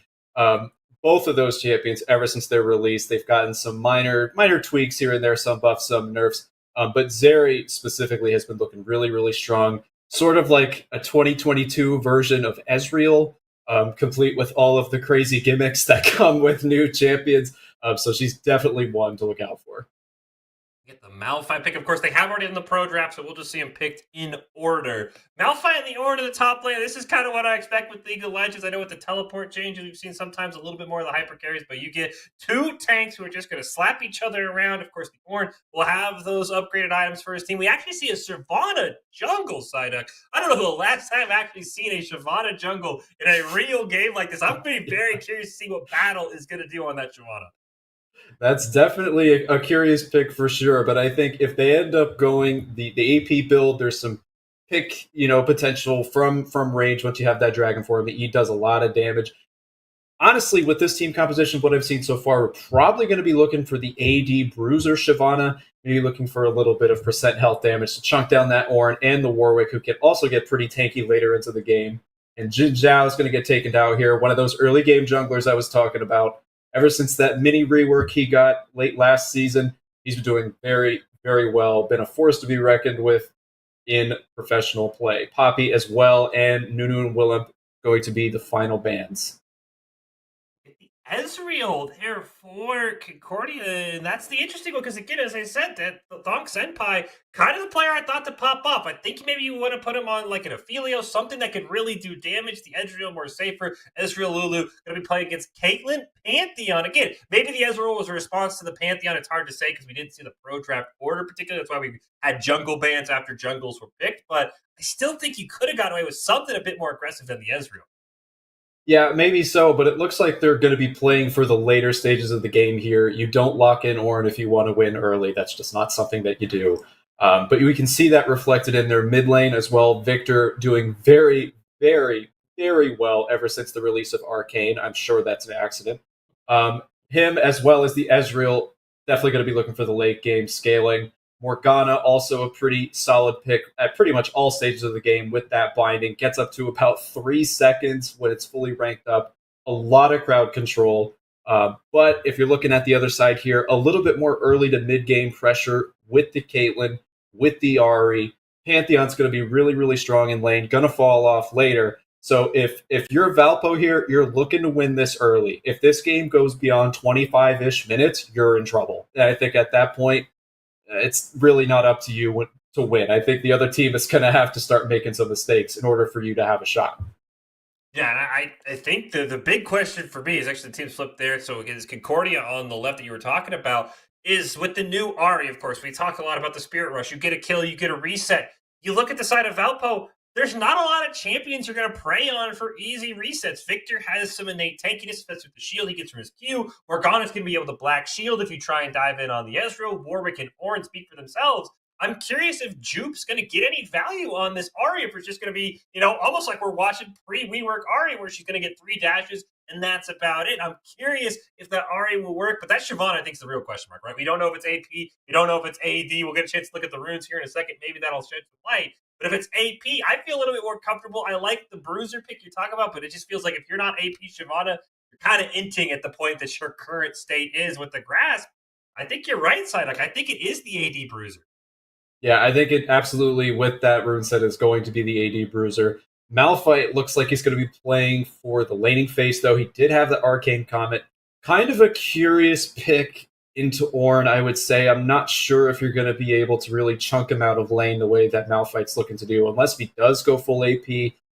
Since you do have the Bruiser Shyvana, that is an option that you have available to you. You can go the full AP Malphite, though if you do that, your front line's going to be looking a little weak.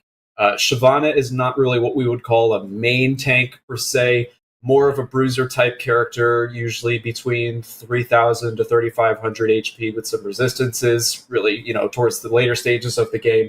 Going up against the Warwick with the press the attack is going to be pretty tricky, really all stages of the game if you're going that tankier style build. That press the attack exposure damage on a champion like Warwick, really, really difficult to deal with, especially for those squishier targets who can't get away from him with that Q follow. Even Ezreal's going to have a hard time, if he ends up going that way, getting away. So, and I think speaking of resistances for Shyvana, I'm really curious how Valpo is going to handle, because anytime there's a Shyvana, it sends a message to everyone like, we want early dragons because, of course, make Shyvana slightly more tankier with their passive. So will we see a lot of warding around that dragon? Will we try and see Valpo set up to prevent any dragon? Of course, being on that red side, they have a little bit of that extra, ability to block off the pit. I'm curious to see how well that Shyvana is going to be able to make it in, because if you deny Shyvana early dragons, she loses a little of that innate bruiserness that we were talking about. So I'm very curious to see if they say, let's force early dragons. Let's try and maybe do a cheesy level 2 gank in that bot lane to put Perseus ahead on this Caitlyn.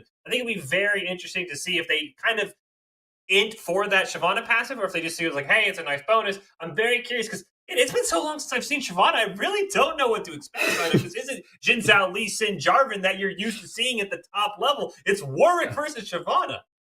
Yeah, it definitely feels like a low elo solo queue match in terms of the juggle matchup for sure. But I do think that there is a clear plan for Concordia, and here's my theory based on what I've seen. You've got Pantheon, you've got Caitlyn.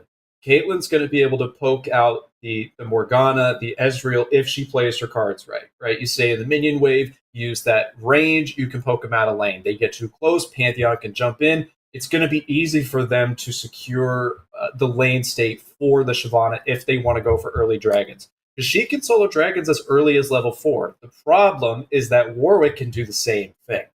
I do think that Warwick does have the weaker bot lane to work with early, so it really is going to be Concordia's early game to lose, I think, on the bot side of the map. And like you said, if Shyvana doesn't get those dragons, if the enemy team ends up getting more of those dragons, or God forbid, even the soul, she really doesn't have a passive at that point. So if she doesn't get those, she's maybe 75% of a champion. So I'm almost positive that is going to be Concordia's game plan here with the Pantheon pick. Concordia's team comp, I feel a lot better if they just had the red side, right? Psyduck, if you have the red side, you have the innate dragon control because the pit's easier for you to get into. I love this comp. But as you said, now that if you deny all those dragons from here on battle, if you're the side of Valpo, if Zach's able to sort of play that Warwick right, the fact that he's starting on the bottom side of the map is very interesting to me, because I don't see you going up to gank a Malphite with an Ornn laner. So I'm curious why this Warwick starting bottom side, because I think he wants to be bot side of the map, level 4, as you said. So this is going to be a very interesting jungle start for this Warwick, and I'm curious what he does with it, because I don't think ganking top with red and blue buff is really going to net you much.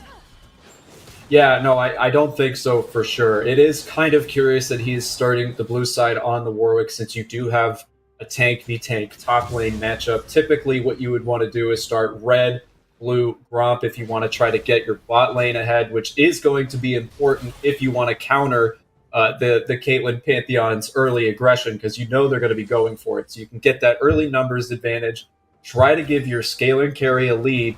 Or alternatively, what you could do as a champion like Warwick is deny some farm on the other side of the map from the Shyvana. I don't think that's necessarily the right play. I would go with the more aggressive approach, since Shyvana's looking to scale a little bit more than Warwick is. But we'll see how they end up playing this jungle matchup out. It could go a couple different ways. I'm thinking the aggression for the Warwick is what we're going to see. Maybe a little bit more passive farming till 6 from the Shyvana.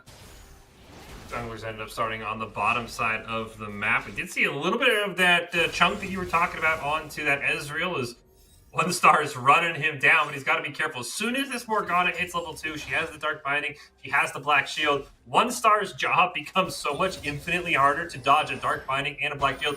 As you see right there, he hit level 2, now he can't do anything, and he is taking a ton of damage. Yeah, absolutely. That's kind of the line that you have to walk when you choose to play Pantheon as a support. Does he have a lot of kill pressure? Yes, absolutely. Especially when he has the Mortal Will bonus plus press the attack, a lot of early damage. You pair him with an early ADC, maybe like a Misfortune, Draven, something like that, a lot of kill pressure. But it looks like we're going to have a jungle invade going on the top side here. The Warwick going for some of that aggression I was referring to earlier. Going to force your own battle off of the blue buff, leaving a ward there. Ahri's going to roll up to try and defend, but don't think much else is going to come from that just yet. Oh, right as I say that, Commentator's Curse, your own battle is going to be forced off again. We're going to have a flash with the Q follow-up, just like we were saying in Champ Select, and that's going to be the first kill going the way of the Warwick. The battle is still going on here. Just when you think it's over, it continues, and it looks like the Ahri is going to pick up another kill there. Malphite rolling down to help avenge his jungler. That looked like a great start there for Zach. Unfortunately, those 2 tower shots are really what doomed it, but that was a perfect ward on that blue buff side, because we have to stop that. They're getting more fights at the bot lane here. Yeah, absolutely. It looks like Percy is just going to back off a little bit here. One Star is starting to get a little bit low. Unfortunately, Pantheon is falling victim to this poke game, not being able to stay in the wave probably as much as he's looking to do. But the mid lane, pretty much going the way you expect. It's kind of just a farm fest. But that early aggression from Warwick... Oh, and right as we say that, the bot lane pops off. Bonk Senpai getting a kill on the Ezreal early. That is going to be huge for Valpo going forward, because they're playing the long game. So if they're winning early, it does not look good for Concordia. They are going to have to really turn up the aggression before that Ezreal gets out of hand. And now with the kill onto the Shyvana, unfortunately Ju picked up a kill, though he hasn't yet back for that extra gold. And with that kill onto the bot lane, this is a free dragon. This is the first dragon in the game. Shyvana's not even close. She's just now walking past her mid-tier 1 tower. It's a free dragon. This is played perfectly by Valpo. They get the kill bot lane. They get all the priority. Will they get the smite? They should. And that's perfect. You deny the first part of Shyvana, which is getting early resistances from an early dragon. Fantastic play by the bot lane plus the jungle combo for Valpo. Absolutely. Not to mention that the Warwick has the kill. Shyvana has an assist, even on CS at the moment, with an objective lead. Valpo shaping up to have a really strong early game, which is surprising given the composition and does not bode well for Concordia. So if I'm Concordia here, I'm going to start focusing the bot lane here. You have to. Your mid lane is going to be, until that Ahri backs, not going to have a lot to offer. She's getting pretty low on mana. Going to be difficult to get a kill topside, just the nature of the champions. It's not impossible, but since you're Shyvana and 2 tanks, it's going to be kind of tricky. You're going to have to use that Pantheon while he's still relevant. If you wait too long, you wait till 10, 15 minutes to start working in the bot lane, there's a good chance that Pantheon is not going to be able to do anything. You have to take advantage of that pick while it's still relevant.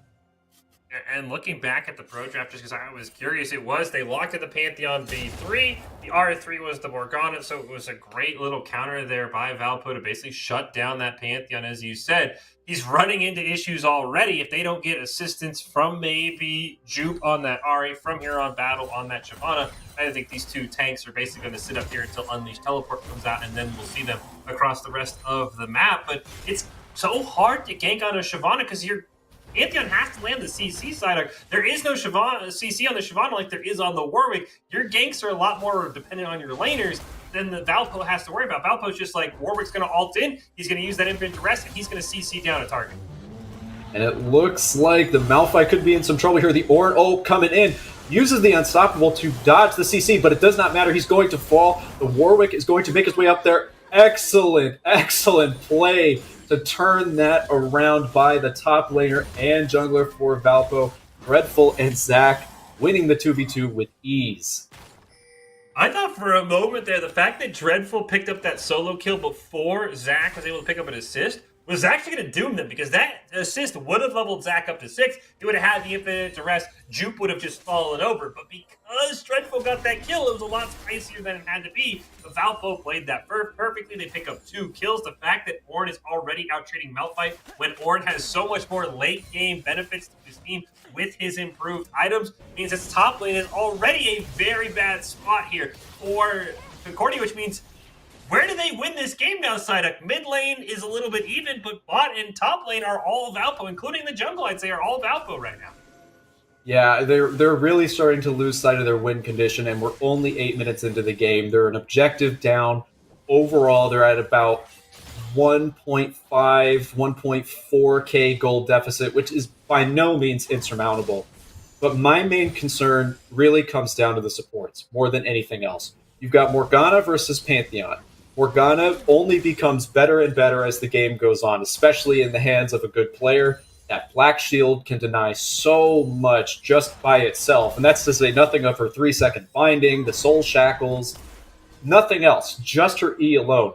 If you're looking at the CC that Concordia has here, they have Malphite ult, they technically have his Q, but if we're really looking at hard CC, really only have the Charm from Ahri, you have the ult from Malphite.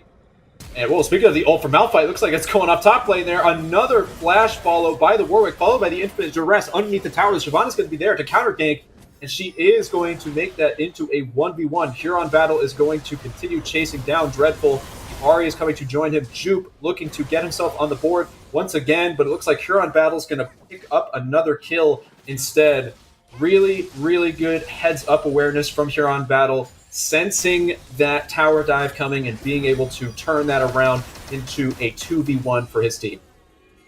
Really, I don't know if a great flash or just unfortunate for Zach. It's hard to say, because Zach had landed the Jaws of the Beast onto that Malphite, but when Dior had flashed, it brought that Warwick under tower range. I'm a little confused why Zach ended up ulting underneath the tower. That's really what spelled his demise. They get another fight over Rift Herald.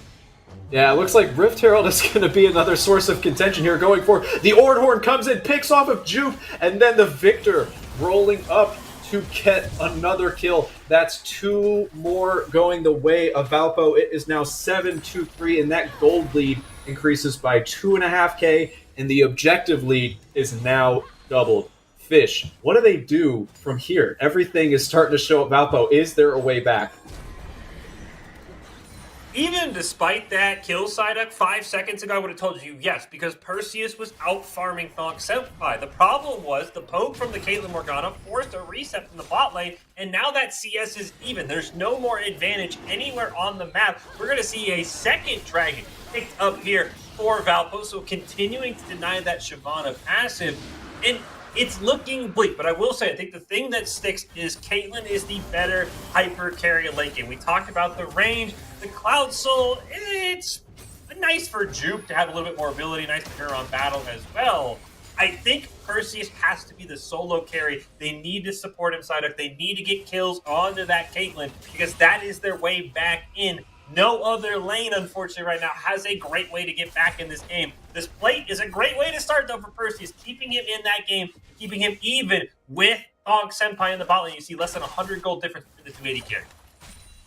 Yeah, I do agree. I think that Caitlyn is going to be their only real path back into this. The only thing I'm afraid of about having that Caitlyn as the centerpiece of this composition is if we're looking at Peel, right, which is going to be the key to keeping her alive. But we'll talk about that in 1 second here. Looks like the bot lane is going to be in trouble for Concordia here. The Soul Shackles coming out, get both targets. Pantheon tries to flash away, does get out of the Soul Shackles, but he's still going to get feared by the Warwick. Warwick will also fall, though. Juke really paying a lot of attention to the map here. Despite his team being down here, Juke is still making plays around the map, and that might be their saving grace for now, though my issues with the composition still remain. That Caitlyn is going to have some trouble getting away from the dives, just like Dreadful is here. Shyvana going topside with a counter gank, and she's going to pick up another kill there. Huron Battle not going to be denied everything by this Warwick just yet. That's a great gank by Huron Battle using the Dragon form. Even walked over a wall, and it looks like we'll pick up the Iceborne Gauntlet. So a bit of a scary one as we see One Star wants to re-engage. Yes, he is. Grant Starfall going to come in, and that's going to be a free kill once again for the Ari. Jupe is trying to make a name for himself here and says, hey, stop talking about Caitlyn. Start talking about me. I am the carry now. Ari is definitely going to have to be on her A game here. I do think that Spirit Rush gives her the opportunity to become that carry because she doesn't have as much of a problem as Caitlyn does getting away from dives, but it is on an ultimate. Caitlyn does have her 90 caliber net, and that's a basic ability, so a much shorter cooldown, but not as effective. I'm not sure if that's going to be enough to get away from all of the dive that Valpo has, but it's better than having a carry like Jin, for example, who has actually no mobility really whatsoever, or Varus. So that will be tricky, but it is good. It's a good sign for Concordia that Jupe is playing as well as he is. My one big concern for Valpo, and it showed up in that bot lane fight, is we actually might get another skirmish here. Yeah, it looks like there's going to be another one popping off in the bot lane here. Shyvana going to be using the ult. Another big Soul Shackles with the stopwatch coming out right now, though the Morgana is going to fall either way, though she does get the Ezreal out there. Ex-Ordinal really making a bold sacrifice, I would say. Not sure why Juke teleported there. It looks like we're going to find out here. He's going to be giving a little bit of harass to the Warwick, keeping him out of the jungle, trying to get some more golden experience for the Shyvana. Huron Battle level 8, Zach level 9. Definitely not something you really want to see ever as a scaling jungler. Typically you want to have that XP lead, but ever since the XP changes to the jungle last season and this season especially, the farming style of jungling has just not been as strong as it used to be. And there's going to be another fight in the top lane here. The Chaos Storm going to come out for the victor, but the Unstoppable Force also going to be used. So Malphite gets away to safety. The fact that Jupe teleported right before Unleashed Teleport actually came off was kind of interesting, though Jakimbo had also used Teleport, so I guess it evens out. But the one thing that's starting to concern me for Valpo, and they are giving away a couple of picks as well, Zach has had some very poor decisions when he's picking who to ult Psyduck. He ulted that tower dive we saw earlier in that bot lane skirmish. He could have easily ulted Perseus, picked up the kill onto Caitlyn, and One Star probably would have been dead, but he ults One Star and allows Perseus to basically shoot them from range. These infinite duress targets, I think, have to be better for Valpo because they've already given up a sizable chunk of that kill lead. The gold lead still sits at just under 3K. But if Zach starts ulting guys like the Malphite or ulting the Pantheon in team fights instead of Jupe or Perseus, that is a big cause for concern. I want to see in this next Dragon fight in 15 seconds who Zach ults onto. If it's Perseus or Jupe, they probably win. If it's One Star or Huron Battle, Valpo probably loses this fight.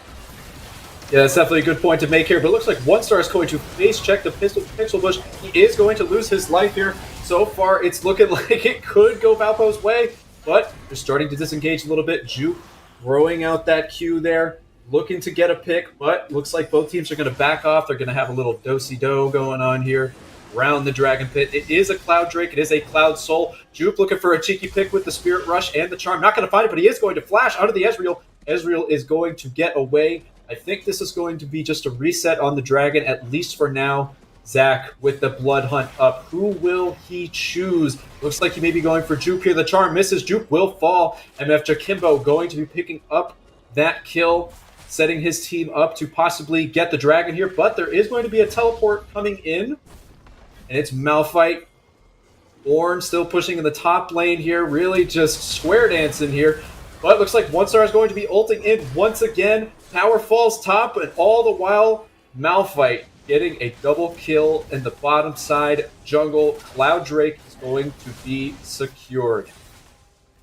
I felt like Concordia's constant was pushing too hard just because it would have been soul point, just because they have a Shyvana, but it ends up working out, as you said. Dio ran able to get a great unstoppable force into the double kill. I was expecting, and I think that Dreadful's plan was I'll teleport in as soon as I pick up this tower, but he greeds it for too long. But again, Psyduck, Zach is really making me nervous. He was standing next to Jupe and Perseus and ult back onto Huron battle, and they couldn't even kill that Shyvana because she's not even going bruiser build. She's going core tank with the Iceborne Gauntlet. Already has the first components of Pension Thornmail as well.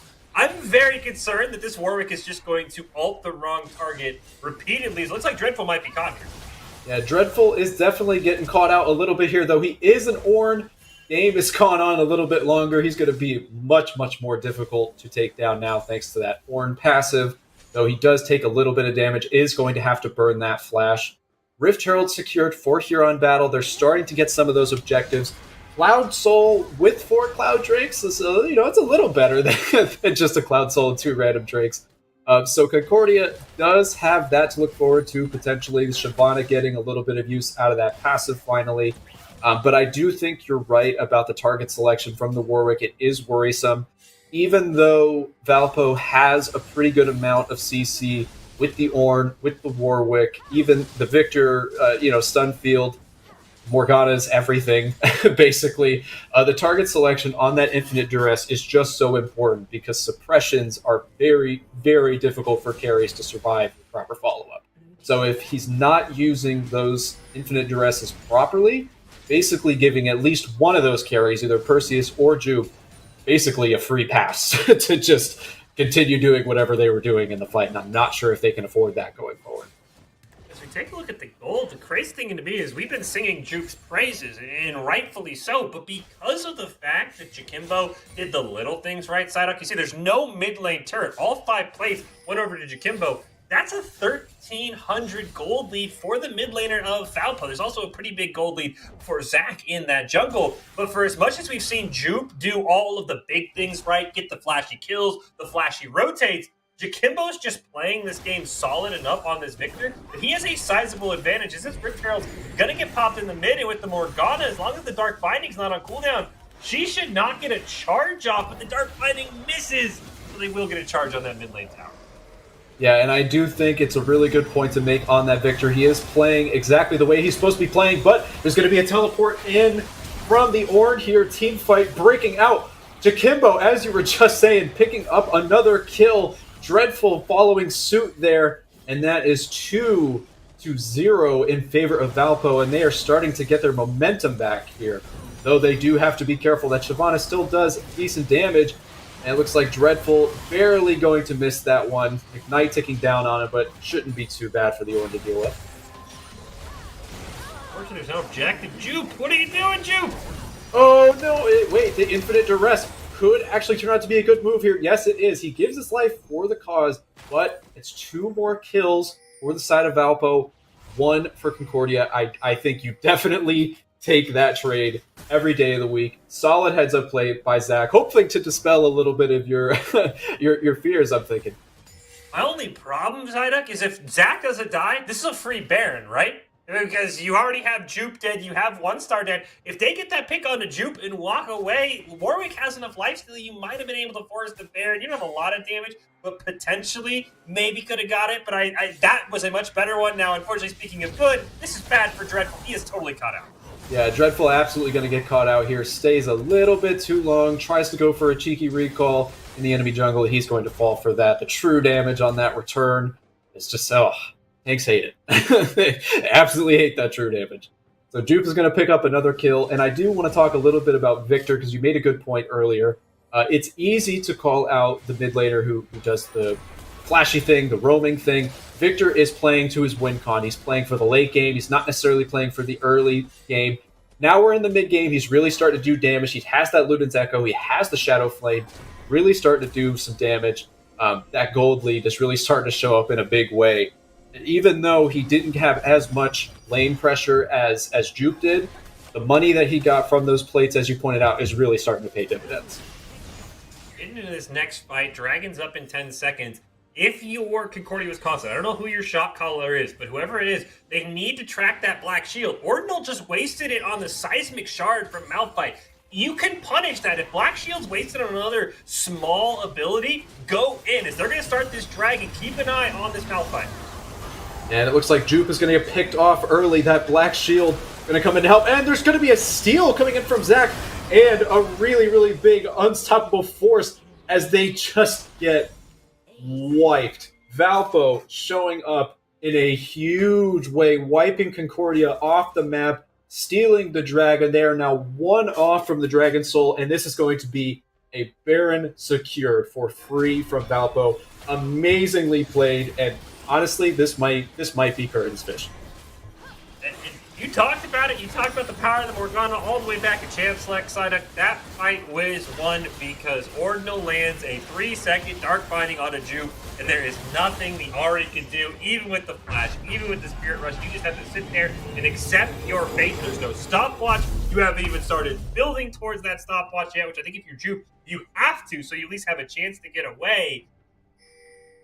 Yeah, I'm not going absolutely. so sure, Psyduck, about it being game. I feel like it should be, but this game is, I feel like every time Valpo's gotten ahead, Concordia struck back with a huge team fight win. When Concordia looks like they're back in the game, Valpo pulls the ace, the Dragon Steel, and the Baron. I'm not quite sold yet that Valpo will be able to finish this game out cleanly, but we'll have to see. I think you've got a good point. I think on paper, this should be a done deal. I think just in terms of composition, the amount of objectives, the fact that they now have Baron buff going for them, Valpo's going to have to play this clean and really just try to take fights in the waves. Because if they take a fight in a Baron wave with the state that they're in right now, no Zonias on the Ahri, no Guardian Angel, no stopwatch on the Caitlyn. If they get a pick on one of those carries, they get a CC, like one CC move on either of them, it's curtains for them. But I think from that point, they can move forward because Concordia just won't have the wave clear to stop them. But it looks like there's going to be a fight going on up top right here, and Malphite's going to flash to safety. But no, it's not going to be safety. He's going to use the Unstoppable Force just to get a little bit of damage off before he dies. But that is full tank Malphite, despite the fact that he went Arcane Comet, which I guess is better than going full AP at this stage of the game. But yeah, not a whole lot of synergy with the Keystone. One thing I did like about that play, I mean, as much as you can like someone dying, this Baron buff's just being wasted, Psyduck. They're not getting any, they actually lost a tower. I think Baron power play, they're barely holding even because Juke gets the tower. 1 star does survive. They're not pushing with this Baron, though. This Baron's just being used to run around the map and have a cool purple swirl underneath. At this point, I think they're just funneling gold into Concordia at this point. Honestly, if I'm Concordia, I'm thankful that this is going the way that it is. Until right now, the Orn Horde going to come in. Another huge Dark Binding from X-Ordinal is going to seal that double kill. I cannot wrap my brain around how this composition has failed so much in the early game. They should have been winning this early. They didn't. Now they're paying the price. Valpo, I think, is going to be able to, if they can win this fight, they may be able to seal the deal here. Juke on the flank, looking to pick off a carry. Misses that charm, but a huge unstoppable force coming in from DRN. I'm not sure if it's going to be enough. Juke is going to fall. It's not going to be enough. Another ace for the side of Valpo. Fish, there's no way you can tell me that this game isn't going to end within the next few minutes now. I don't believe you. No, I have to see. After you land a 4-man unstoppable force and you still lose and Juke was on the flank, I'm with you, Psyduck. This is game as long as they don't throw in the base here. Yeah, and it looks like the Pantheon's barely going to escape. He does have that E still available with the Flash. Caitlyn is going to burn Flash as well. Can they pick off the Ezreal? No, they cannot. 1 star is going to fall instead. Zach gets that pick Perseus burning Flash there is going to be very, very problematic for the next 5 minutes. Concordia is going to have to do everything right from now on. Valpo has been giving them little windows here and there to get back into the game. It's up to Concordia to capitalize. That Baron should have been the end of them. That should have been their doom, in theory. It wasn't. Now they can set up for the next Baron. They can get some vision around both objective pits. They've got a little bit of downtime right now. I'd like to see them getting some vision. Looks like they're going to start doing that. But Fish, from here, what do you do? You have a mostly early to mid game team into Victor, Ezreal, Ornn. I mean, morale's got to be taking a hit there. Best case for Concordia in this dragon fight will really determine. They have a very hard team to dive in the base, right? Psyduck, they have the unstoppable force that they see. They have the charm. They have a lot of CC with the Pantheon that makes it so if you get crazy, and Perseus has played really well on this Caitlyn, you can lose fights if you try and dive them. They need to get a clean ace here if you're Valpo. Otherwise, Concordia has the tools to stick around. Cloud Soul on a Morgana, especially with those Soul Shackles, is very scary. We'll see if Huron Battle can get one back. He already got a dragon stolen. Can he go over the wall and steal it back? We'll have to find out. Yeah, we'll look and see. And it's going to be a smite fight here, but it looks like the Warwick is going to win out. That's going to be Dragon Soul going the way of Valpo. They're looking to chase Concordia into the jungle, see if they can seal the deal here. Ornn, probably going to be looking for an Ornn Horde here. And if you didn't notice before this fight started, Jupe had to use that Spirit Rush. So right now, he's in a pretty bad way. If he doesn't have at least a stopwatch, Infinite Duress will take him out. Really, anything that they land on that Ahri is going to be the end of her. Absolutely. And 1 star might die here, but it looks like Zach's not going to be able to get it. He does have the E up there. The Ornn Horde coming out. Solos it on the Caitlyn. Flash onto the Caitlyn as well. She is barely alive right now, just barely clinging to life. But Jupe, unfortunately, is going to fall. The Warwick securing the kill there. Blue turrets down on the Nexus. The Malphite barely escaping with his life, at least for now. They are hanging by a thread. Is Concordia. Valpo looking to finish them off right here. Another pick for the Ezreal, and that is going to be Game 1 going the way in a commanding fashion to Valpo. Fantastic game from Valpo, as you said, Psyduck, commanding, and really it's kind of one of those where, like, it leaves me wanting, right? Like, that should have been even more dominant for Valpo. There are those little windows that we kept talking about. Baron should have ended that game. That was a very scary point in the Nexus where I kept thinking, like, if Perseus gets a headshot or two on the right target, they can turn this. They're in a terrible spot, but now Perseus is super far ahead. As we take a look at the end game stats, and I will say, I think it was a phenomenal job by Concordia, especially on Perseus, on that Caitlyn, of keeping that team in the game. I think really this game came down to one pick in the draft side. It was that Morgana counterpicked the Pantheon and destroyed Concordia's bot lane. If they get a better bot lane, or at least they don't get hard countered in the support, I think they have a much better chance, because it was basically Perseus versus the world. He didn't have support. He didn't have anything else. This is not a done deal just about how dominant Valpo was. I think Game 2 could easily go back in Concordia's fashion. It absolutely could. I do think if they are going to have a chance to win, Concordia really needs to go back to the drawing board, decide what they're going to do with their composition, and do that thing. They have to play to that win condition. I felt like they drafted the team and they had ideas. It was clear from the synergies they had with jungle and bot lane. They had a plan. It's not that they didn't know what they were doing. They absolutely knew what they were doing. They had a plan. I think after about 4 or 5 minutes, they started losing sight of why they had picked what they did. They had that early death in the lane on 1 star. I think that kind of just threw them off a little bit. And I don't think they ever fully recovered that. But I do think that we should mention the mid lane before we move on to the next match. We did talk a lot about Jupe. I think that's something we need to come clean about in the first 10 minutes. We talked a lot about Jupe roaming on the Ahri. Made great plays. Absolutely worthy of praise. Excellent job. However, the Victor, as we saw on those gold graphs at the end of the game, ends the match with the most gold out of anyone on, not even just on their team, the whole game. The Victor is the richest. And that's because the Victor was playing exactly the way a Victor is supposed to play in a matchup like this. You are a carry later. Not early, later. Mm-hmm. So you've got to take that time, push those waves, get the plates, get any golden XP that you can find until about 20 minutes in. then it's your time to shine. And I think that plan was executed to perfection, and that's something we shouldn't overlook. Oh, yeah. All praise to Jakimbo. As you even pointed out, though, Jupe's the one. We see him on screen, and we're like, yeah, Jupe, way to go. And then we see at the top of the screen, an enemy turret has been destroyed, and it's Jakimbo's face. I think you're totally right. I will say, before we go to break, I think the other thing is you said, I agree, Concordia had a plan. Don't get cute, right? I think if you play AP Shyvana, it probably works better. I get the, well, we need another tank. We need it to be, we have too much AP. No. Just play the champion in the best role. I think if you have that AP Shyvana, I think that Heron Battle is a lot scarier. But we will see. We'll take a quick break. Valpo's looking to get their first win of the season. Concordia is looking to get us to a game number 3. Who will come out on top in game 2? We'll find out right after this break.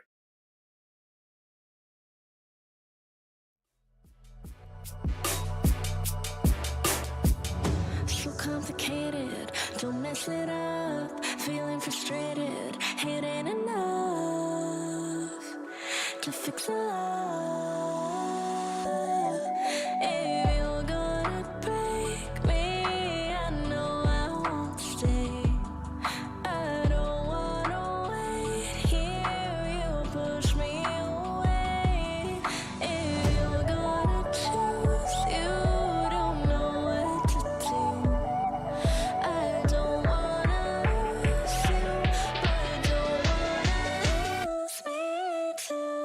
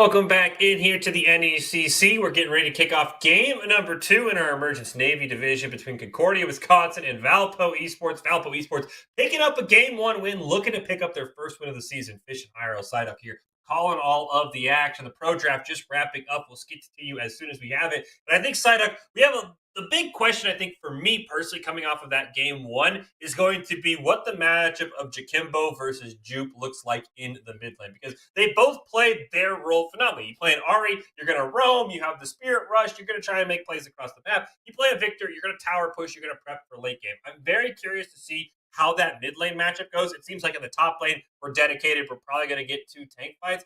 That is my big question. What is Jupe on? What is Jakimbo on? And will they be able to slow down Jakimbo just pushing the lane if Jupe wants to play a roamer mid lane once again? Well, I think the answer to Jakimbo is going to be wave clear, right? That's probably the main way I'm thinking that they were going to go. Since you do have 2 AP champions in the mid lane last time, it would make sense that they go another mage, something with wave clear, something that has carry potential, maybe something that can scale a little better alongside that Victor, since he can kind of do a little more in the later stages of the game than Ari can. I don't know. I'm curious to see what they're going to do, but if I were in their shoes, I would go with something more like a control mage, something that can keep up with that wave clear, something that scales a little better than the Ari, a little less volatile. And I think the other thing that we really hit on it, and we, as you pointed out from the start of the game, does 1-star avoid? I mean, usually when you think counterpicking, you're like, oh, they counterpick me top, they counterpick me mid, they maybe counterpick me jungle. They support counterpick them. I hope Concordia either maybe last picks or picks a less volatile support, something that always does well. Nautilus, Thresh come to mind, as opposed to we're going to go with Pantheon Caitlyn. We're going to win game with our CC combo. It just gets shut down by Morgana. Do they avoid getting counterpicked? They did swap sides, by the way. Valpo will be blue, Concordia will be red. So they'll have a little bit more chance to counterpick here as we hop into the draft. But mid and support were my 2 questions coming into this draft as Valpo looks to pick up a Game 2 win and win the series. We start off with the Hecarim ban. Pretty standard. Just a jungle that's really coming up in popularity, Psyduck. And I can see, based on what we saw, Shavano, Warwick, they don't want to play anything meta for those 2 jungles. No, they absolutely are not looking for meta, though they are looking for some meta bans. The Hecarim getting banned, Zeri once again getting banned away, Jinx also getting banned away, Senna joining that ban list as well. So we've got 380 carries banned, and the Hecarim. I personally don't like Hecarim very much. I'm fine to see that.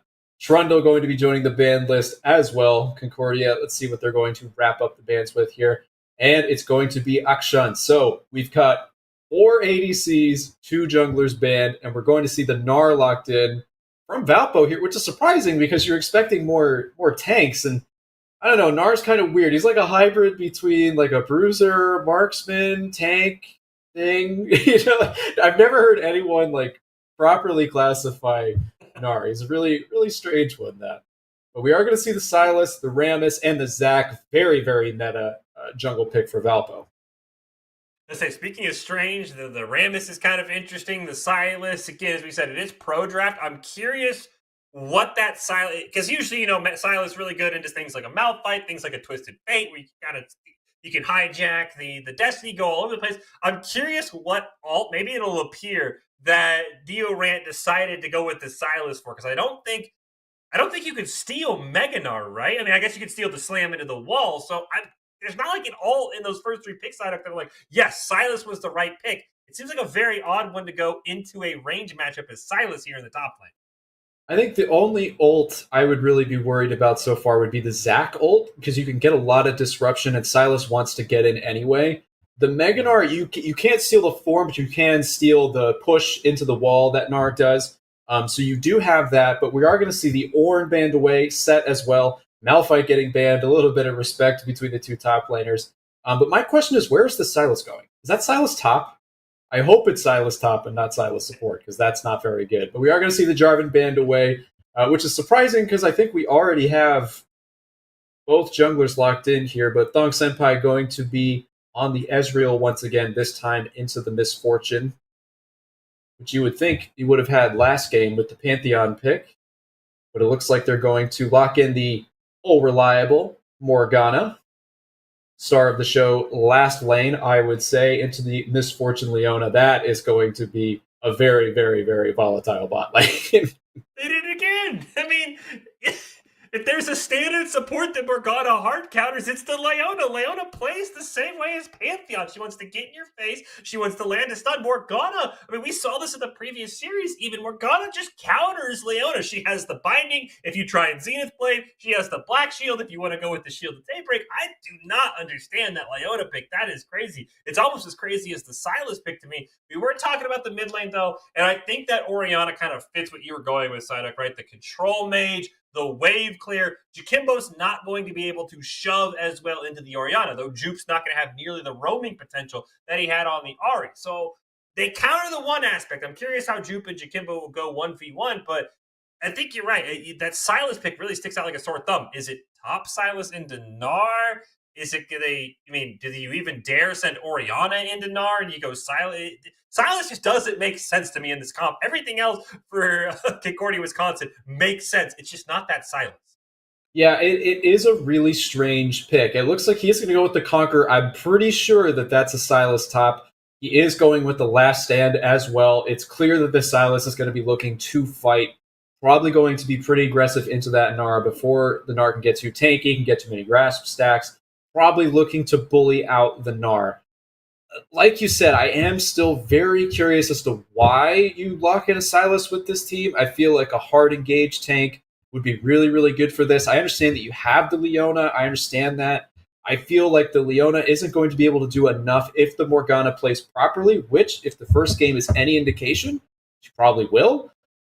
So that's kind of a question mark for me. So the tanks in the jungle, I think, do also fill that niche, so I could understand maybe wanting to have something more carry-oriented in the top lane. I'm just not sure if Sylas was the pick I would go with. Maybe something more like a Mordekaiser, something along those lines, something a little bit more suited for the top lane, I guess. And the crazy thing is that Sylas was the R5. It was sort of that, when you pick red side, you always get the last pick, so you always save it for a counter. They pick Sylas into Gnar, so I'm very curious if they think they have something up their sleeve. As you said, maybe it's the steal the Let's Bounce from Zach. I mean, the Gnar as well, at least you kind of get that shove, so if you fight in a closed corridor and the Gnar doesn't manage their rage properly, maybe the Sylas has some advantage there. The thing for the Orianna that I'm also curious about is where every time there's an Orianna, you always have to talk about the BDS, the ball delivery system. Rammus is a decent fit, though sometimes he can go out of range because he's trying to go on the back line. The Leona might work depending on if she gets shut down, but these command shockwaves for Jupe are going to be something I got to keep my eye on, Psyduck, because he might not have the easy dunk of, all right, I'll just throw it on a Malphite who's going to go in with the unstoppable force, immediately shockwave right after it. He might have to kind of place his own, and that makes Orianna even that much harder of a champion because those shockwaves are a majority of your team fight damage and disruption in a team fight. Absolutely, and as someone who's played a lot of Orianna myself, I know that the shockwave is key, absolutely crucial for landing those big combos that you're looking for in the later stages of the game. Not just setting up your team, but also setting up yourself. If you're going a full carry build like most Oriannas at this level do, if you're going for that big damage, if you don't land the shockwave, it's very difficult to get the rest of your combo off. So that's going to be important. I think that's why if I'm Valpo, I am immediately banning that Malphite the moment I see Orianna. Because if you want to talk about ball delivery system, I don't think there's a single champion in the game that is a better ball delivery system than Malphite. You just hit the R key, literally nothing can stop him. You go straight in, they're knocked up, it's a free shockwave every time. I do think Rammus it accomplishes a similar goal with his newly reworked ultimate, but if you're just relying on the power ball to go in, it's going to be very, very easy for him to get out of range, for the ball to go back, and I could foresee some sort of mishap happening where she hits R right as he gets out of range, and it just goes on herself and does nothing. So there is some anti-synergy there if they're not careful, though. I think with the new Rammus ult, Leona, maybe even Sylas, if he abducts into the middle of the team, that could work as well. But I do think, once again, the overall engage, I think, is going to be a little bit easier or better for Valpo. Simply because they have Zach, who is basically an engage machine, and they have the Morgana to counter the enemy team's engage, which is something that Concordia really lacks. Yeah, I think that's the thing that really stood out to me as you were mentioning, Psyduck, is Ordinal just stops any engage that comes from Concordia. He just hits a Dark Binding, and the one target will have, if the Rammus or the Silas or the Leona just stands in place. We, hilariously enough, actually get a double red invade, so no one's going to see anyone on our 5-man looks here, as they'll both quickly realize, oh, the enemy team's not here. Looks like it will be Valpo who opts for the backs. They'll get a ward out, so end up being basically the exact same start. I think the only difference is that Valpo got one extra ward there right by the chickens. But they both tried to get cheesy Psyduck, and they both ended up empty-handed. I wouldn't say it's entirely empty-handed. You do have that early vision, which is always going to be helpful against junglers that like to gank early, like Rammus, like Zac. If I was Valpo here, or sorry, Concordia here, I would have warded some of the areas near the edges of the lane, those little pockets right behind the towers, simply because that is where Zac likes to jump from. Likes to jump from Tri, likes to jump from near that blast cone under Red Tower. Those are the angles you have to look out for. One mistake that I see a lot in lower level games is that when they're playing against junglers like Zac, like Shaco, champions who don't play in a conventional way when it comes to ganking, the warding doesn't change, and that's not going to help you into a champion like Zac, a champion like Shaco. They're going to gank from those weird angles, and those standard wards aren't going to pick them up. So if one star wants to keep his carry safe, he's going to have to think outside the box and get some more creative wards. Otherwise, that Zac is going to be all over them. And speaking of the Zac and creative warding, I mentioned the difference was that Valpo got that one extra ward by the chickens. Zac never ended up walking over towards his red buff. Zac on the Zac. A great pick there for you, man. I think maybe spotted out that there was probably a ward on his red. So now he knows exactly where Huron Battle is. I don't know if he can get there in time, but you see, he's pinging. Do we maybe go chickens? It looks like his team's telling him no. That was a great play by Zac by saying, now they have no idea where he is. That ward on red has faded, so he is completely invisible to Concordia. Well, Valpo knows exactly where this Rammus is, and Dreadful can easily just walk away knowing that Rammus is here. Yeah, absolutely. That actually was really, really, really smart adaptive pathing by Zac on the Zac, as you say. Dreadful not really using that knowledge well enough, though, because he is going to have to burn Flash. Fortunately for him, it is net neutral because the Silas did also flash as well. But when you have that information, you've got to use it so you don't burn those summoners early. Speaking of summoners, the Rammus is also going to have to burn a flash as well. So that is 2 flashes burned by Concordia in favor of 1 for Valpo. So it looks like they are going to have an early summoner spell lead. And that kind of shakes up the game plan here, I think, because now if I'm Zac, I focus that top side of the map, and it looks like he's going to apply a lot of pressure right here on the Raptor camp. He knows Huron Battle does not have that flash. Oriana with the Command Protect is going to be able to get his jungler to safety. The warding from Valpo has been phenomenal. That ward right outside the Baron pit. Huron Battle walks right over it, so Zac's able to just easily leap over with the slingshot onto the chickens, able to pick up that first Rift Scuttle of the game. Could potentially go for double Scuttle, but with the nerf, it's not as big of a setback onto Rammus as it would have been in previous seasons to get double Scuttle, though Zac hasn't picked up his red buff. So Huron Battle knows that as he forces another flash. This man's all over the place, Psyduck. Yeah, he sure is. This is pretty much how you're supposed to play Zac to a T, which makes sense given his namesake, but it looks like the Gnar is going to pick up the first kill. Dreadful escaping with a sliver of health. The Ignite nearly taking him out, but the last tick is not going to be enough. That is 1-0 and 15 CS in favor of the Gnar into Silas, which it sounds like a story from last game, right? Where it's one should be winning at this stage of the game, and the other is. This time, Valpo has that lead once again, and I'm just not sure if the script is going to change compared to last game so far. I mean, what do you think? One, I have to say, Dreadful got very lucky. He only lived that Ignite plus Minions because he leveled up with the kill. If he doesn't level up, he's dead.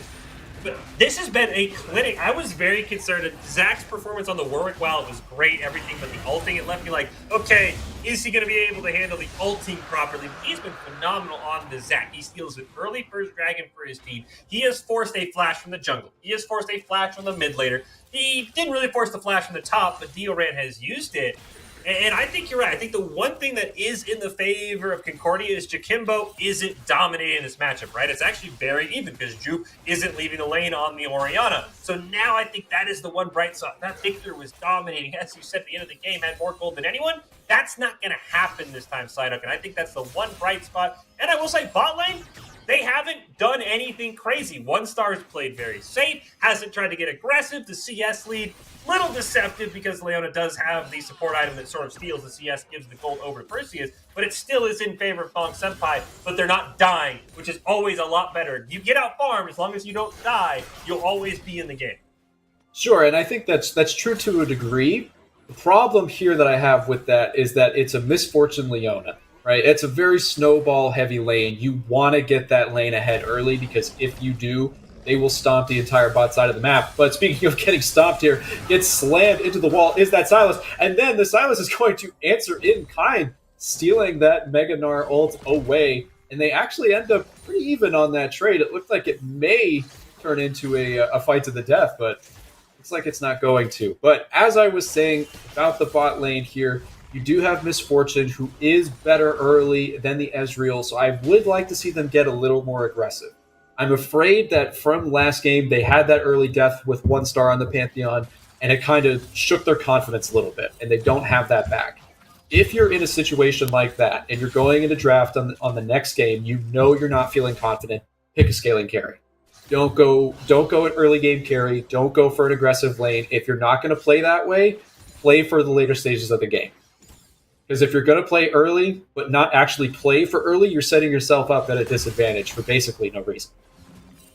I think you make a great point of, remember back in game 1, Perseus was outplaying Thong Senpai early on that Caitlyn versus the Ezreal. So I'm wondering if maybe Perseus said, okay, if we just take out the Pantheon, that was the problem. We put us on the Leona, I'll still out-farm him. But now that there's no pressure on this Ezreal, the CS is growing. Again, it's a little bit more distorted because of the fact that Leona gets some of the CS, hands it over to Perseus. But I think you're right. I think they probably should have gone with something more scaling. And I will say, I want to see Dreadful back the moment he has 800 gold by a Bramblefest. He will dominate Dioran in every single trade once he picks up healing reduction. The only reason Sylas is staying alive is because of Kingslayer and how much healing it brings. Once Dreadful picks up a Bramblefest, top lane's as good as gone from Concordia, and that's where the floodgates could really just blow wide open. Yeah, that's a really, really, really good point, actually, because even though that Bramble Vest is an armor item, here, actually, hold on 1 second here. The Zac is going to try to gank the mid lane here. The Rammus is going to have the flash once again. The Zac investing the flash and the ultimate, but it looks like Rammus is barely going to get out, but the Shockwave going to be invested as well. I'm not sure if they have enough mana. Yes, she does! Jupe is going to pick up a kill there and barely going to escape with his life. Orianna showing up in a big way with some help from her jungler here on Battle. And this I feel the tide starting to shift a little here in favor of Concordia. The other thing that saved Jupe is the fact he didn't have any friendly minions, so that the stretching strikes from Zac couldn't slam them together. We'll get that in a moment, though. Dreadful got caught. Yeah, Dreadful is getting caught out in the top lane once again, but that Gnar ultimate is going to get him to safety there. And to touch on your point, since we're already talking about the top lane here, I really like the idea of getting that early Bramble Vest. Even though Sylas is an AP champion and Bramble Vest is an armor item, the way that the passive works means that even if you're AP, if you're auto-attacking, you will receive the Grievous Wounds effect, which Sylas does that a lot.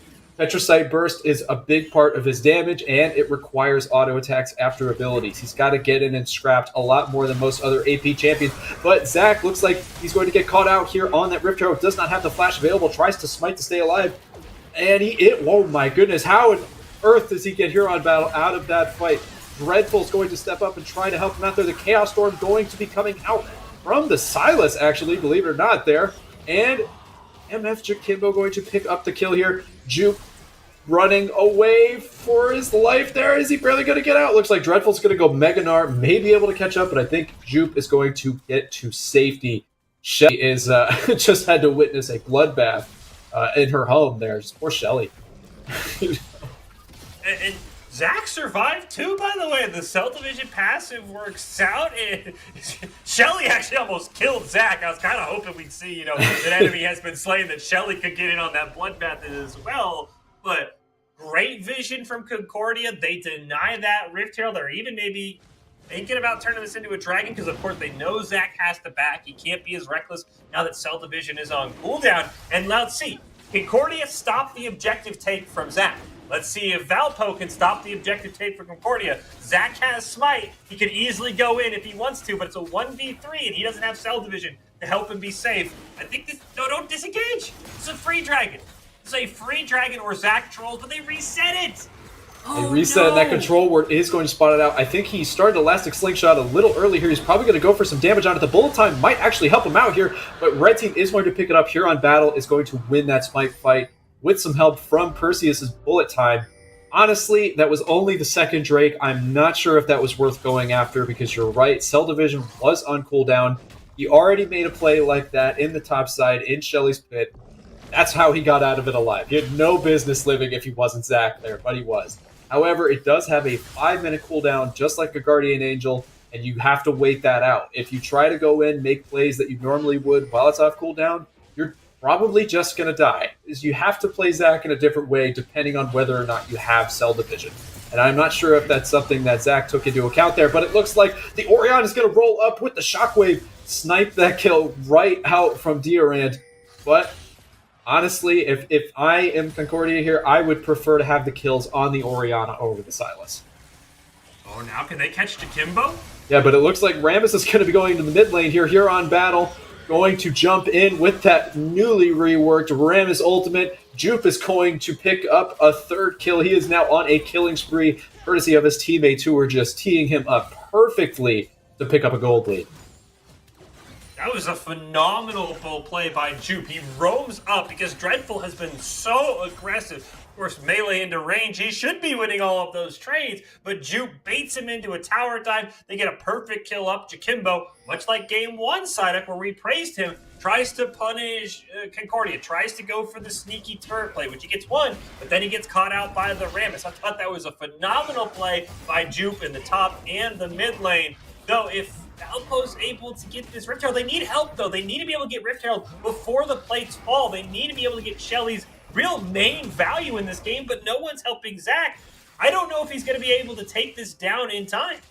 I don't think so. I think Dreadful needed to come down here a lot faster. If Dreadful comes down right now, they may still have a chance. But it looks like Dreadful is going to go top side to try and enter the Sylas, but I'm not sure if that's really worth it. It looks like Huron Battle maybe going for a steal onto Shelly here. Does have the ball delivery system, and he is going to steal that. Huron Battle coming in and stealing the Shelly at the last possible second. The Zenith Blade coming in, going to lock him down, and Jupe is on a rampage. 90 CS, 4 kills. And it looks like Jakimbo is just not going to be able to play the same game that he got away with last time. He's going to have to get more aggressive if he's going to be able to keep up with this laner.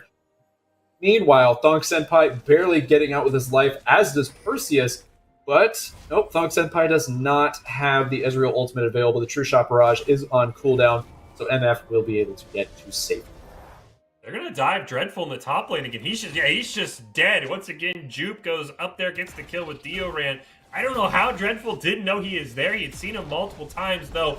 First tower still goes over to Valpo. I'm sorry, Huron Battle. Even summoning the Rift Herald, she's not going to be able to get there in time, though Shelly should even up the turret 1-for-1. But, I mean, going back to that Rift Herald fight, you're totally right, Psyduck. If Dreadful comes down, this Rift Herald is in the possession of Valpo. They maybe get a charge for some plates in the top lane instead. Dreadful ended up walking over a pink ward that was in that bush that the blue ward is in now, and kind of gave away Zach unintentionally, I think, is Zach trying to do some damage. Unfortunately, as a tank, you're not going to do much. That was just such a poorly timed decision by Dreadful to not help his jungler. He's got to be saying, come on, man, we had that Rift Herald for free, and you just gave it away to the other team. Yeah, absolutely. As a jungle maid myself, it definitely hurts when you have that perfect play, you're set up, you've done everything you need to up until that point, you've secured the position, you're taking the objective, top lane is completely pushed out, the enemy laner is not even there, and your top is just not helping you. That is a couple of really, really crucial misplays by Dreadful, and I think Valpo may end up paying the price for this going forward, but they're really going to have to get the momentum going here. Zach has been playing very well, despite what his KD might tell you. He does have a slight CS lead. His KD's not bad, but I do think he is playing significantly better than the numbers let on. I do think that his team is kind of holding him back a little bit, especially on the top side, but it's far from over. Valpo has a very, very strong team composition. They've got really good engage with the Meganar, with the Zach, and I just think they have a much more well-rounded composition than Concordia. So even if they don't get a super strong lead, they don't have the best start to the game, it's not over for them. The gold lead is only, well, let's see, 2.3 thousand right now? And it looks like they're going to be able to get a pick here on Jupe. Yes, they are. The Oriana is going to fall right before the Dragon starts, and that is disastrous for Concordia. They are now in a 5v4 situation. It looks like Ordinal is going to be able to land yet another crucial Dark Binding there, and it's going to be a flash from Misfortune. Not sure if she's going to get away. She does get exhausted as well. Soul Shackles coming out from Ordinal. MF is definitely going to fall there. Thonk Senpai does show up to pick up the kill, and that is 3-0 in favor of Valpo, and this is going to be Dragon number 2. And right as we say that they're running out of steam, they say, no, we're still in this. We got this. Don't worry. I'm looking back at the draft Psyduck because I'm looking at those first 3 bans for Concordia. Maybe we might get to that in a second as Jupe's trying to run away. Might be dead here again. I don't think so. It looks like that Dark Binding is going to miss. Jupe and Huron Battle are going to be able to get away to safety if they want. It looks like they're playing a dangerous game here. I don't think Jupe knows that that's warded.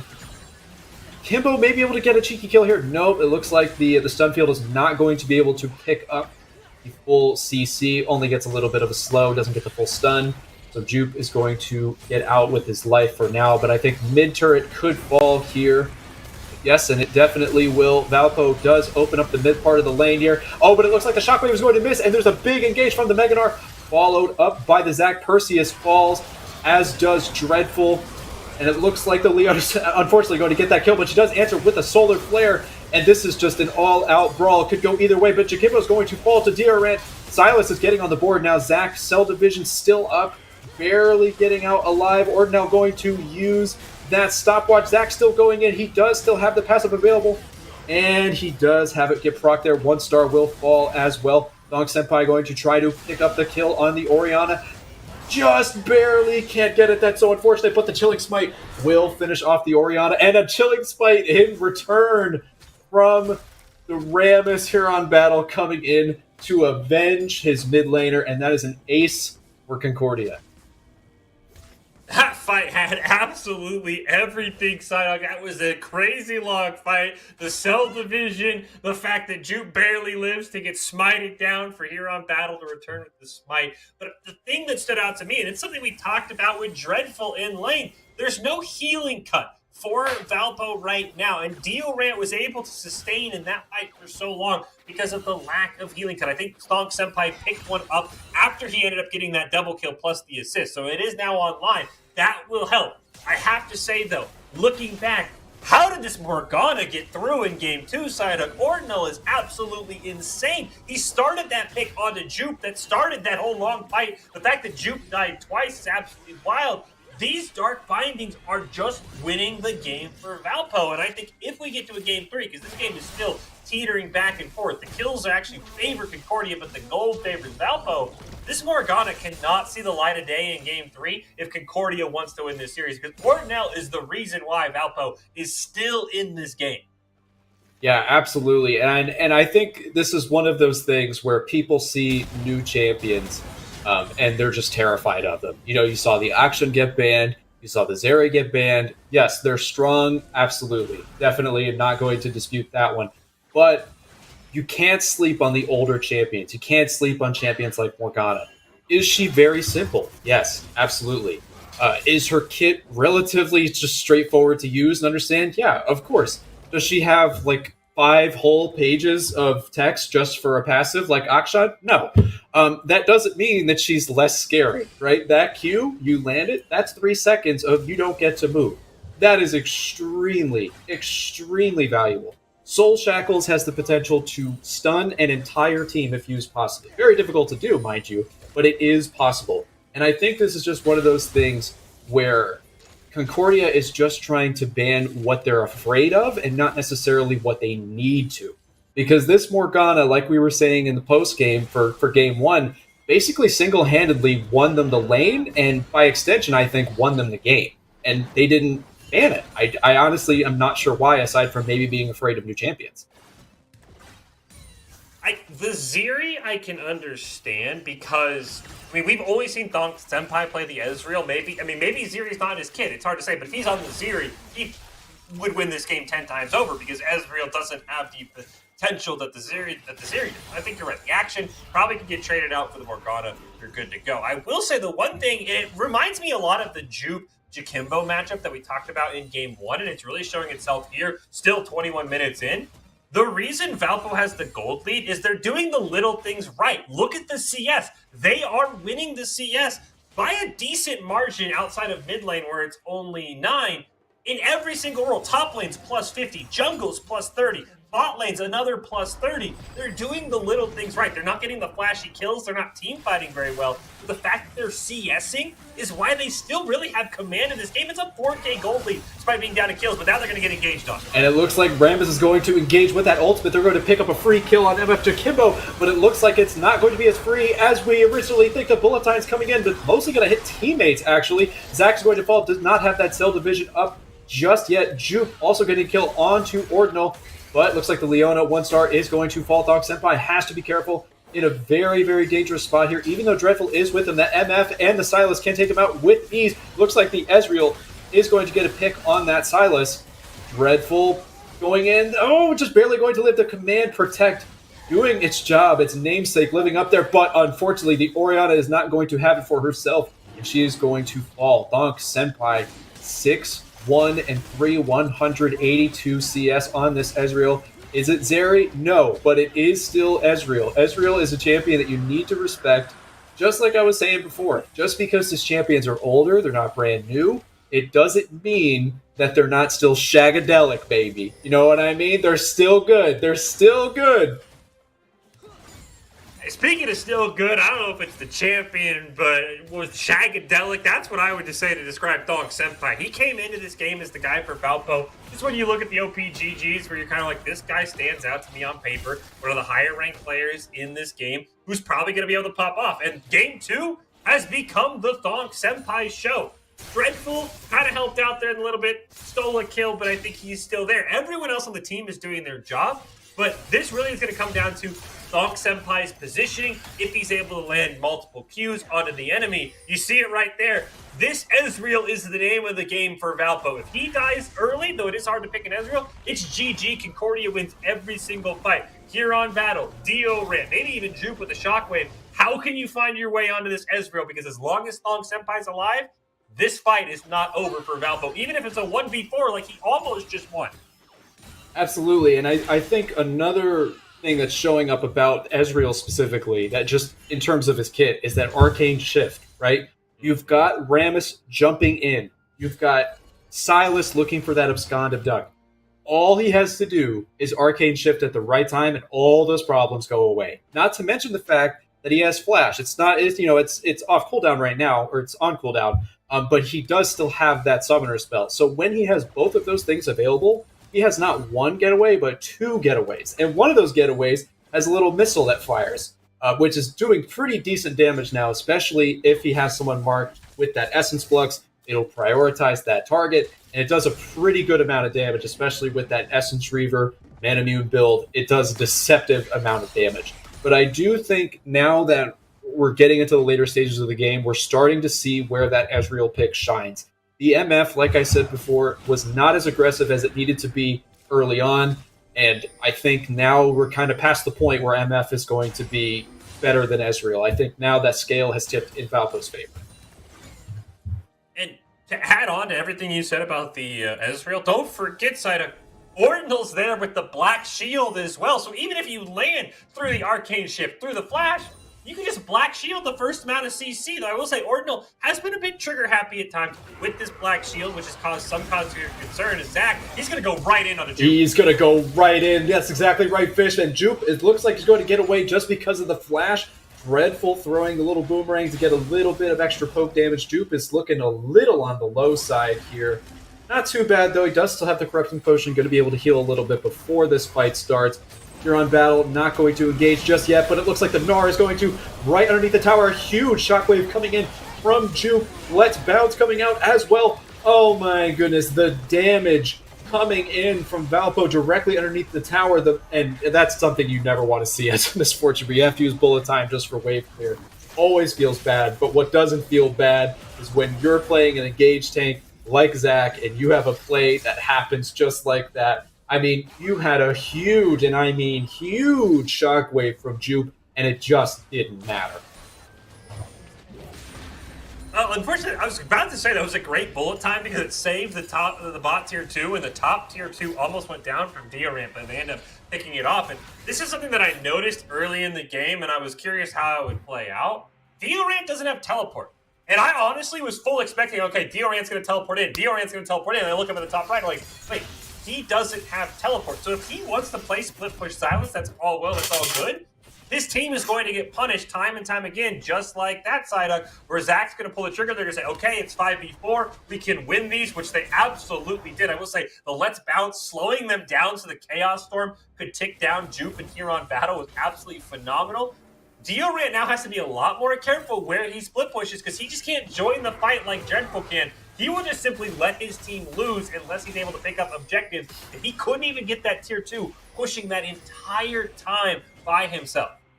Yeah, and I do think if you have Silas split pushing like that, like you said, to your credit, I think you're absolutely right. Valpo is just going to continue to punish them. But beyond that, the Silas has Ignite.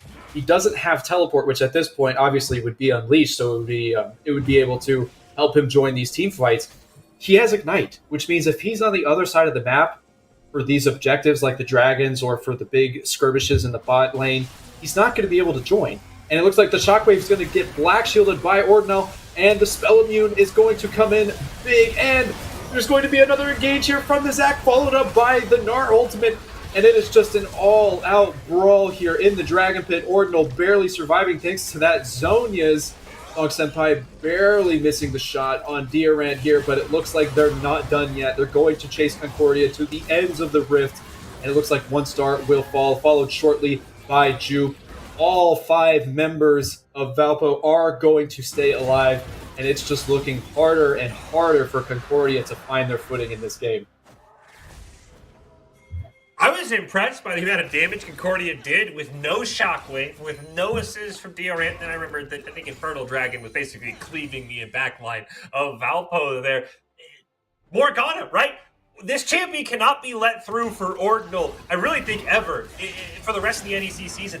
He can't. I mean, the Shockwave solo, kind of awkward. I get what you're trying to do, though. You get to pick on a Morgana. Black Shield canceled a win condition for Concordia. Now we'll see if Huron Battle. Can he go over the wall? Great job by Zach. He's going to take care of the blast code. There is no flash on this Rammus. Can he get in the pit in time?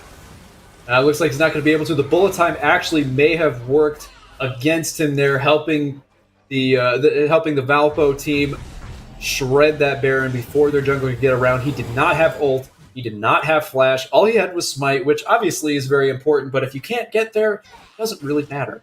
And if we want to look at the jungle matchup real quick here, we've got 5, 4, 8, 165 CS on the Zac, 128 CS, 2, 3, and 8 on the Rammus. There's a clear lead there. The same thing goes for the bot lane, where there is just a canyon between the two. 700 gold bounty on that Ezreal, 10, 1, and 5, 222 CS. The MF, 333, 207 CS. At this point, I'm not going to lie to you, Fish. I'm not sure what Concordia can do to make their way back into this game. Good news, and it's never good news to be happy that the 80 carry is almost fully built. Dog Senpai is almost fully built. He has an amplifying tome as his last item. I would assume maybe looking for a Zonya's. I'll be curious to see what he wants to pick up there. But after that, it really comes down to, well, when do you sell boots into the game, Psyduck? And that always becomes a conversation. But this Ezreal is reaching his peak. There's not going to be any more scaling besides buying the potion every time he backs. I mean, I would agree. It's kind of a sad thing, Thong Senpai. You don't have much left in the tank. Perseus can start to catch up to that 4,000 gold lead that you have built by yourself down there in that bot lane on that Ezreal. So that is the one bright thing for Concordia is Ezreal is almost at his strength cap. Though, again, I don't think ever celebrating that an 80 carries and 6 items in 30 minutes is a good thing. We'll have to see, though. This could be a chance for maybe Valpo to win. Last time, we were very critical of them not winning the game with Baron. Let's see if they can do it this time. And it looks like Ordinal is going to hit one of those signature dark bindings here. The Elastic Slingshot is getting charged, decides not to go in on it. Makes sense. That cannon minion, when it's Baron buffed, not going to be in aggro range. Elastic Slingshot once again getting charged up, but having a hard time deciding if they're going to commit here. It looks like they're just playing it safe, letting the wave do the work. Oh, but it looks like the Rammus is deciding that he's going to jump in instead. Huron Battle getting extremely aggressive. I'm not sure if his team was ready for that. I don't think they were. The Solar Flare going in on the back line on just one target. One star probably going to fall here. Yes, he is. Dreadful with an amazing counter engage. Real heads up play there from the Gnar. He is going to fall to the Shockwave, but the True Shot Barrage is going to pick off Juke right before he can get into the fountain. That is just so unfortunate for Concordia. You called it, Psyduck. I wasn't ready for Huron Battle to go leaping in with that Rammus on. I don't think his team was either. That was one of those where it's like, hey guys, I'm in perfect position, and the team says, but none of us are, so where are you going? As he's going to get caught out, he is going to die. The ace probably means with Baron that this is GG, and Valpo picks up their first win, really, on the back of this Ezreal, who goes 11-1-8 in game number 2. Yeah, once again, the bot lane for Valpo showing up in a big way. 20 assists for the Morgana that somehow got through a ban phase after that amazing performance in the first game. I really can't say enough good things about the bottom lane for Valpo. Look at that. 24.6 damage for that Ezreal. Going into the end game there. Orianna, 19.9k. Also at the end, not too far behind considering how far behind the team was as a whole. But wow, what a performance from Ordinal on that Morgana. Yeah, I mean, the Morgana, I should say, probably it cannot be let through for Ordinal. Or I will say the other thing that I think really made the Morgana shine, and not to take away from Ordinal because he played phenomenal, I will say Concordia basically picked in to what's the worst team we could play into Morgana. In both games, they kind of did that with the Leona and the Pantheon. I also think the Silas is like a counter pick into the Gnar. It was very, very odd. But this Valpo team, they pick up their first win, and honestly, they look very strong. That bot lane looks phenomenal, especially on the Ezreal Morgana. Maybe if Thong Senpai can work in a hyper carry like the Jinx or the Aphelios, that bot lane gets even scarier. I will say, the Orianna, thought it played phenomenally, kind of shut down the Victor after Victor popped off. It was a great adjustment by Juke, but at the end of the day, Morgana just took over the game and ban out the cool flashy champions as we talked about. Ezreal, the tried and true 80 carry, gets it done for Valpo as they pick up their first win.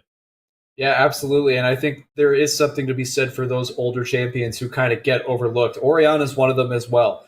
Very, very, very strong in an organized team setting. A little weak in solo queue because she is so fragile, is so team dependent. But here we did see flashes of what the champion can do in an organized team setting. Jupe, I think, was definitely the shining star for Concordia. Played very well both games, I think, but ultimately did not have the follow-up, did not have the support that he needed in order to really make that Orianna work the way that she's supposed to. And truthfully, like we keep saying, the bot lane for Valpo was just unstoppable. Both games, unstoppable. They knew their win cons and they played to them. In fact, in the first game, they basically used the other team's win con and won with that, which is really impressive considering what they were into. But overall, I think it was a really, really strong performance from Valpo. I would like to see who beat them because they looked really, really good, beforehand. If this was their first win, you could have fooled me because I thought they were playing phenomenally well. Really, all of them. But that bot lane, once again, I think really was the show stealers for Valpo. I think my only concern with Valpo going forward is and Zach played well. you just again, it's boring.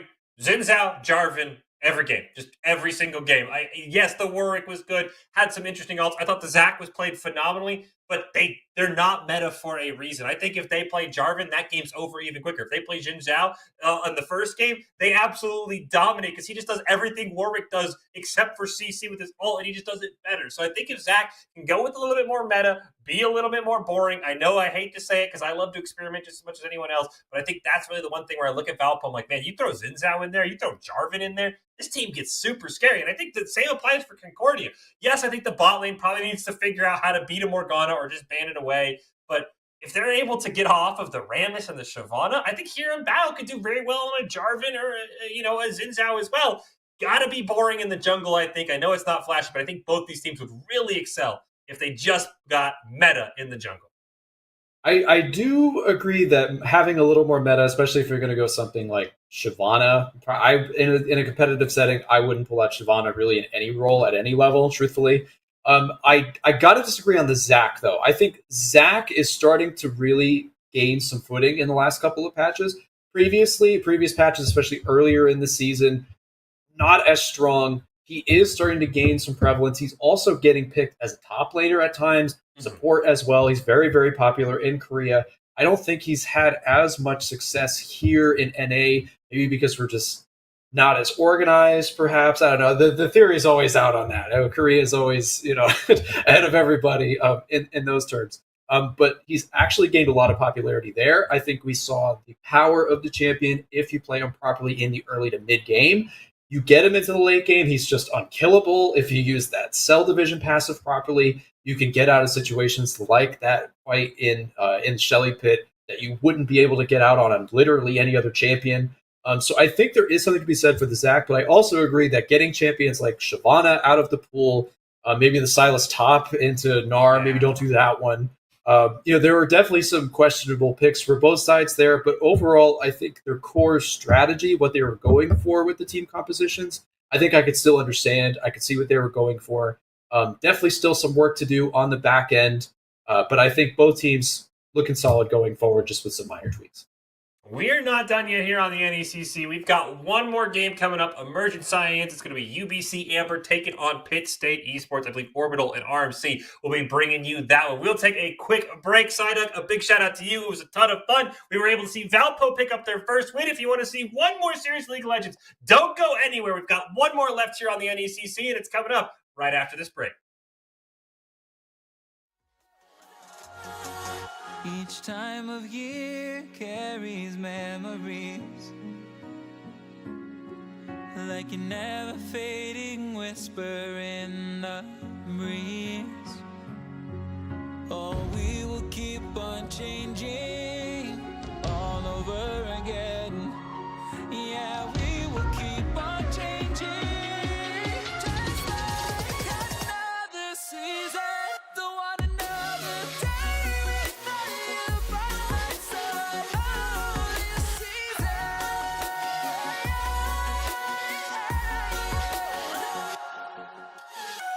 You came into my life just like another season. Not for long, just a time. Just like another season.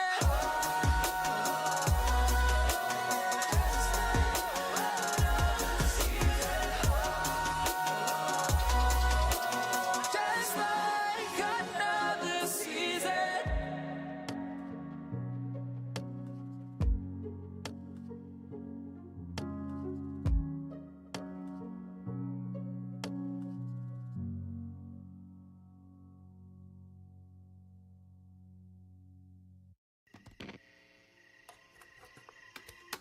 Is it okay if I'm to say I'm catching feelings from all the dealings? Am I astray? What do you say? How are you feeling? Is it the same? I hope you're not planning to waste my time. To my surprise, that was her reply. Now we vibe.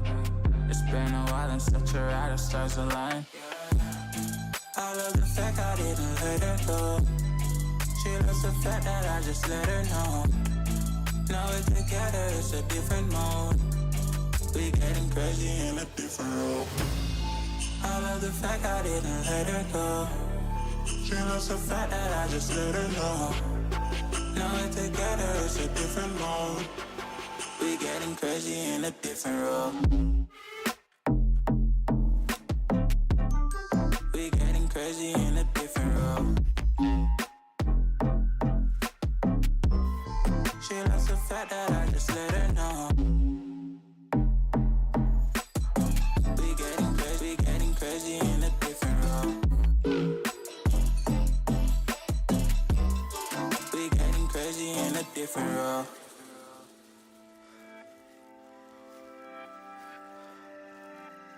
She my do or die, my bona fide. My up when I'm down, she's always beside me. She makes me feel alive, I won't deny. Her love for me is real and kinda suicide-y. She's not the same, she's such a rare type. She's far from plain, at least in my eyes. She said if I cross her, I'll be in the grave or under attack, but yeah, that's still my babe. I love the fact I didn't let her go. She loves the fact that I just let her know. Now we're together, it's a different mode. We getting crazy in a different role. I love the fact I didn't let her go. She loves the fact that I just let her know. Now we're together, it's a different mode. We getting crazy in a different role. We getting crazy in a different role. She loves the fact that I just let her know. We getting crazy in a different role. We getting crazy in a different role. Getting crazy in a different role. We getting crazy in a different role.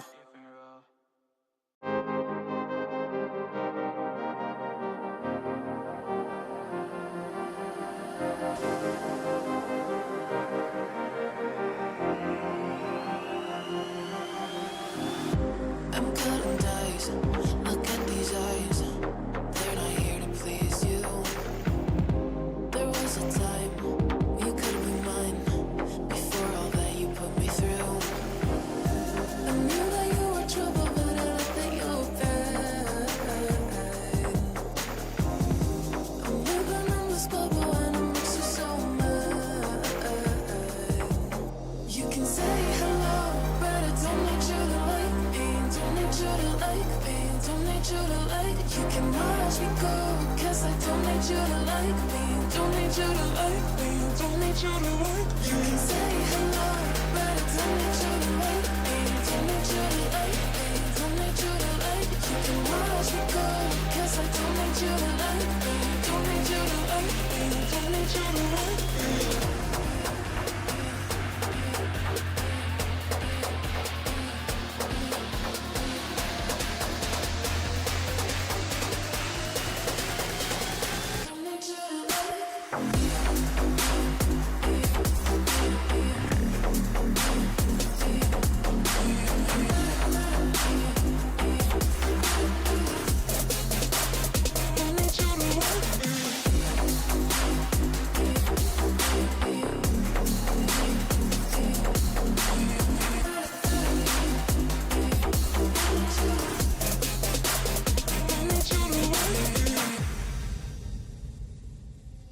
You can say hello, but I don't need you to like me. Don't need you to like me. Don't need you to like. You can watch me go, 'cause I don't need you to like me. Don't need you to like me. Don't need you to like. You can say hello, but I don't need you to like me.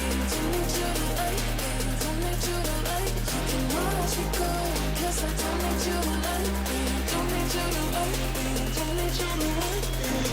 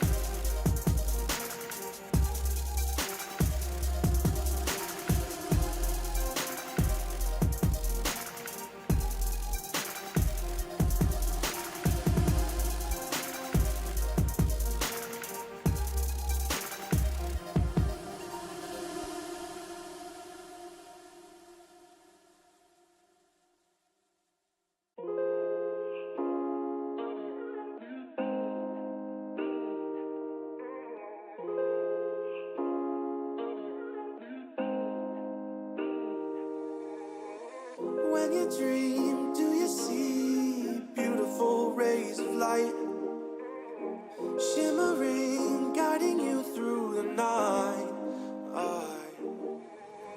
I know it feels like the night's getting longer and light is harder to find. I promise I'll always be there. I'll remind you when you close your eyes. If they send for me tomorrow, even if I leave right now, you'll find comfort there in knowing whenever in doubt, you can find me when the lights turn out. When the lights turn out.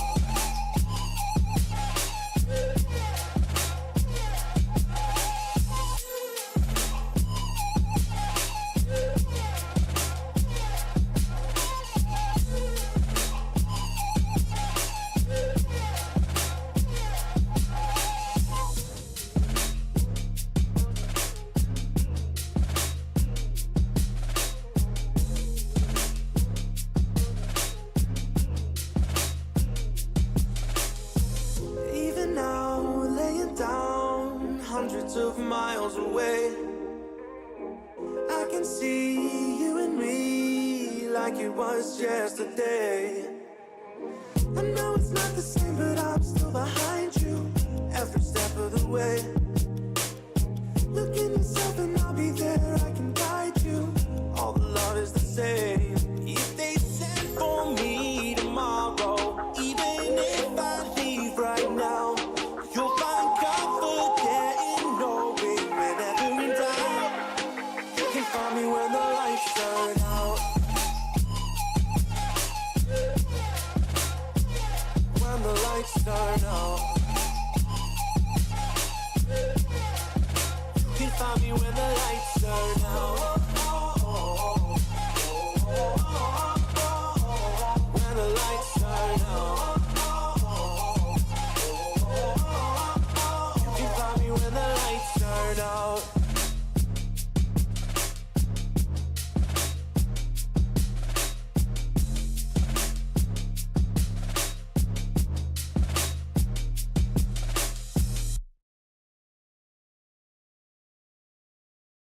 I need a second to take a breath, to keep me guessing with what you said. You're in my head. We're under pressure, we're sinking deep like stormy weather. Can't seem to breathe when you're with me. If you're gonna break me, I know I won't stay. I don't wanna wait here, you push me away. If you're gonna choose, you don't know what to do. I don't wanna lose you, but I don't wanna lose me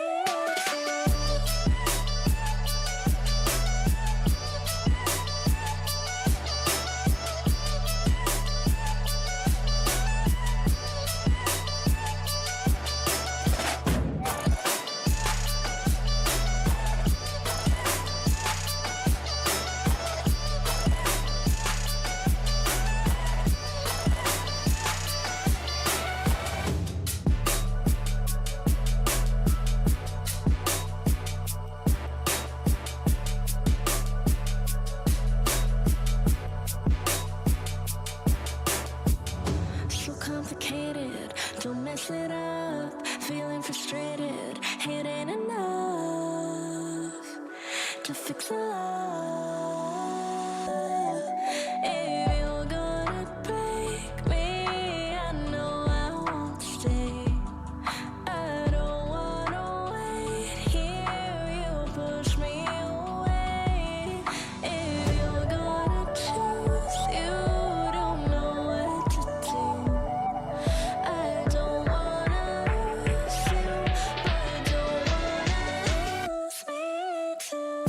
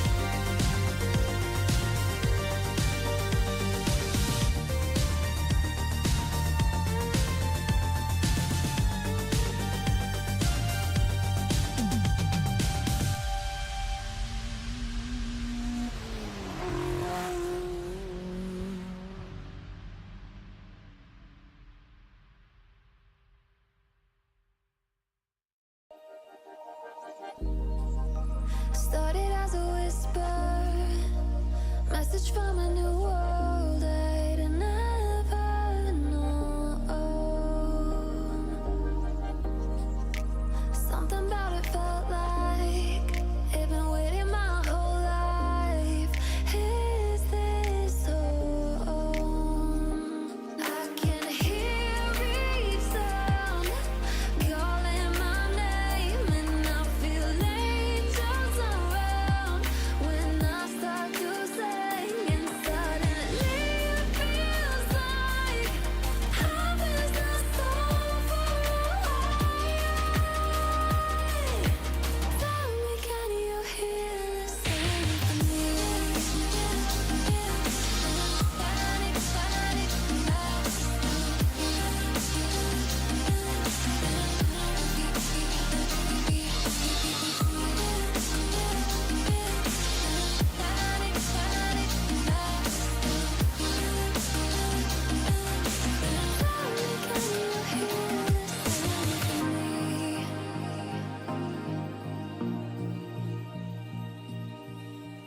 I can't help but think that it's meant to be, that I'm finally right where I'm supposed to.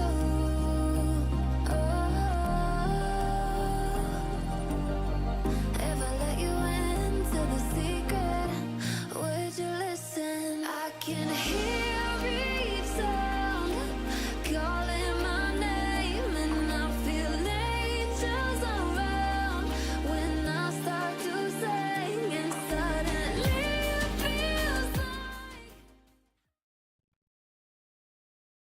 And welcome as we get ready and underway for our final series of the evening here with the NECC. For those of you that have stuck with us since the beginning, we do appreciate your viewership and are excited to bring you what will be our final matchup of the evening. It is going to be a thriller as we go ahead and enter in to the Emergence Cyan division. It will be UBC Amber versus Pitt State Esports. My name is Orbital. With me is Random Minion Caster. RMC, how you doing?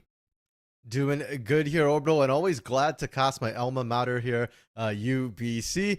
This team, though, not super familiar with this particular roster. They look kind of new to me compared to last split, whereas Pitt State, this is a roster that we are mostly familiar with. Some minor changes, especially tonight. I believe they are using substitutes in some positions as well, but a team that we've seen find quite good success, mostly off their teamwork. It's been a time for them, and of course, with the records as they are, UBC Amber are currently sitting at 2-0, took a 2-1 victory over GFU Varsity, and then a 2-0 over Emporia State Esports just last week. They had a bye week, so that's why they're currently sitting at 2-0. On the flip side, Pitt State Esports are currently sitting at a 1-1 record with a loss to MCU Esports and then a win against Emporia State Esports. Both teams still vying to kind of break away from that current middle, at least for Pitt State Esports. UBC Amber want to keep rising up in the undefeated status. Yeah, and we're already right into the picks and bans here, Orbital. All the bans completed for Phase 1. And again, worth noting, NECC, they have completed a draft beforehand, so they're drafting into position and not according to the draft order. But the bans are in order here. So we're seeing UBC Amber, respecting the top lane, the jungle, and the Morgana pickup, which surprises me a little bit here because I thought, that isn't something that they need to be too worried about. They like to play front to back. Pitt State, on the other hand, the Tom Kench, the Vigar, Tristana, zone control, front to back champions for the most part. It was very standardized, and for UBC Amber, they're already kicking things up with that solid kind of composition, the roundabout way of going things, or the all-arounder composition. You have a good front line, you have the J4 for engage, you have the Victor for sustain. For Pitt State, though, we got to take a look, and of course, taking a look at the 3 champions that have been locked in so far with that Karma mid, it lends itself to a bit slower pace. It feels a lot more just control heavy, but not with too much damage behind it. Yeah, still waiting to see what they select for their AD carry here, because as you mentioned, Pitt State right now, you've got really good split push with Yorick, but Yorick isn't the one that you want to be putting support on, and I'm assuming we're going to see double support, most likely double Enchanter, that being the most common style of double support here. And shields are great. Ashe, okay, not the hyper carry as expecting. I mean, Jinx is open and on the table here. Zeri is available as well. Aphelios, these are what we're used to seeing in the current meta so far. And with that, yeah, okay, a lot of weight on Potamus's shoulders here as the captain. Not only do you have to shot call the team now, but you are the main carry should your team look for any team fights. And that's rough, right? Ashe is not known as a hypercarrion.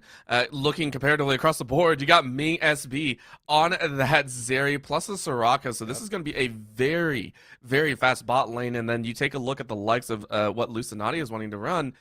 It's going to be that Seraphine, slow-moving abilities. You aren't going to have great catch potential.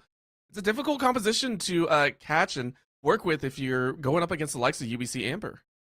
Yeah, that's it. I mean, UBC Amber's draft, for the most part, it's what we expect, you know, tanky top side, some sort of control mage in the mid lane, and then you put Ming SB on a hyper carry of some sort. That's how they always love to play. They got everything they wanted here. And for the most part, UBC Amber aren't going to look to smash the lanes. The lane matchups are less important to them, so much as scaling to the mid to late game. Whereas Pit State on the other side here, well, the Ashe, the Seraphine as well. I do like the Sejuani and Seraphine with the Ashe in terms of trying to deal with what UBC Amber want to do. There's a lot of ways to stop that front to back engage here. Seraphine, the queen of dealing with front to back as well. And Sejuani, great tool to actually stop the J4 and the Mundo as well. The Glacial Prison being a great way to initiate fights. You combine that with the Enchanted Crystal Arrow and Pit State. I like their composition for finding picks, but I'm still not sold on their ability to team fight just yet. And if anything, I'm looking at the babe here on this Yorick to be able to split push, because I'm looking at what, you know, UBC Amber have, and sure, you can build Hullbreaker on the Mundo to try and match with the Yorick, but I think the Yorick's still going to be better in that 1v1 in that split push. You can see it there, full-on split push. There is nothing behind Yorick's eyes except I want to take towers. You can see it, the Demolisher built into that secondary rune page, the Conqueror status, which is actually quite interesting. I have seen Grass in the Undying as well, but that is very much less common, I want to say. Conqueror is still going to give you a lot of output. The Mundo on the other side is going to be looking a little bit weaker. In the early stages, did go Grass in the Undying, and also the Celerity, or I want to say the brain not working. The not sorcerer side, I don't know. The extra side of the rune pages. Inspiration, haha. See, I didn't have inspiration. That's the way that it worked. Looking at the other side, now into the jungle, of course, it's Conquer on the J4, which is standard. And then, of course, Aftershock for the Sejuani, pretty standard there. Yeah, and the junglers, I mean, we're going to expect to see some early ganks come out of the side of Twang here on that J4. With J4, you really do need to get that early action down. You do not skill up as well as the Sejuani. And on the other side, Solar Shot, who used to be the top laner for Pit State here, he can take his time, he can power farm. As long as your lanes aren't getting ganked too hard, you're fine with it. And I'm looking at the lanes too, right? You've got the Karma, you've got Seraphine Ashe. Very, very safe lanes. And even the Yorick can really handle that 1v2, especially as we head into the mid game and once you start picking up a couple items on that Yorick. It's going to be so interesting to watch. First Strike on the Victor, of course, the standard rune. Now, if you're not running First Strike, you're either thinking more on the defensive side and you're saying, maybe I don't want to fight, but First Strike, it's good, 10% extra damage. Against the Karma, I am curious how often you'll get to proc it, because Karma is well known as poking you out, throwing that empowered Q every chance that you get. Yeah, no, bro. That's the one condition a lot of times we don't see First Strike on Victor is when you're out range. So this one can be a little bit dicey. I mean, you can play around the cooldown on her Q as well. We'll see how that one goes. If the First Strike's not very useful, Victor will still outscale though. But the AD carries for both of these teams. Potamus on the right-hand side for Pit State and Ming SB on the left-hand side with the Zeri for UBC Amber here. This matchup is going to be the big one for these teams because Ming SB is the big carry for UBC Amber. They play towards that, and once Ming gets ahead, he can run the game. Whereas Potamus on this Ashe here, like I said, questions about how much damage you have. And normally I say, okay, Ashe can be utility for the team, but you've already got so much utility. I feel like Potamus can't afford to fall too far behind. And what's surprising, even, you're talking about Potamus trying not to fall behind. Usually that is coupled with the fact that, hey, maybe you can go aggressive with the support, right? You have a bit of extra damage to help out. The Seraphine's not doing that. The Seraphine is actually going on the defensive. Guardian means you're not going to have extra damage tag behind. You're expecting to get poked out on that flip side. And both supports actually did that. Both supports said, we're not going to win the lane, so we got to rein back. It's all of a sudden, it is the most passive bottom lane I think we might see here. Yeah, I mean, I don't think the Soraka was picked here to win the lane necessarily. It's more that safety and backup for Ming for the most part in this particular matchup. And between Seraphine and Soraka, I think Seraphine a little bit easier to land that poke, a little bit easier to get that sustain. Soraka very much relies on landing her Qs to keep herself topped up and to have that health to survive here. So bot lane, very, very volatile. Remember, I said earlier that, hey, on the side of Twang here, you want to get some early ganks, go for that bot lane, because if you can reach that Ashe, you can reach that Seraphine. They don't have escapes, and with the early damage J4 has here, you can absolutely just pop one of them right away. So good, and the opportunity is there, and again, that does leave it up to Twang. A lot of times we do see J4s do start on that red side, I believe. Like to go for that red buff, like to try and clear out. Of course, the possibility is on the blue side as well if you want a path down there. We'll have to see how they play it out. The Sejuani, though, Solar Shot. This is a champion that you don't see very often anymore. I want to say it's still up there, but not at the S tier ranking. To see a Sejuani pulled out here and to face off against the likes of the J4, are we going to see more power farming out of Sejuani, hit that level 6, try and bring that ultimate, or do we start to see maybe some ganks kind of coming in here, maybe trying to get early game advantages?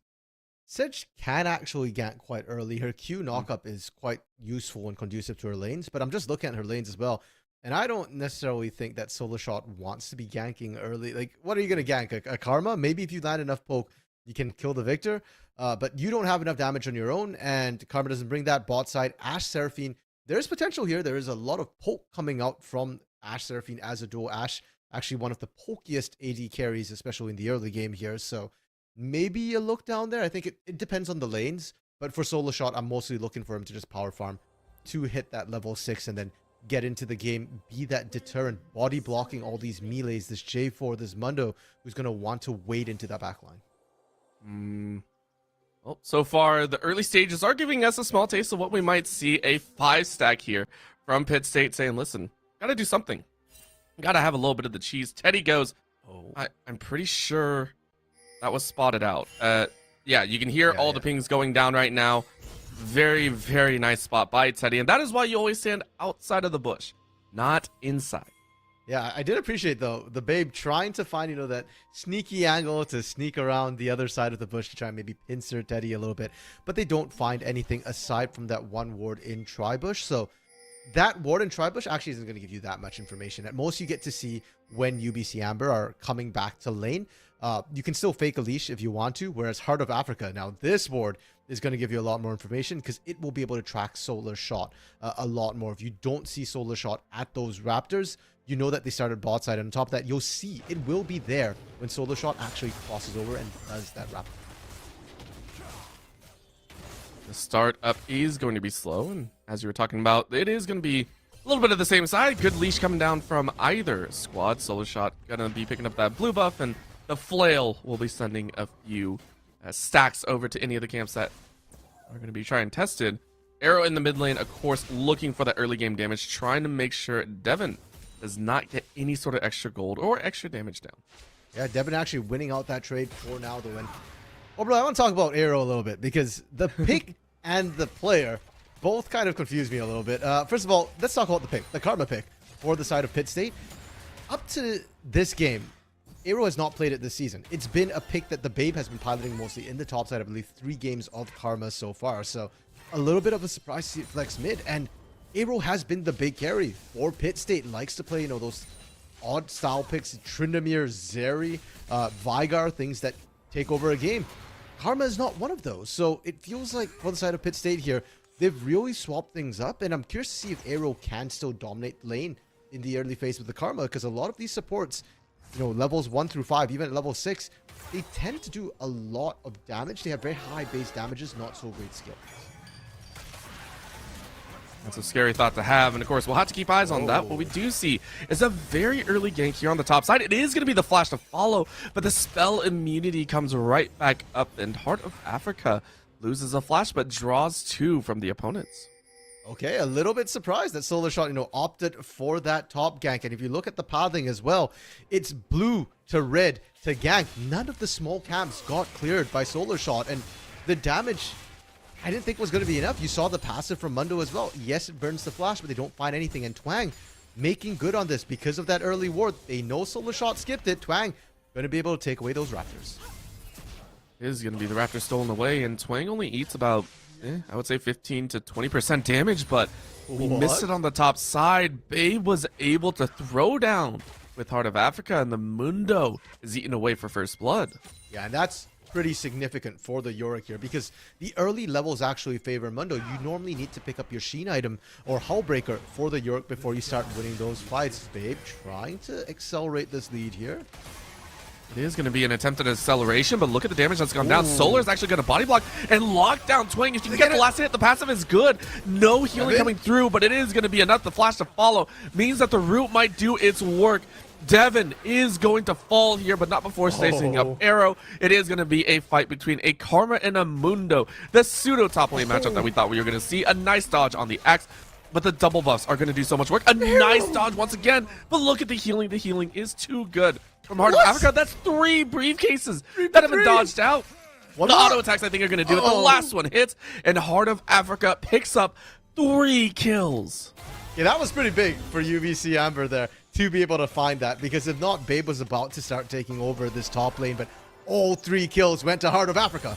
And we already said before, you know, Mundo was supposed to win this top lane initially, and then you worry about it later. If Babe had just been ahead right from the bat, this top lane's done. But now Heart of Africa, with those 3 kills, picks up that Balmy Cinder as well, gets push on that lane, gets health on that lane, and UBC Amber gets to stabilize once again topside. It's crazy that that fight actually turned out the way it did. 3 briefcases missed. 3! And Heart of Africa, it was the double bust. Really, let's talk about it. The double bust given over by Solar Shot. It's all Solar Shot's fault. I mean, you could argue that it was buff transfer, right? Solar Short picked it up from Twang and transferred it over to Heart of Africa.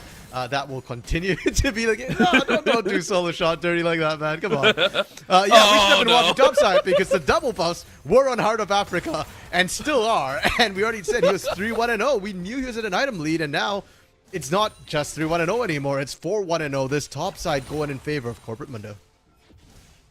Mundo stonks are strong. You can see it there. 500 gold extra into the pocket. The Balmy Cinder so good. Gonna go ahead and recall and I think pick up I want to say boots. That might be the one that you go for, but is actually just gonna go for the raw stats instead, saying, listen, I have enough chase down. I don't actually need it. Let's go ahead and be able to sustain through the rest of the lane. Yeah, I mean, after all, if you land your briefcases here, you don't really need boots to run down the Yorick for the most part. The additional movement speed is nice, but combat stats are even nicer. Twang, you know, hovering around bot side a little bit, but well played by Potamus and Lucinati there. They kind of sense that something's not quite right. They don't actually have wards, so that was just all instinct there. And good play on the instincts, right? Being able to sniff it out, say, hey, we're missing the mid laner, might be a little bit dangerous, might have to keep eyes and ensure that we don't lose too much here, because this bot lane is the one kind of even lane at the current state. Yes, it's 15 CS difference, but a single kill could help turn that around. Solar Shot revisiting top lane here at the expense of potentially falling behind in camps, and Twang just easily kind of picking up the rest of theirs. All the camps respawning should have a nice solid lead. And for Solar Shot there, you're fine to go up and gank. You're already topside. You don't have any caps there anyways. So you're just looking to try and alleviate pressure from Babe. Make sure that Babe doesn't get killed in the 1v1. Because now the solo laners are level 6. Mundo has access to that ultimate as well. Very strong duelist. Twang, I like this here. Twang, knowing there's no vision, has gone into solo the dragon. And that will give UBC Amber a bit of an edge here. More importantly, it starts the dragon stacking in their favor. Do it under their nose as well. No wards up above because Solar Shot has consistently stayed top. And at this point, it's actually a detriment. At this point, it doesn't feel worth it. Solar Shot loses Dragon, is losing out on camps now. They're going to try and fight it. Heart of Africa is going to get locked down. Doesn't really have the ultimate. Tried to pop it. And it's going to heal up for a decent amount of time. No, he does not get away from this. The flash to follow from Babe and Solar Shot is going to try and maintain, but he is running straight into Kawaii Arrow. They finally lock him down, but that's after about 20 seconds of chase. I still call worth from Heart of Africa. Kind of. I mean, the trade-off is that because you did get killed, Pit State are going to be able to pick up the Herald here. And that is significant. You can see how close the gold is right now. And every bit of gold you can set Heart of Africa behind is good for you. Yorick will outscale. Herald as well will give you that gold injection for your team. And yes, the gold now is only 600 gold difference. Once you drop Herald, that's going to grow closer to about 1,000 here. And depending on where you put it as well, if you can make another play like that, get a kill, drop Herald, you could even be looking at first blood. First brick would give a nice injection, as there's only been about 600 difference. That's going to be the ultimate drop down. Potamus is going to get silence, an immediate flash, and then the EQ. That's such a great way to do it, ensuring that you get the knockup. Lucinati can't run away fast enough, and that is a very quick 2 kills picked up. 1 going to Ming and 1 going to Twang. Yeah, and the one going to Ming is the big one to keep an eye on, because Ming is the big carry for UBC Amber here. But I want to praise Twang, because Potamus and Lucinati played that really, really well. The flash out of the Cataclysm from Potamus as well was beautiful, but because it was initiate with Cataclysm into flag and drag, it just wasn't far enough there, and it kind of put Lucinati in a rough spot where you kind of couldn't, you know, get the out across multiple members. You had to pick and choose, and either way, Lucinati was dead. But hey, we said before, Ashe Seraphine, they will skill up even if they don't hard win the lane. Okay, arrow doesn't land. Nice try. Even if they don't win the lane, they will still have a lot of utility for the team. I like the attempt. I will always say it whenever Ashe is there. I like the attempt because it sets up even more. Here comes a dive into the tower, but the wish. Oh, the wish is too good.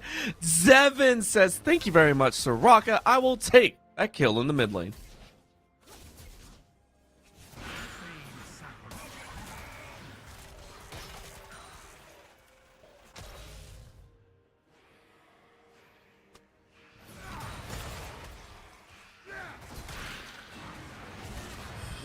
Babe does not have flash, so you are committed. With Heart of Africa looking for that ultimate, it's just so easy. They go ahead and knock down 1, but not before losing their own life. Babe could have walked around that a lot better, I think.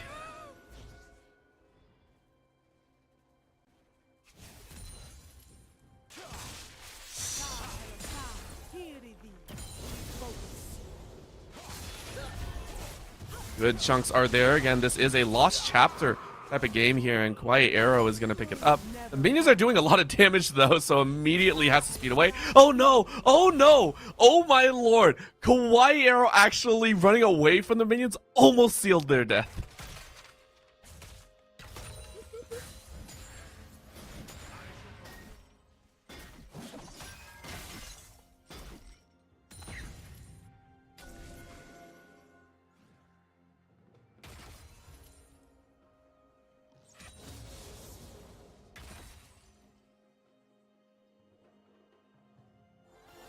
Oh, that's a good little bit of a knock up again. The good root is there, but a cleanse brings Ming out. This is a fight on 2 different fronts. Again, the ultimate just to try and lay down a little extra damage, get a bit of move speed, and that's gonna be the encore use. But how much do you really get out of it? Ming firing right back, getting the slow, getting the follow-up, getting the kill. Ooh. 1 more attack is there, and you flash to get it. This is Ming popping off here. Another Q takes that life. Can you get another? A zip forward means the empowered Q comes through. It is a triple kill for Ming as Teddy rounds it out with 3 assists. Okay, yeah, Arrow doesn't want any part of this. And that's the thing with Zeri. This is why Zeri is considered so strong, despite the nerfs that she got on the patch here. Or, pardon me, last patch, I believe, she got the nerfs here. And once Zeri starts to pop off in these fights, she will run you down. You can't escape from her there, even with the Ashe.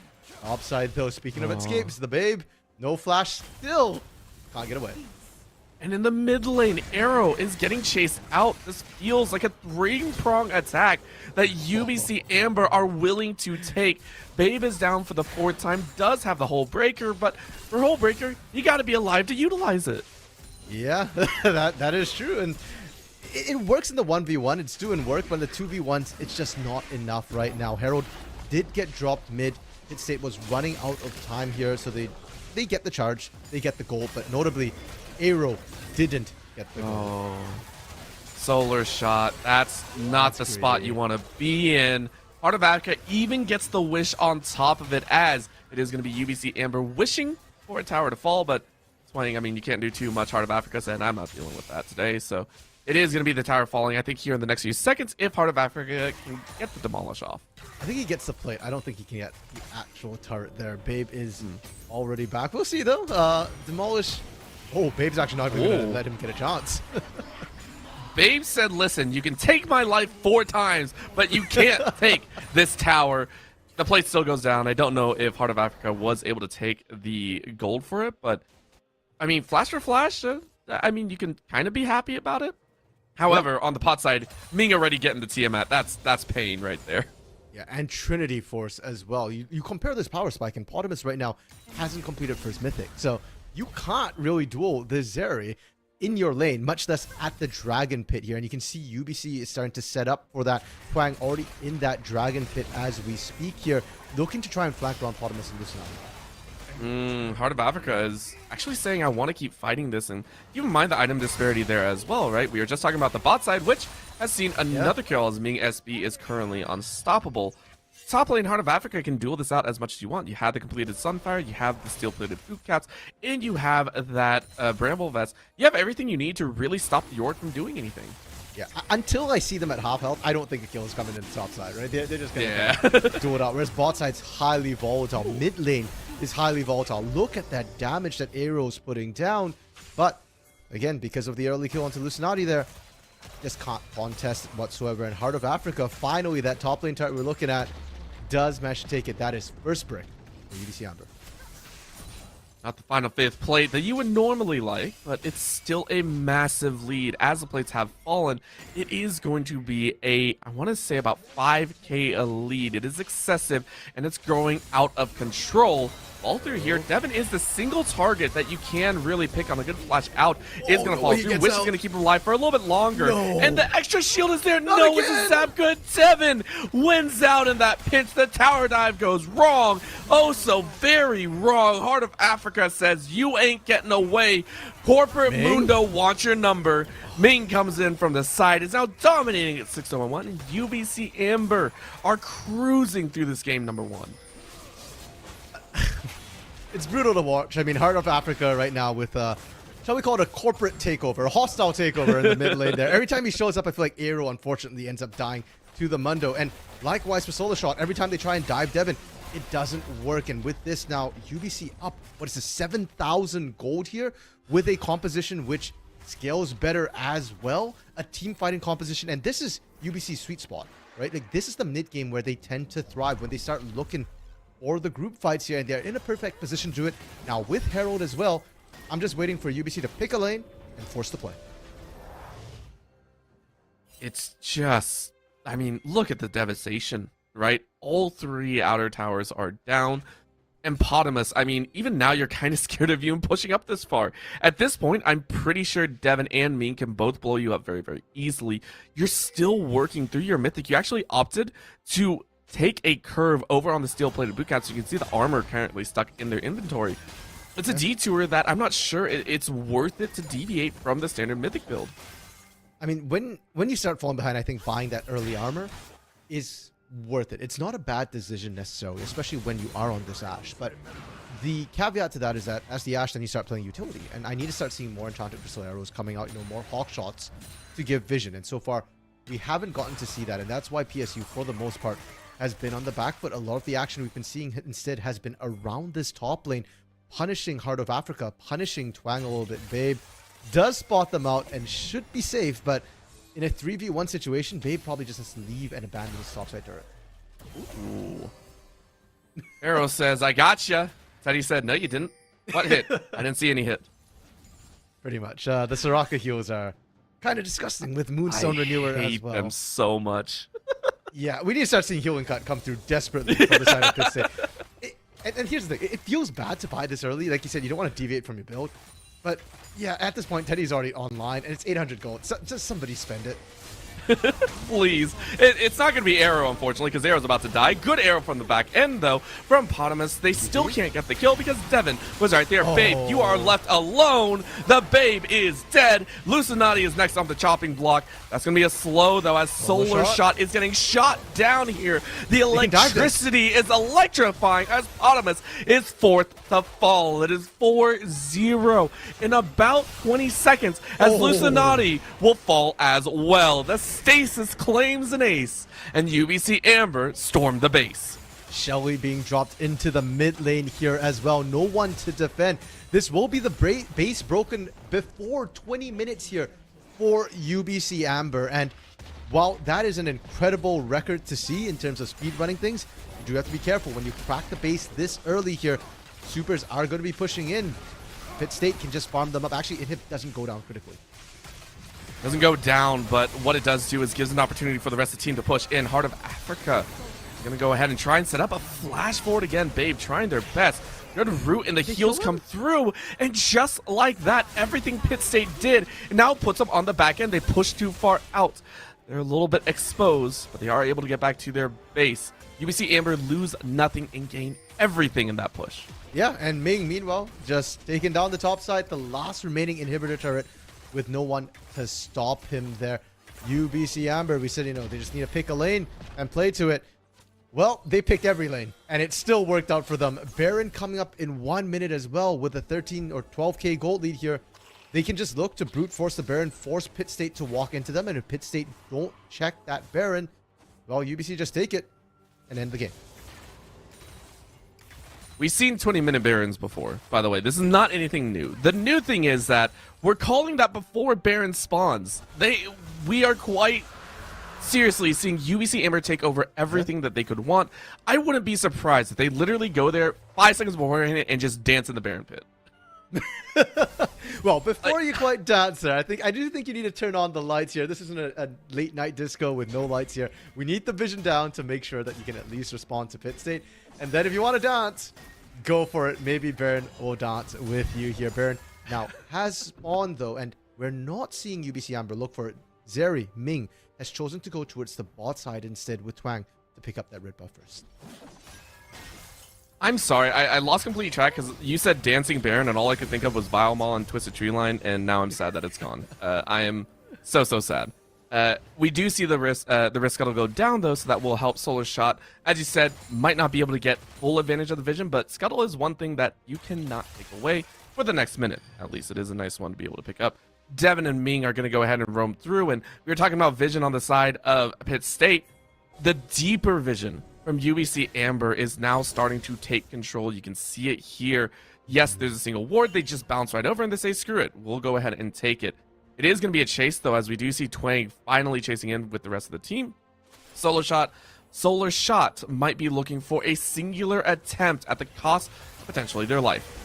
And they go. Options are there. Arrow from the bind. It's a double smite, and it's not going to be taken. A little bit too early, and you tried.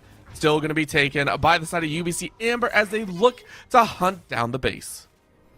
You know what? At that point, you just got to do it. You got to try, right? And the hawk shot combo, really nice as well. That's another form of vision that you can't deny away.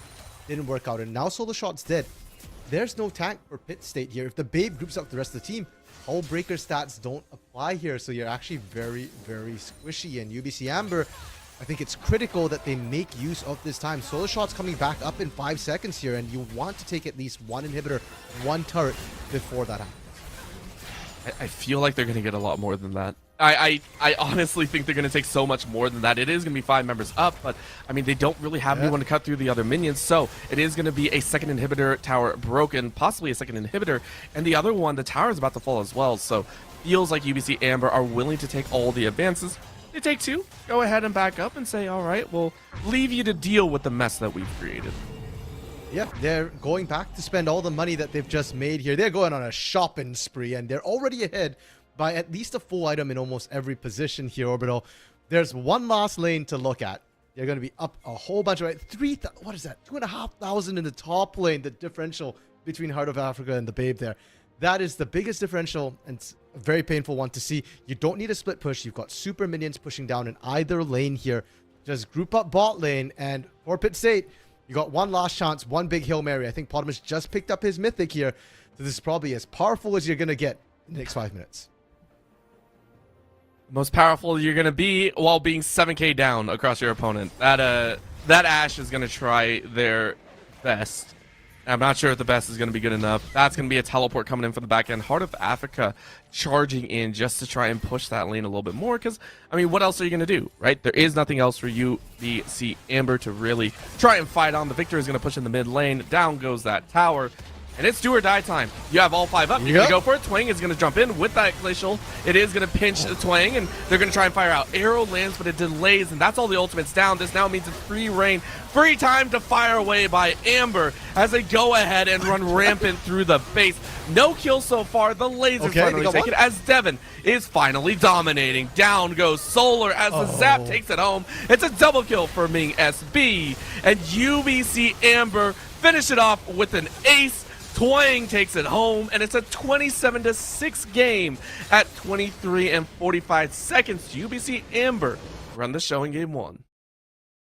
Orbital, I want you to recall the early game, because the early game didn't look that bad. It looked actually very, very even. The Babe trading evenly with Heart of Africa here. Solar Shot trading well with Twang. And in the bot lane, Potamus and Duels were fine till level 6, till Twang showed up. And then everything just absolutely fell apart at that point. Twang just making tracks all over the map, making sure every single lane got ahead, became an issue. And UBC Amber, this is how they play. It's rock solid. It's steady. It's very, very standard. And Pitt State have to play something perhaps a little bit out of left field here to maybe crack that solid rock that UBC Amber are. 6 kills. 6 kills was all that separated UBC Amber from a perfect game here. That is ridiculous to see right there. So UBC Amber on a warpath, looking to continue their dominance, and hopefully they can do it for the side of Pitt State. They're going to be looking to try and play upset here in game number 2. Don't go anywhere. The NECC will be right back with game 2 of our final series of the evening.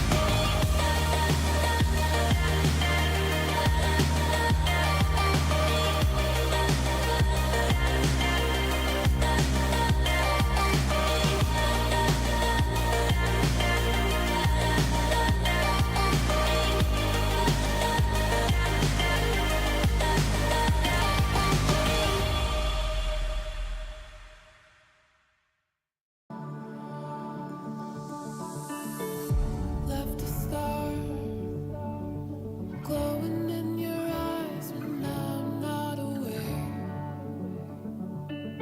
You left a scar.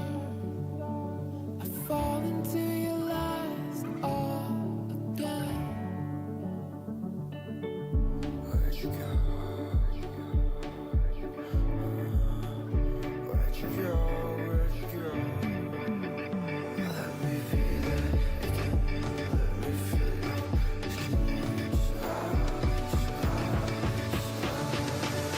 Fall into you.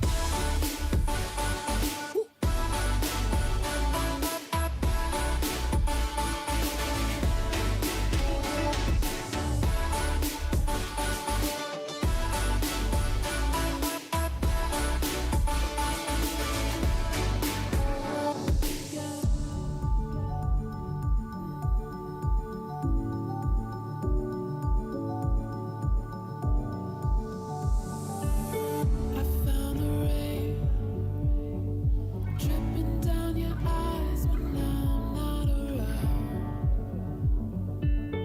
I found myself, but I fall into your lies all again. Where'd you go? Where'd you go? Where'd you go? Let me be there. Let me feel you.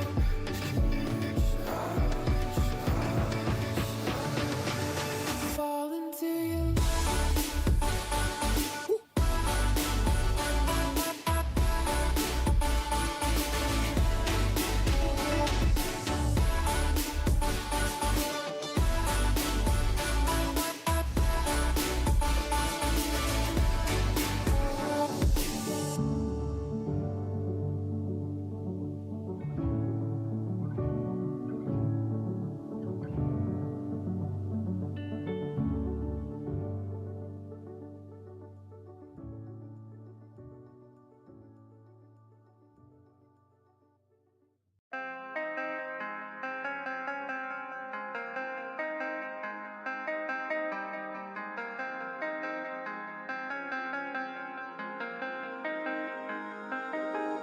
When I'm with you, I am able to keep pushing my limits, and all the drive that I have, well, I'm going the distance with you.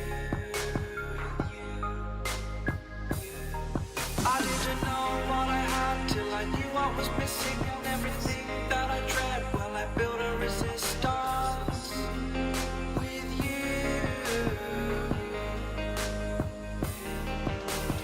Catch me when I fall, and I'll keep you on the ground.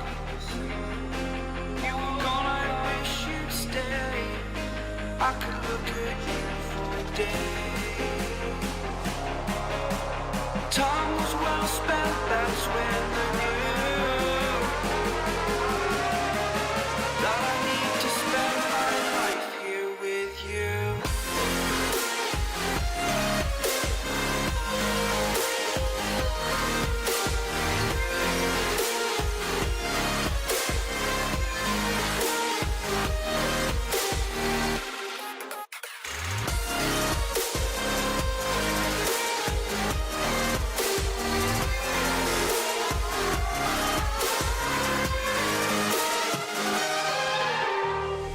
Take your time, not in the fast lane. I understand that you've been broken too many times, but I'll be waiting to mend your wounds from all you've taken. But if we listen to each other and admit our mistakes, then I can show you who I am, because I'm not the same. I'm better with you.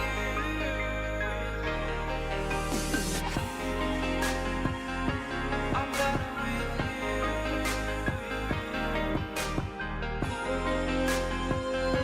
I'm better with you.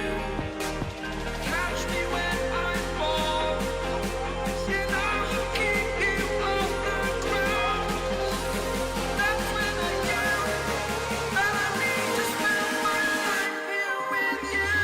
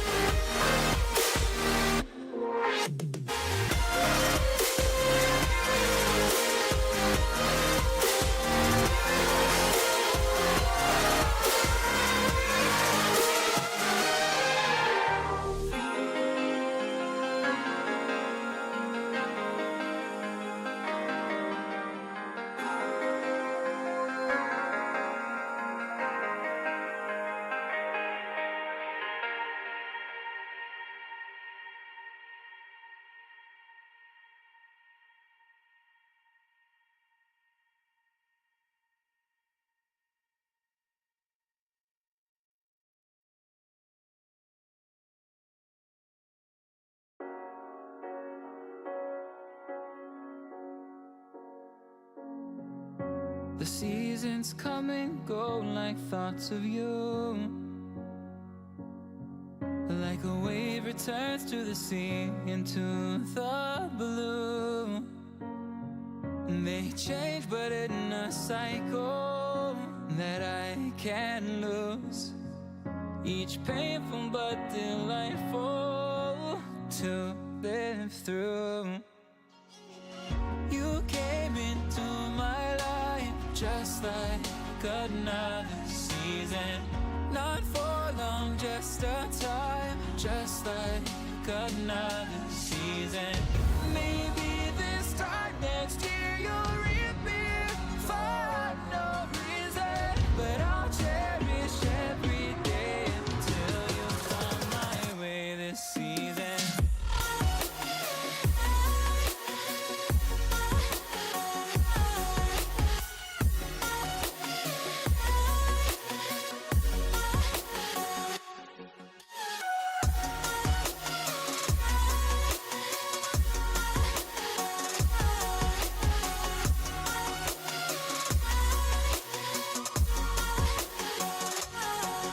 The seasons turn and change just like your mind. Like the sun gives into the moon, into the night. Time continues marching it slowly crawls. With each new one starting, I recall you came into my life just like another season. Not for long, just a time, just like another season. Maybe this time next year you'll reap me for no reason, but I'll cherish every day until you come my way this season.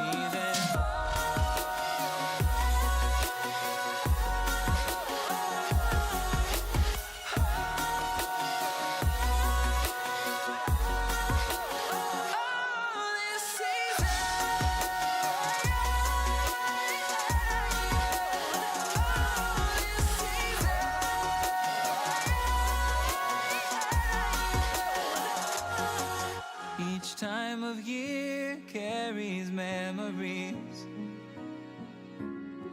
like a never fading whisper in the breeze. Oh, we will keep on changing all over again. Yeah, we will keep on changing, just like another season. Don't want another day without you by my side. Oh, this season. You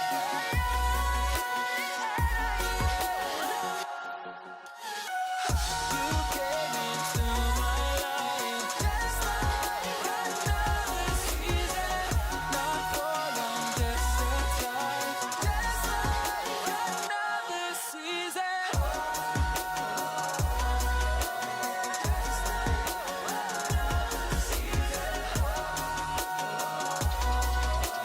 Just like another season.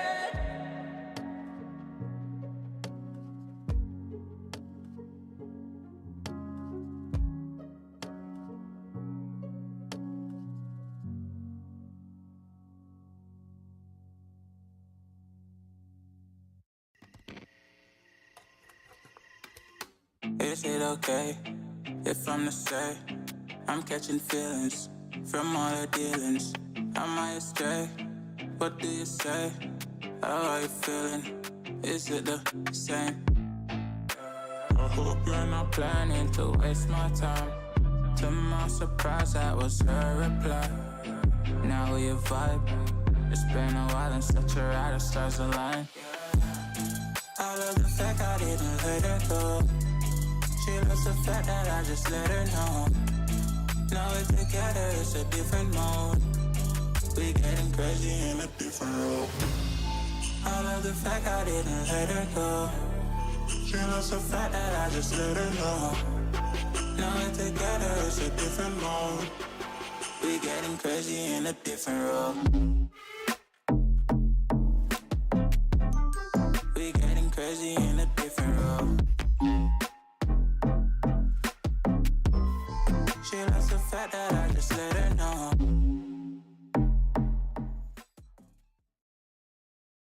And welcome back to game number 2 of this series. So far, UBC Amber have looked unstoppable. A dominant game number 1, albeit a little bit of a slow start.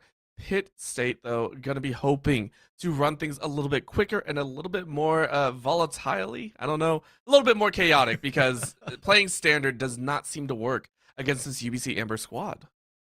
Yeah, I mean, I'm calling for something out of left field here, and I'm hoping it shows up in the draft. Now, we do have to address some roster changes coming through for game 2.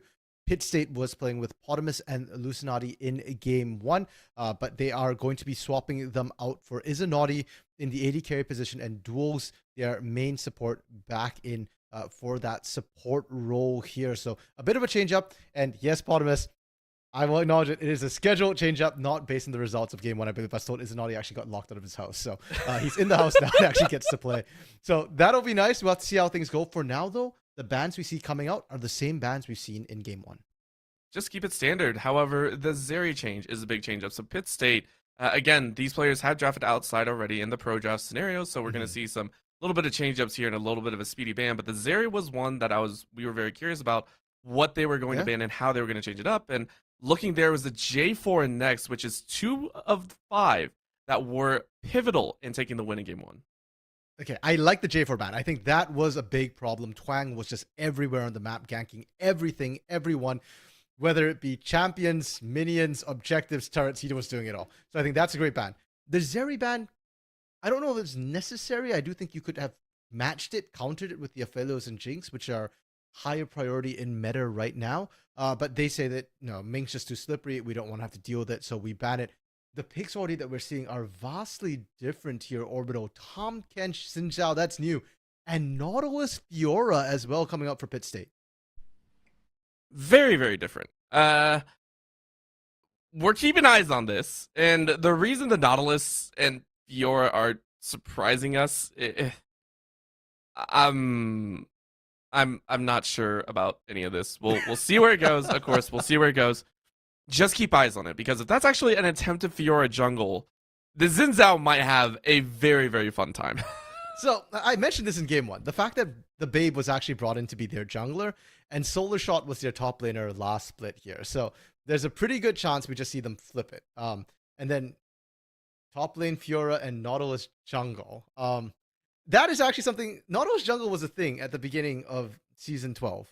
So that is a possibility. But the reason why we didn't see it was because Nautilus jungle is incredibly slow in clearing. The ganks are amazing, but pretty much any jungler outclears you here. So a little bit risky if they're going with that. If it's a Fiora jungle, I have no clue, bro. I've never seen that happen before.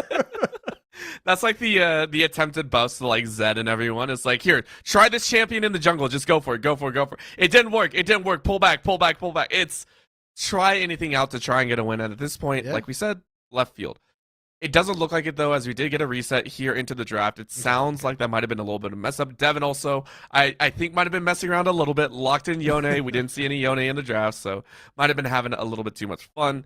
If it were a Yone mid, though, against that composition, that would have been very entertaining.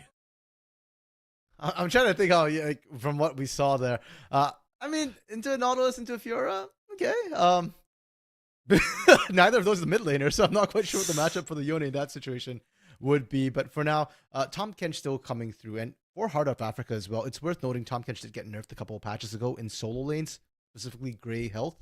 The Grey Health, the shielding on Tom Kench is reduced when you're not with an ally. So solo lane Tom Kench isn't as strong as he used to be, but the team fight utility, the safety for your team is still there. And I've seen a lot of plays, played around with the jungler involving, junglers making aggressive plays, getting devoured, taken out to safety on top lane dives.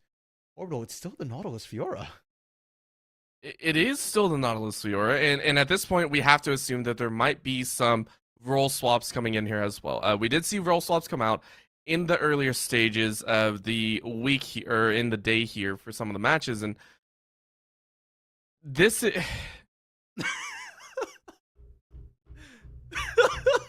Look in your face. Oh boy. Udyr changes things, because Udyr's got to be the jungle in this situation, right? So it's Fiora top, Udyr jungle, Nautilus mid. Are we seeing like a 3-role swap here for Pit State? I thought they draft, and then we get to see what positions they're in as they come out. Apparently not with Pit State here. And you know what? Honestly, I actually prefer Nautilus in a lane to jungle Nautilus, but I think they're both inferior to support Nautilus. So maybe we see, Enchanter mid like we did last time for Arrow. Maybe. I'm not going to hold my breath, because this is going to be a very interesting matchup. Either this will work spectacularly and we see UBC Amber just like doesn't even know what to do, or we see Pit State roll over, show their belly, and unfortunately lose the game. The Kog'Maw coming out from Ming SB is one that I will say, not meta, but could absolutely pop off.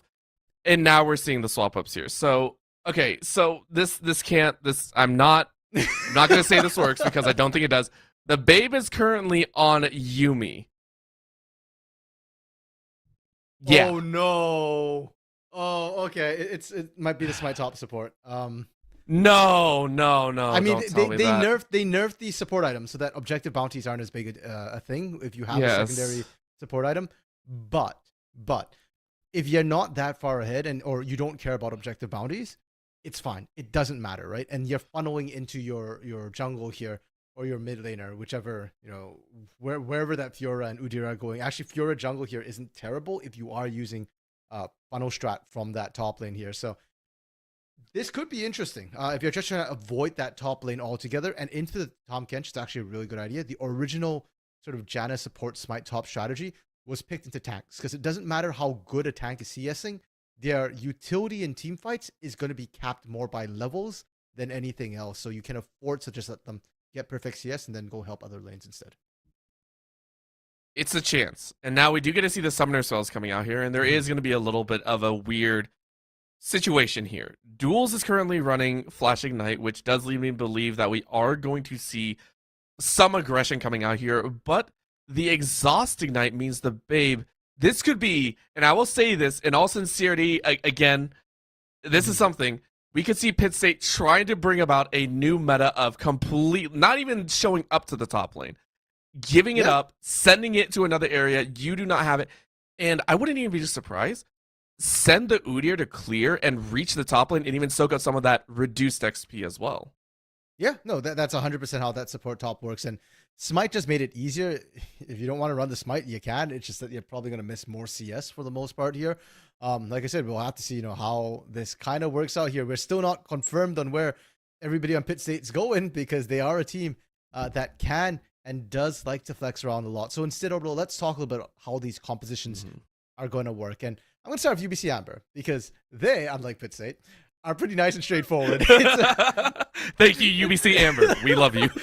Yes, I do. UBC Amber, same thing, right? It's a team fight composition, right? You've got nice, big, tanky frontline and Tahm Kench in the Xin Zhao. You've got the Soraka to heal. Kog'Maw is, if anything, a better team fighter than Zeri, though it is worth noting that they are very heavily indexed into magic damage right now. Kog'Maw's, the bulk of his damage, or about half his damage, actually comes from the W, which is a % health shred. And that comes out as magic damage, not physical damage. So magic resistance going to be huge for Pit State here. And because it's % health damage, Jinx does out damage the Kog'Maw a lot of times if you're not killing tanks, especially against squishies here. So keep that in mind. Pit State, on the other hand, I don't want to try and deal with your lanes, but in terms of team fighting, at least they've got a Jinx, they've got a Yuumi. That's a lot of damage. And the Yuumi can go on Udyr as well. Remember back to season 11 when Udyr was like the standard staple jungler. Yuumi was back there with him as well. And he can be an absolute annoyance in the side lanes, just constantly split pushing. Fiora going to do the same thing as well here. So Pit State, the Jinx is more just there to wave clear than anything else. And I think they're going to be looking to play that split push game instead. This is something that I just want to put out there for funsies. I want to see the Yuumi not even go top ever. I just want to see the Yuumi attached to Fiora, the Jinx not on the spot lane, and then the Udyr just clearing like a boss, running straight top lane, take every single wave that's stacked up under the tower, and try their best from there. If that's what they actually do, I give Pit State all the respect for going out in style, or potentially even winning with the Fiora buffed up. Okay, so the catch with that, and the reason why you do actually want your Yuumi to go to solo lanes occasionally, is your experience. You don't want to have to split your experience too much, especially if Fiora is going to lane. That's why we see them chucked in the jungler a lot, because then the jungler just kind of runs up to that top lane as well to soak even more XP with all the minions plus jungle camps, and that's how they kind of try and keep up in levels for the most part. So I still want to see the Yuumi go to lane occasionally, but like you said, overall, I wouldn't hate to see the Yuumi attached and people looking for fights, looking for those skirmishes constantly throughout the game, especially if you can catch out Twang on the Xin Zhao early. Similar to J4, Xin Zhao is an early game champion, very strong in the early game, but tends to fall off. So if you can beat him in the early game, you're going to keep beating him in the mid game and the late game as well. And of all champions, if the Udyr is the one that gets that lead, we've seen what Udyrs can do. And the fun part about it is Udyrs actually have a plethora of different builds that you can go. We have seen some of the ChemTech builds. We've seen some of the upfront dueling builds with the Trinity Force, or even Divine Sunder if you're trying to cut through a tank. But we do get to see, and come underway here, we do get to see the lovely, lovely costumed Kawaii Arrow sitting with that Udyr. I love the different costumes that they do put up. But it's a straight chase to the top lane for Pit State, whereas UBC Amber had the same idea, just reverse it a little bit. They're sitting in the tri-buff spot lane. Okay, so neither is going to spot the other here. Now, it is worth noting that when you do a defensive 5-man start like that, you're not getting good information from aggressive warding here. You're just kind of defending your own side, whereas Pit State, that ward that they do drop will give them valuable information on where it is that Twang actually wants to start this game here. Orbital, there is yet another potential that we didn't discuss, and that is the Babe potentially going mid lane here with this Yuumi and working with Aero. I really don't like that particular configuration because if you do put the Yuumi mid, or you don't put the Yuumi mid because Yuumi is going to be roaming constantly, that allows Devin to scale up. And while the tank in the Tahm Kench does not scale up very well, Victor does scale incredibly well with gold. They are sending Babe mid. RMC, they're sending Babe mid against Devin, who first strike, you Okay. love squishy champions like this that aren't going to hit you. Yep. This is open farming season for Devin right now. You know what? Yeah, Devin just needs to farm. And the Babe here, you're not worried about CSing if you can. And hey, Babe just caught, all 3 of those first minions there. That's really nice. No support item either, so every farm matters. But for the Babe here, you're just looking to not die, and then you're just waiting for Aero to come by to 2v1.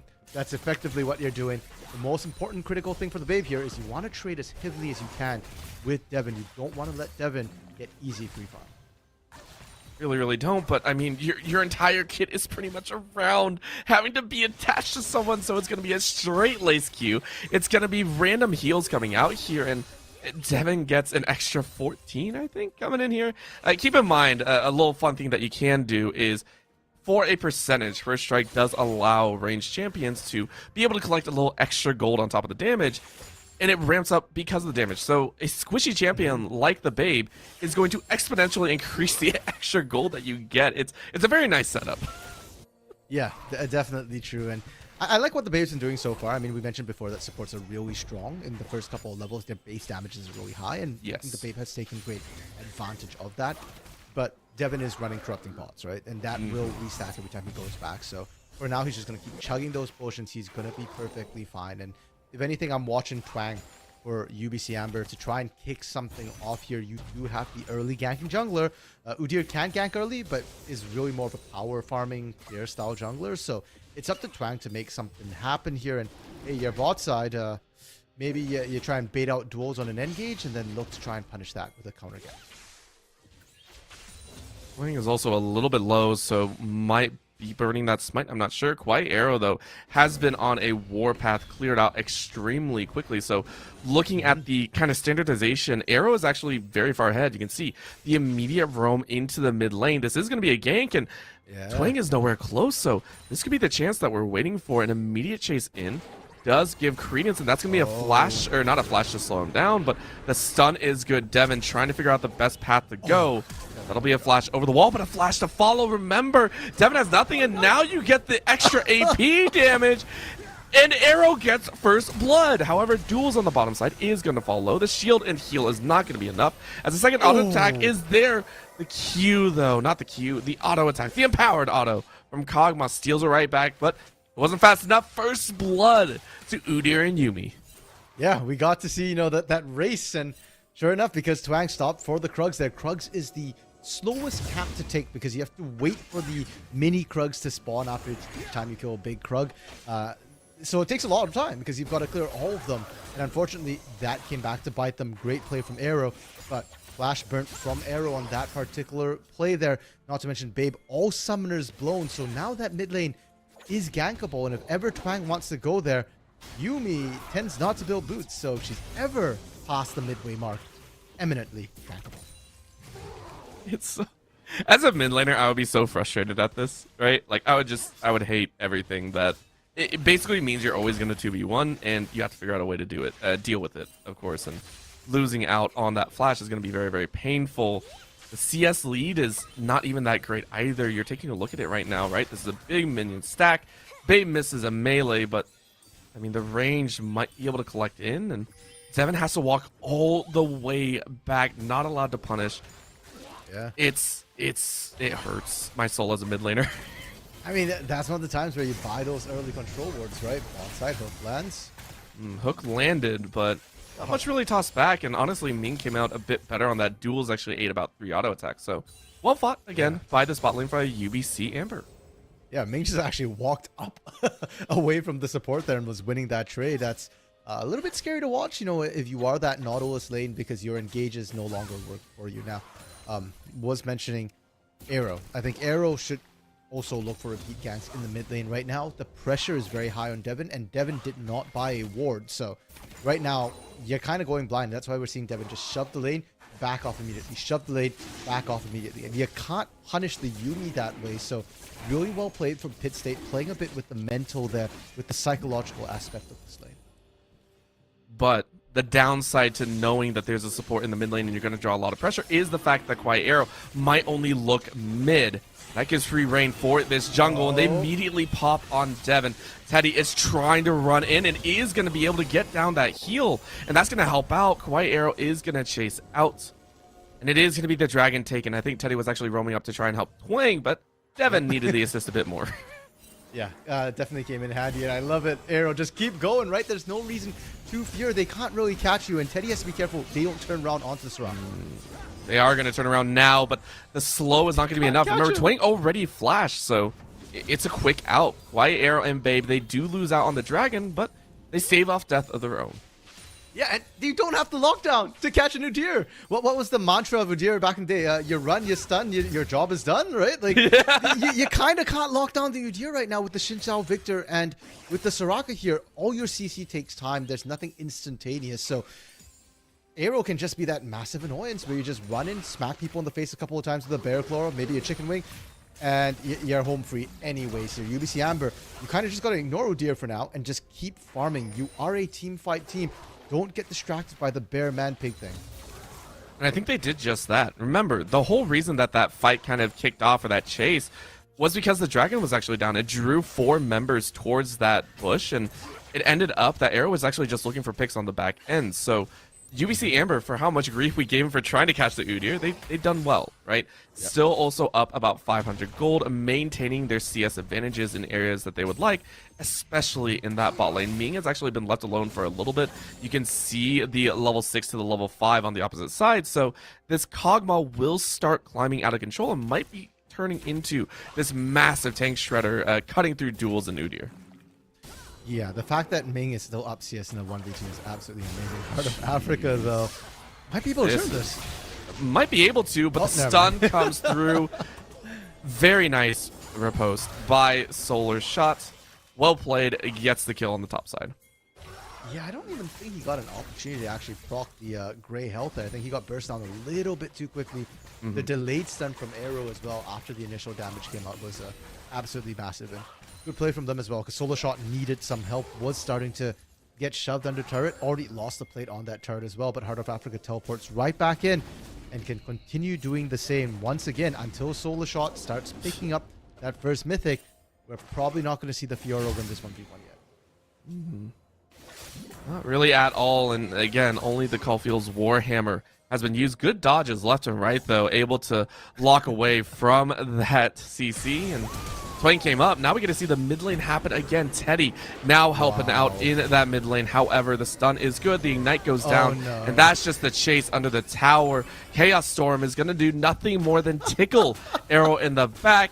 This is starting to become just a painful sight to watch. Yeah, Devin's not getting to play the game right now. At best, he plays Farming Simulator, and look at this. The moment Devin steps back up, Arrow's just right in there again. Slow lands there, looking to continue punishing, but this time at least the minions get in your way, and Arrow has done a great job with target selection as well in that last fight. Don't go for the Victor, because Soraka can keep topping him up. Instead, you went for Teddy, and while Teddy can heal other people, Teddy can't heal himself. You got to land those Qs, and against the Udyr, we said it before, highly mobile champions, very difficult to land that Q. Is this the Master Yi Lulu 2.0? Is this what we're watching right now? Yes. I remember Funnel Strat was just, it literally changed the game. They changed the game specifically around that. We're seeing it again here. And the only reason this is working, I want to say the only reason this is working is because Ming SB has done such a good job of hanging on to the bot side that this game is not completely out of control yet. That is the only reason. They had to give a bot lane, so Quiet Arrow is not going to go down there. The only reason this game is not spelled out of control and Quiet Arrow is not bullying every single lane is because Ming SB is actually quite scary. Yeah, no, 100% right now. This strat's working amazingly well so far. But that said, it's also because we've not seen Twang quite punish yet. This might be the first time here. Good walkout. Oh. Actually, Ming saving Twang by taking out one of those Arrow? chompers. Arrow's here. I don't know if you want to face this. There should be a slow coming out from Ming, and they immediately turn it around. Red buff is there to slow him down. But again, Arrow. look at that slow. Look at the artillery. They flash him for the kill, and it's all One more. gone downhill. This is why you don't try the bot lane as Arrow falls to Ming. And this is why we saw the Kog'Maw picked your orbital. Because keep in mind, we said Kog'Maw is % health shred here. So Yes. as tanky as Arrow is getting, Ming is scaling right alongside as well. And this is the lane where you've got enough bodies as well to block the Udyr. You could see how the heals came through from Twang, and Twang just stepped up, tried to body block Arrow as much as possible. Ming didn't even have to blow any summoners either in that particular fight. And this is the concern for Pit State here. You've kind of got to gank the Kog'Maw because he's getting ahead, but you also kind of got to be careful when you gank the Kog'Maw, because in even numbers, this is the one no-fly zone for Arrow and Babe here. With an Infernal coming up here as well, the Soul gonna bring a change to the Rift as it claws its way, burns, and slightly warms the toes of Heart of Africa and Solar Shot, who are on their own island up top, holding steady at least in the assists and deaths department.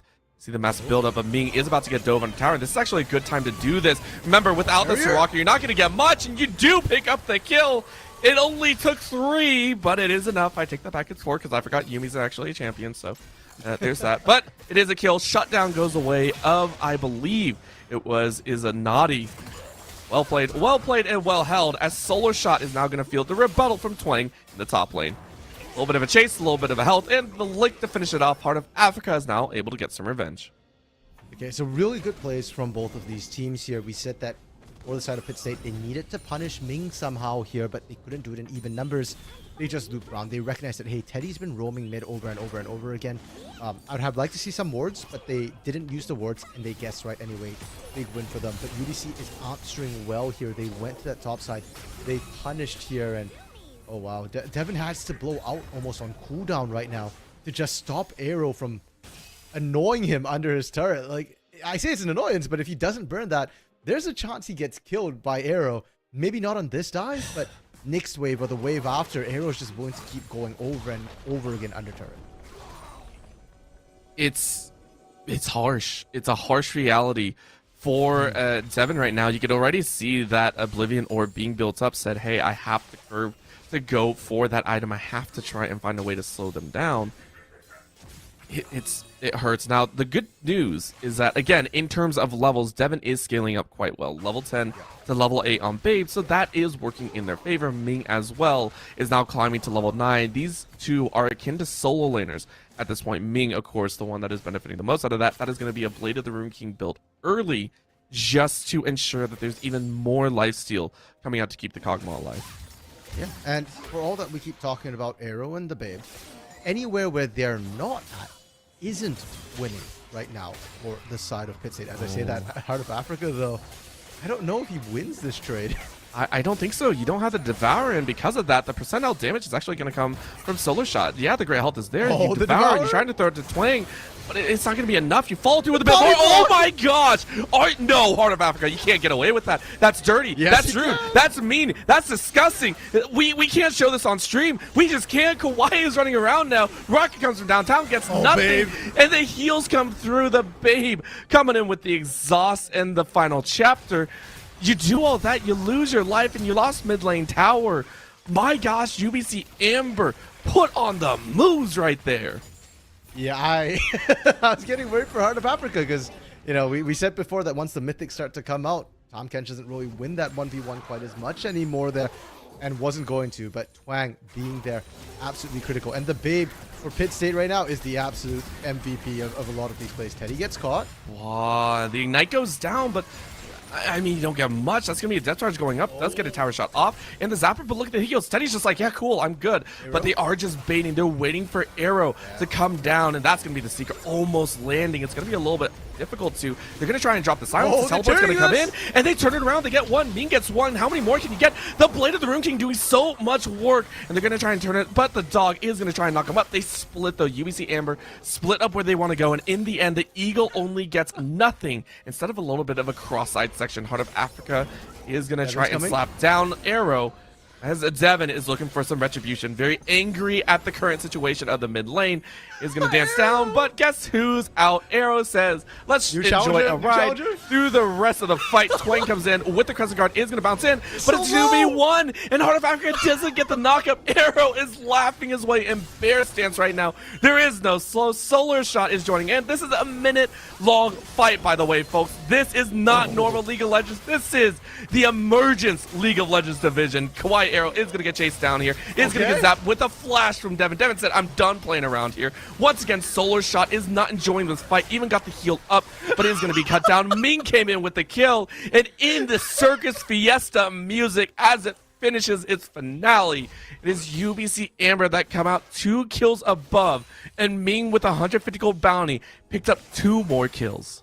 Somebody get this man an oxygen tank. Orbital, a mile a minute for 2 minutes there because the fight just would not stop. And it is hilarious and beautiful to watch because the teams, I think, played it to perfection pretty much. Ming did the best he could, found the kill before going down, but Arrow and the Babe were just breaking ankles left and right. Eventually, they did go down, but that was a very long and late eventuality. Now, because it took so long to kill Arrow, Arrow's going to be late to respawn on the Rift, and UBC Amber, they are going to be first ones grabbing this dragon. And Orbital, for all the fun that we've had here, we do have to keep in mind that kills don't win the games. Objectives do. UBC Amber are up a turret in the mid lane right now, bot and top both primed to fall, and more importantly, they are at soul point. Well, the circus music is still going for Devin, at least. This is starting to feel a bit personal, and it is personal as the revenge comes through. Arrow gets jumped on. The Babe hops off, but I mean, what are you really going to do here? You get another heal. The rocket comes in, is going to clip Devin in the back. Babe is dead. This was a personal revenge story as Devin goes, I can bring friends too. I did not think Devin was going to get out of that. Honestly, No, I did not either. I honestly did. I'd like to see Arrow's items at this point, because I think Arrow just doesn't have enough damage anymore to quite burst down targets as effectively. Sunfire. Thank you, spectator there. Yeah, so not a single bit of damage on Arrow whatsoever. Those are all tank items. Yeah, sure, Sunfire, does a bit of AoE damage around you, but it's minimal. And for the Babe as well, that's a Shurelia's Reverie. It's a lot more movement speed, but it's not the damage. And unfortunately, I think I'd have liked to see Ludens a little bit more if you're going to continue picking on Devin here, because then it makes up for the lack of damage for Arrow. And because you didn't have the damage, not only did Devin get away, but it bought enough time for Ming to take that bot side turret as well. And UBC Amber, they continue their lockdown on objectives here. They're going to get Herald again. I think they've gone every single objective on the map that has spawned this game so far. They did it last time too. They did it in game 1. They have not let a single Dragon or Baron or Rift Herald or anything slip through their fingers, and now Solar Shot, who has been tagged down so much, is going to get it off. A silent stop the riposte, by the way. So well played. The follow-through is going to be good, and the catch on the side of that wall is going to allow Solar Shot to live. That is going to be Solar Shot walking away from what could have been the 4th death of his own, but that Devourer is going to take Duel's life in payment. A support for a top laner as in comes Arrow once again. That is going to be the root and the kill this time, as Teddy is going to fall. Arrow wants a bit of revenge, and the rocket from far away is a naughty, looking to try and get a bit more damage, but because the teleport came in from Devin, they're going to chase even further. The choppers do lay down, and Devin, you're going to get stunned up. The rest of the team is there to body block, and the knockup landed. Oh, Arrow, you walked right into that AoE. That one had to sting a bit. Arrow, I don't know if you want to keep chasing here. Your Yumi can only do so much. It's in between the towers, though, as Solar Shot had enough time to recall and come back to the fight. In the meantime, the mid lane tower did go down. Another knockup is coming through, and it's another dodge. Arrow just playing with their food as they bleed out on the rest of the map. Finally, it feels like it's slowing down as Ming is going to try and join in. Solar Shot is going to walk away with Yumi on the backboard. And from all that, a tower fell in the mid lane. I believe top lane will fall as well shortly, as Twang, Heart of Africa, and Devin will utilize this Rift Herald to break open the game here at 20.5 minutes. Yeah, so important to note that Arrow was trying to buy time for the rest of the team. I think it was a Very ballsy move on his part, and very well played on his part to buy them space. Ming. All right, this is going to be the fight that they want. What is Arrow this? tried to fire it down, but it's not going to happen as Arrow is taken out of the fight. Jules is able to flash away, and the Shirelius comes in to save the other support's life. However, UBC Amber are still showing off that they are in full control, even in a 2v1. Ming is freaking strong. Yeah, you could see how he's just not going down. Healing cut, right? We said it last game as well against the Soraka. You needed it against Soraka. Now you not only need it against Teddy, you need it against Ming with that Blade of the Ruin King, with a potential either Kraken Slayer or Immortal Shield Bow coming through from him as well. And keep in mind too, with Blade of the Ruin King, with the W passive, UBC Amber can absolutely shred Baron down. Pit State have been trying to avoid the team fights for the most part, but they're running out of time and they can't do that anymore. I also want to give big credit to Duels in that last series of plays. Duels, the first one dead, but he traded his life for, I believe it was a Solar Shot. And as a support, that is what you're supposed to do. Great mental, great execution of it. And even later on when he came back for round 2 as well, Duels managed to escape after burning quite a few spells, distracting them from looking for Arrow, who really is the big carry, or I don't know if I'd say he's the big carry, but certainly the biggest component for Pit State right now to deal with UBC Amber. And unfortunately, that big reason, that big component is currently gone. And not in that bottom side, which means that this dragon is completely handed over. UBC Amber, Pit State did not even attempt to, so UBC Amber are going to go ahead and be able to lock down this Soul Arrow. It's only going to take a tower in response, but there's no damage. Arrow can't even do that. Everything is saved. Nothing is permitted Upside. for the side of Pit State Esports. Yeah, you get one. That's cool. Guess what's going to go down here in about 2 seconds? It is going to be Infernal Soul rolling their way into UBC Amber's pocket.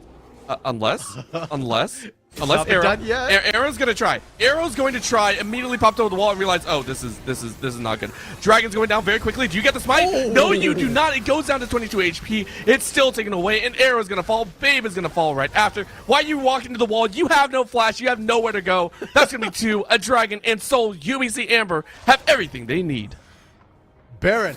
They don't have Baron just yet here overall, and that should be next on their calling card here. Heart of Africa winning the 1v1 as well. I wish you could get a replay of that, because I mean, how are you winning the 1v1 right now? Is it the Thornmill? Is it the reduced healing, or did Solar Shot take a turret shot here? UBC Amber, though, they're not going for the full completionist bonus here. They're not going for Baron.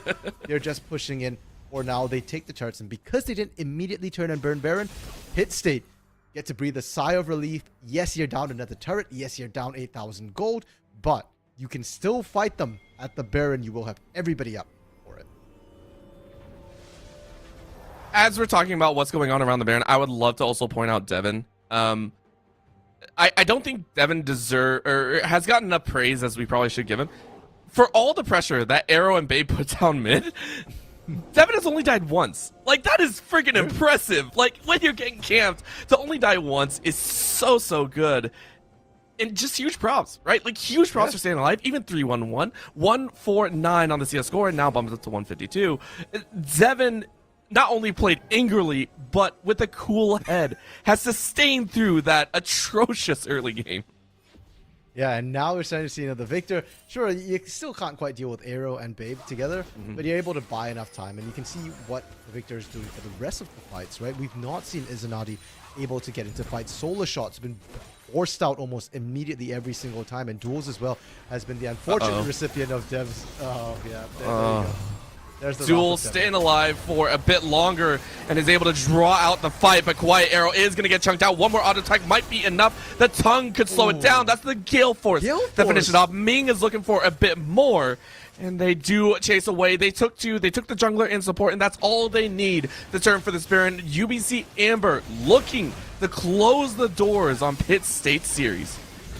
No smite available because Arrow is down. The only thing they can pray for at this point is a super mega death rocket steal here. Izanagi sitting right at base here. Do they have the vision? They do. Body blocked. Devin, they sent Heart of Africa to say, listen, we know it's coming. That's the only chance they got. Call it out. Yep. We'll prep for it. Baron now, everything that they could want. The buffs, the damage, the items. UBC Amber quite literally only have one more step to do. walk into the base, and take the game. Pretty much. And although speaking about it, I do want to talk about this Gale Force from me because that was not the item I was expecting. So on Kog'Maw, it used to be Wit's End. It was sort of the first rush item, but it did get nerfed. It's not quite as effective to deal with the magic resistance, and a lot of pit state's damage right now is physical. That said, Immortal Shield Bow is sort of the go-to item. Kraken Slayer if you're ahead and you're absolutely just wanting to shred through the enemy team and you know that they can't reach you. Gale Force doesn't give you any of those advantages for survivability. It gives you mobility. And as a Kog'Maw, if you have to rely on mobility, you're probably already dead. So why did Ming build it?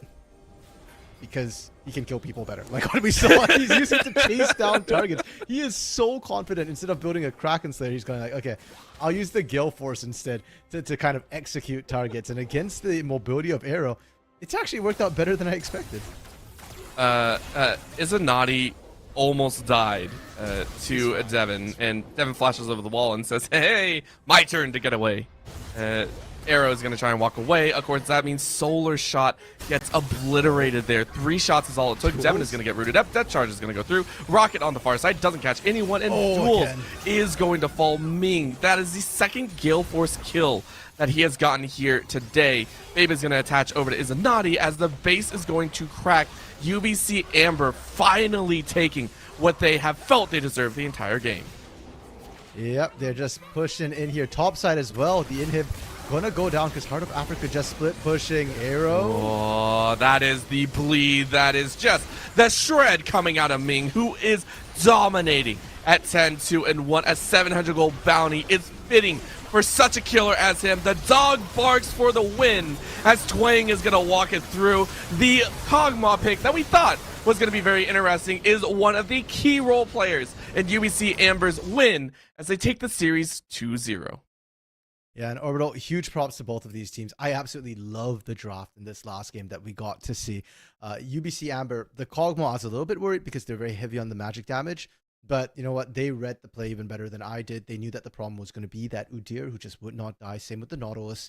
The tankiness, given the healing as well, % health was the right call. It countered Pit State's comp, and Pit State's composition, though, I personally hate Yumi. I hate solo lane supports for the most part, especially when they play like that, where they don't interact, they don't farm. I think Yumi had, 50-something CS by the end of it there for the side of the Babe, but you can't argue with how effective it was. And I think if UBC Amber didn't have that Kog'Maw there, didn't have that Soraka specifically with the global wish to keep Devin alive so many times, Pit State would have been able to overwhelm with this composition. And now, the other teams here in Emergent Scion here, you've got to watch out for this. I think Yumi's going to have to become a staple ban against Pitt State University. Is it bad to say that I think if Arrow went full damage, that game would have easily looked different right there?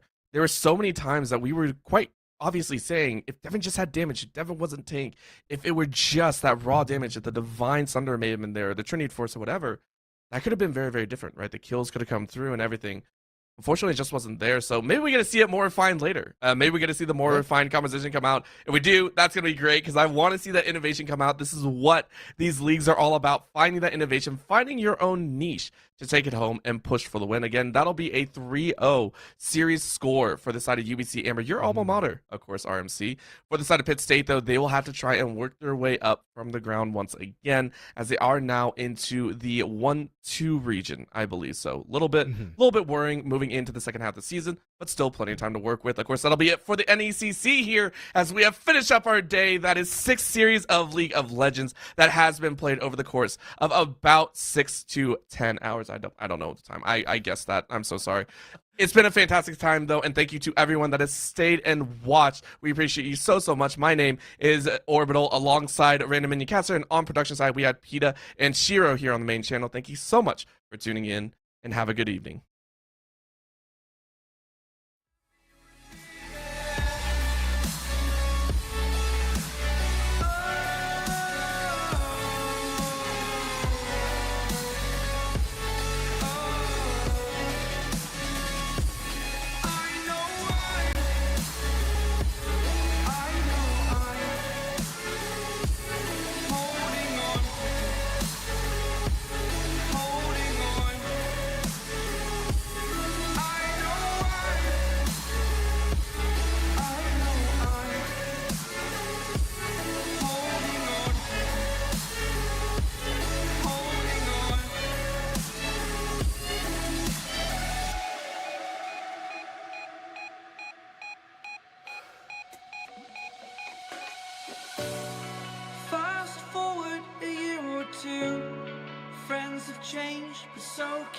you. So can you.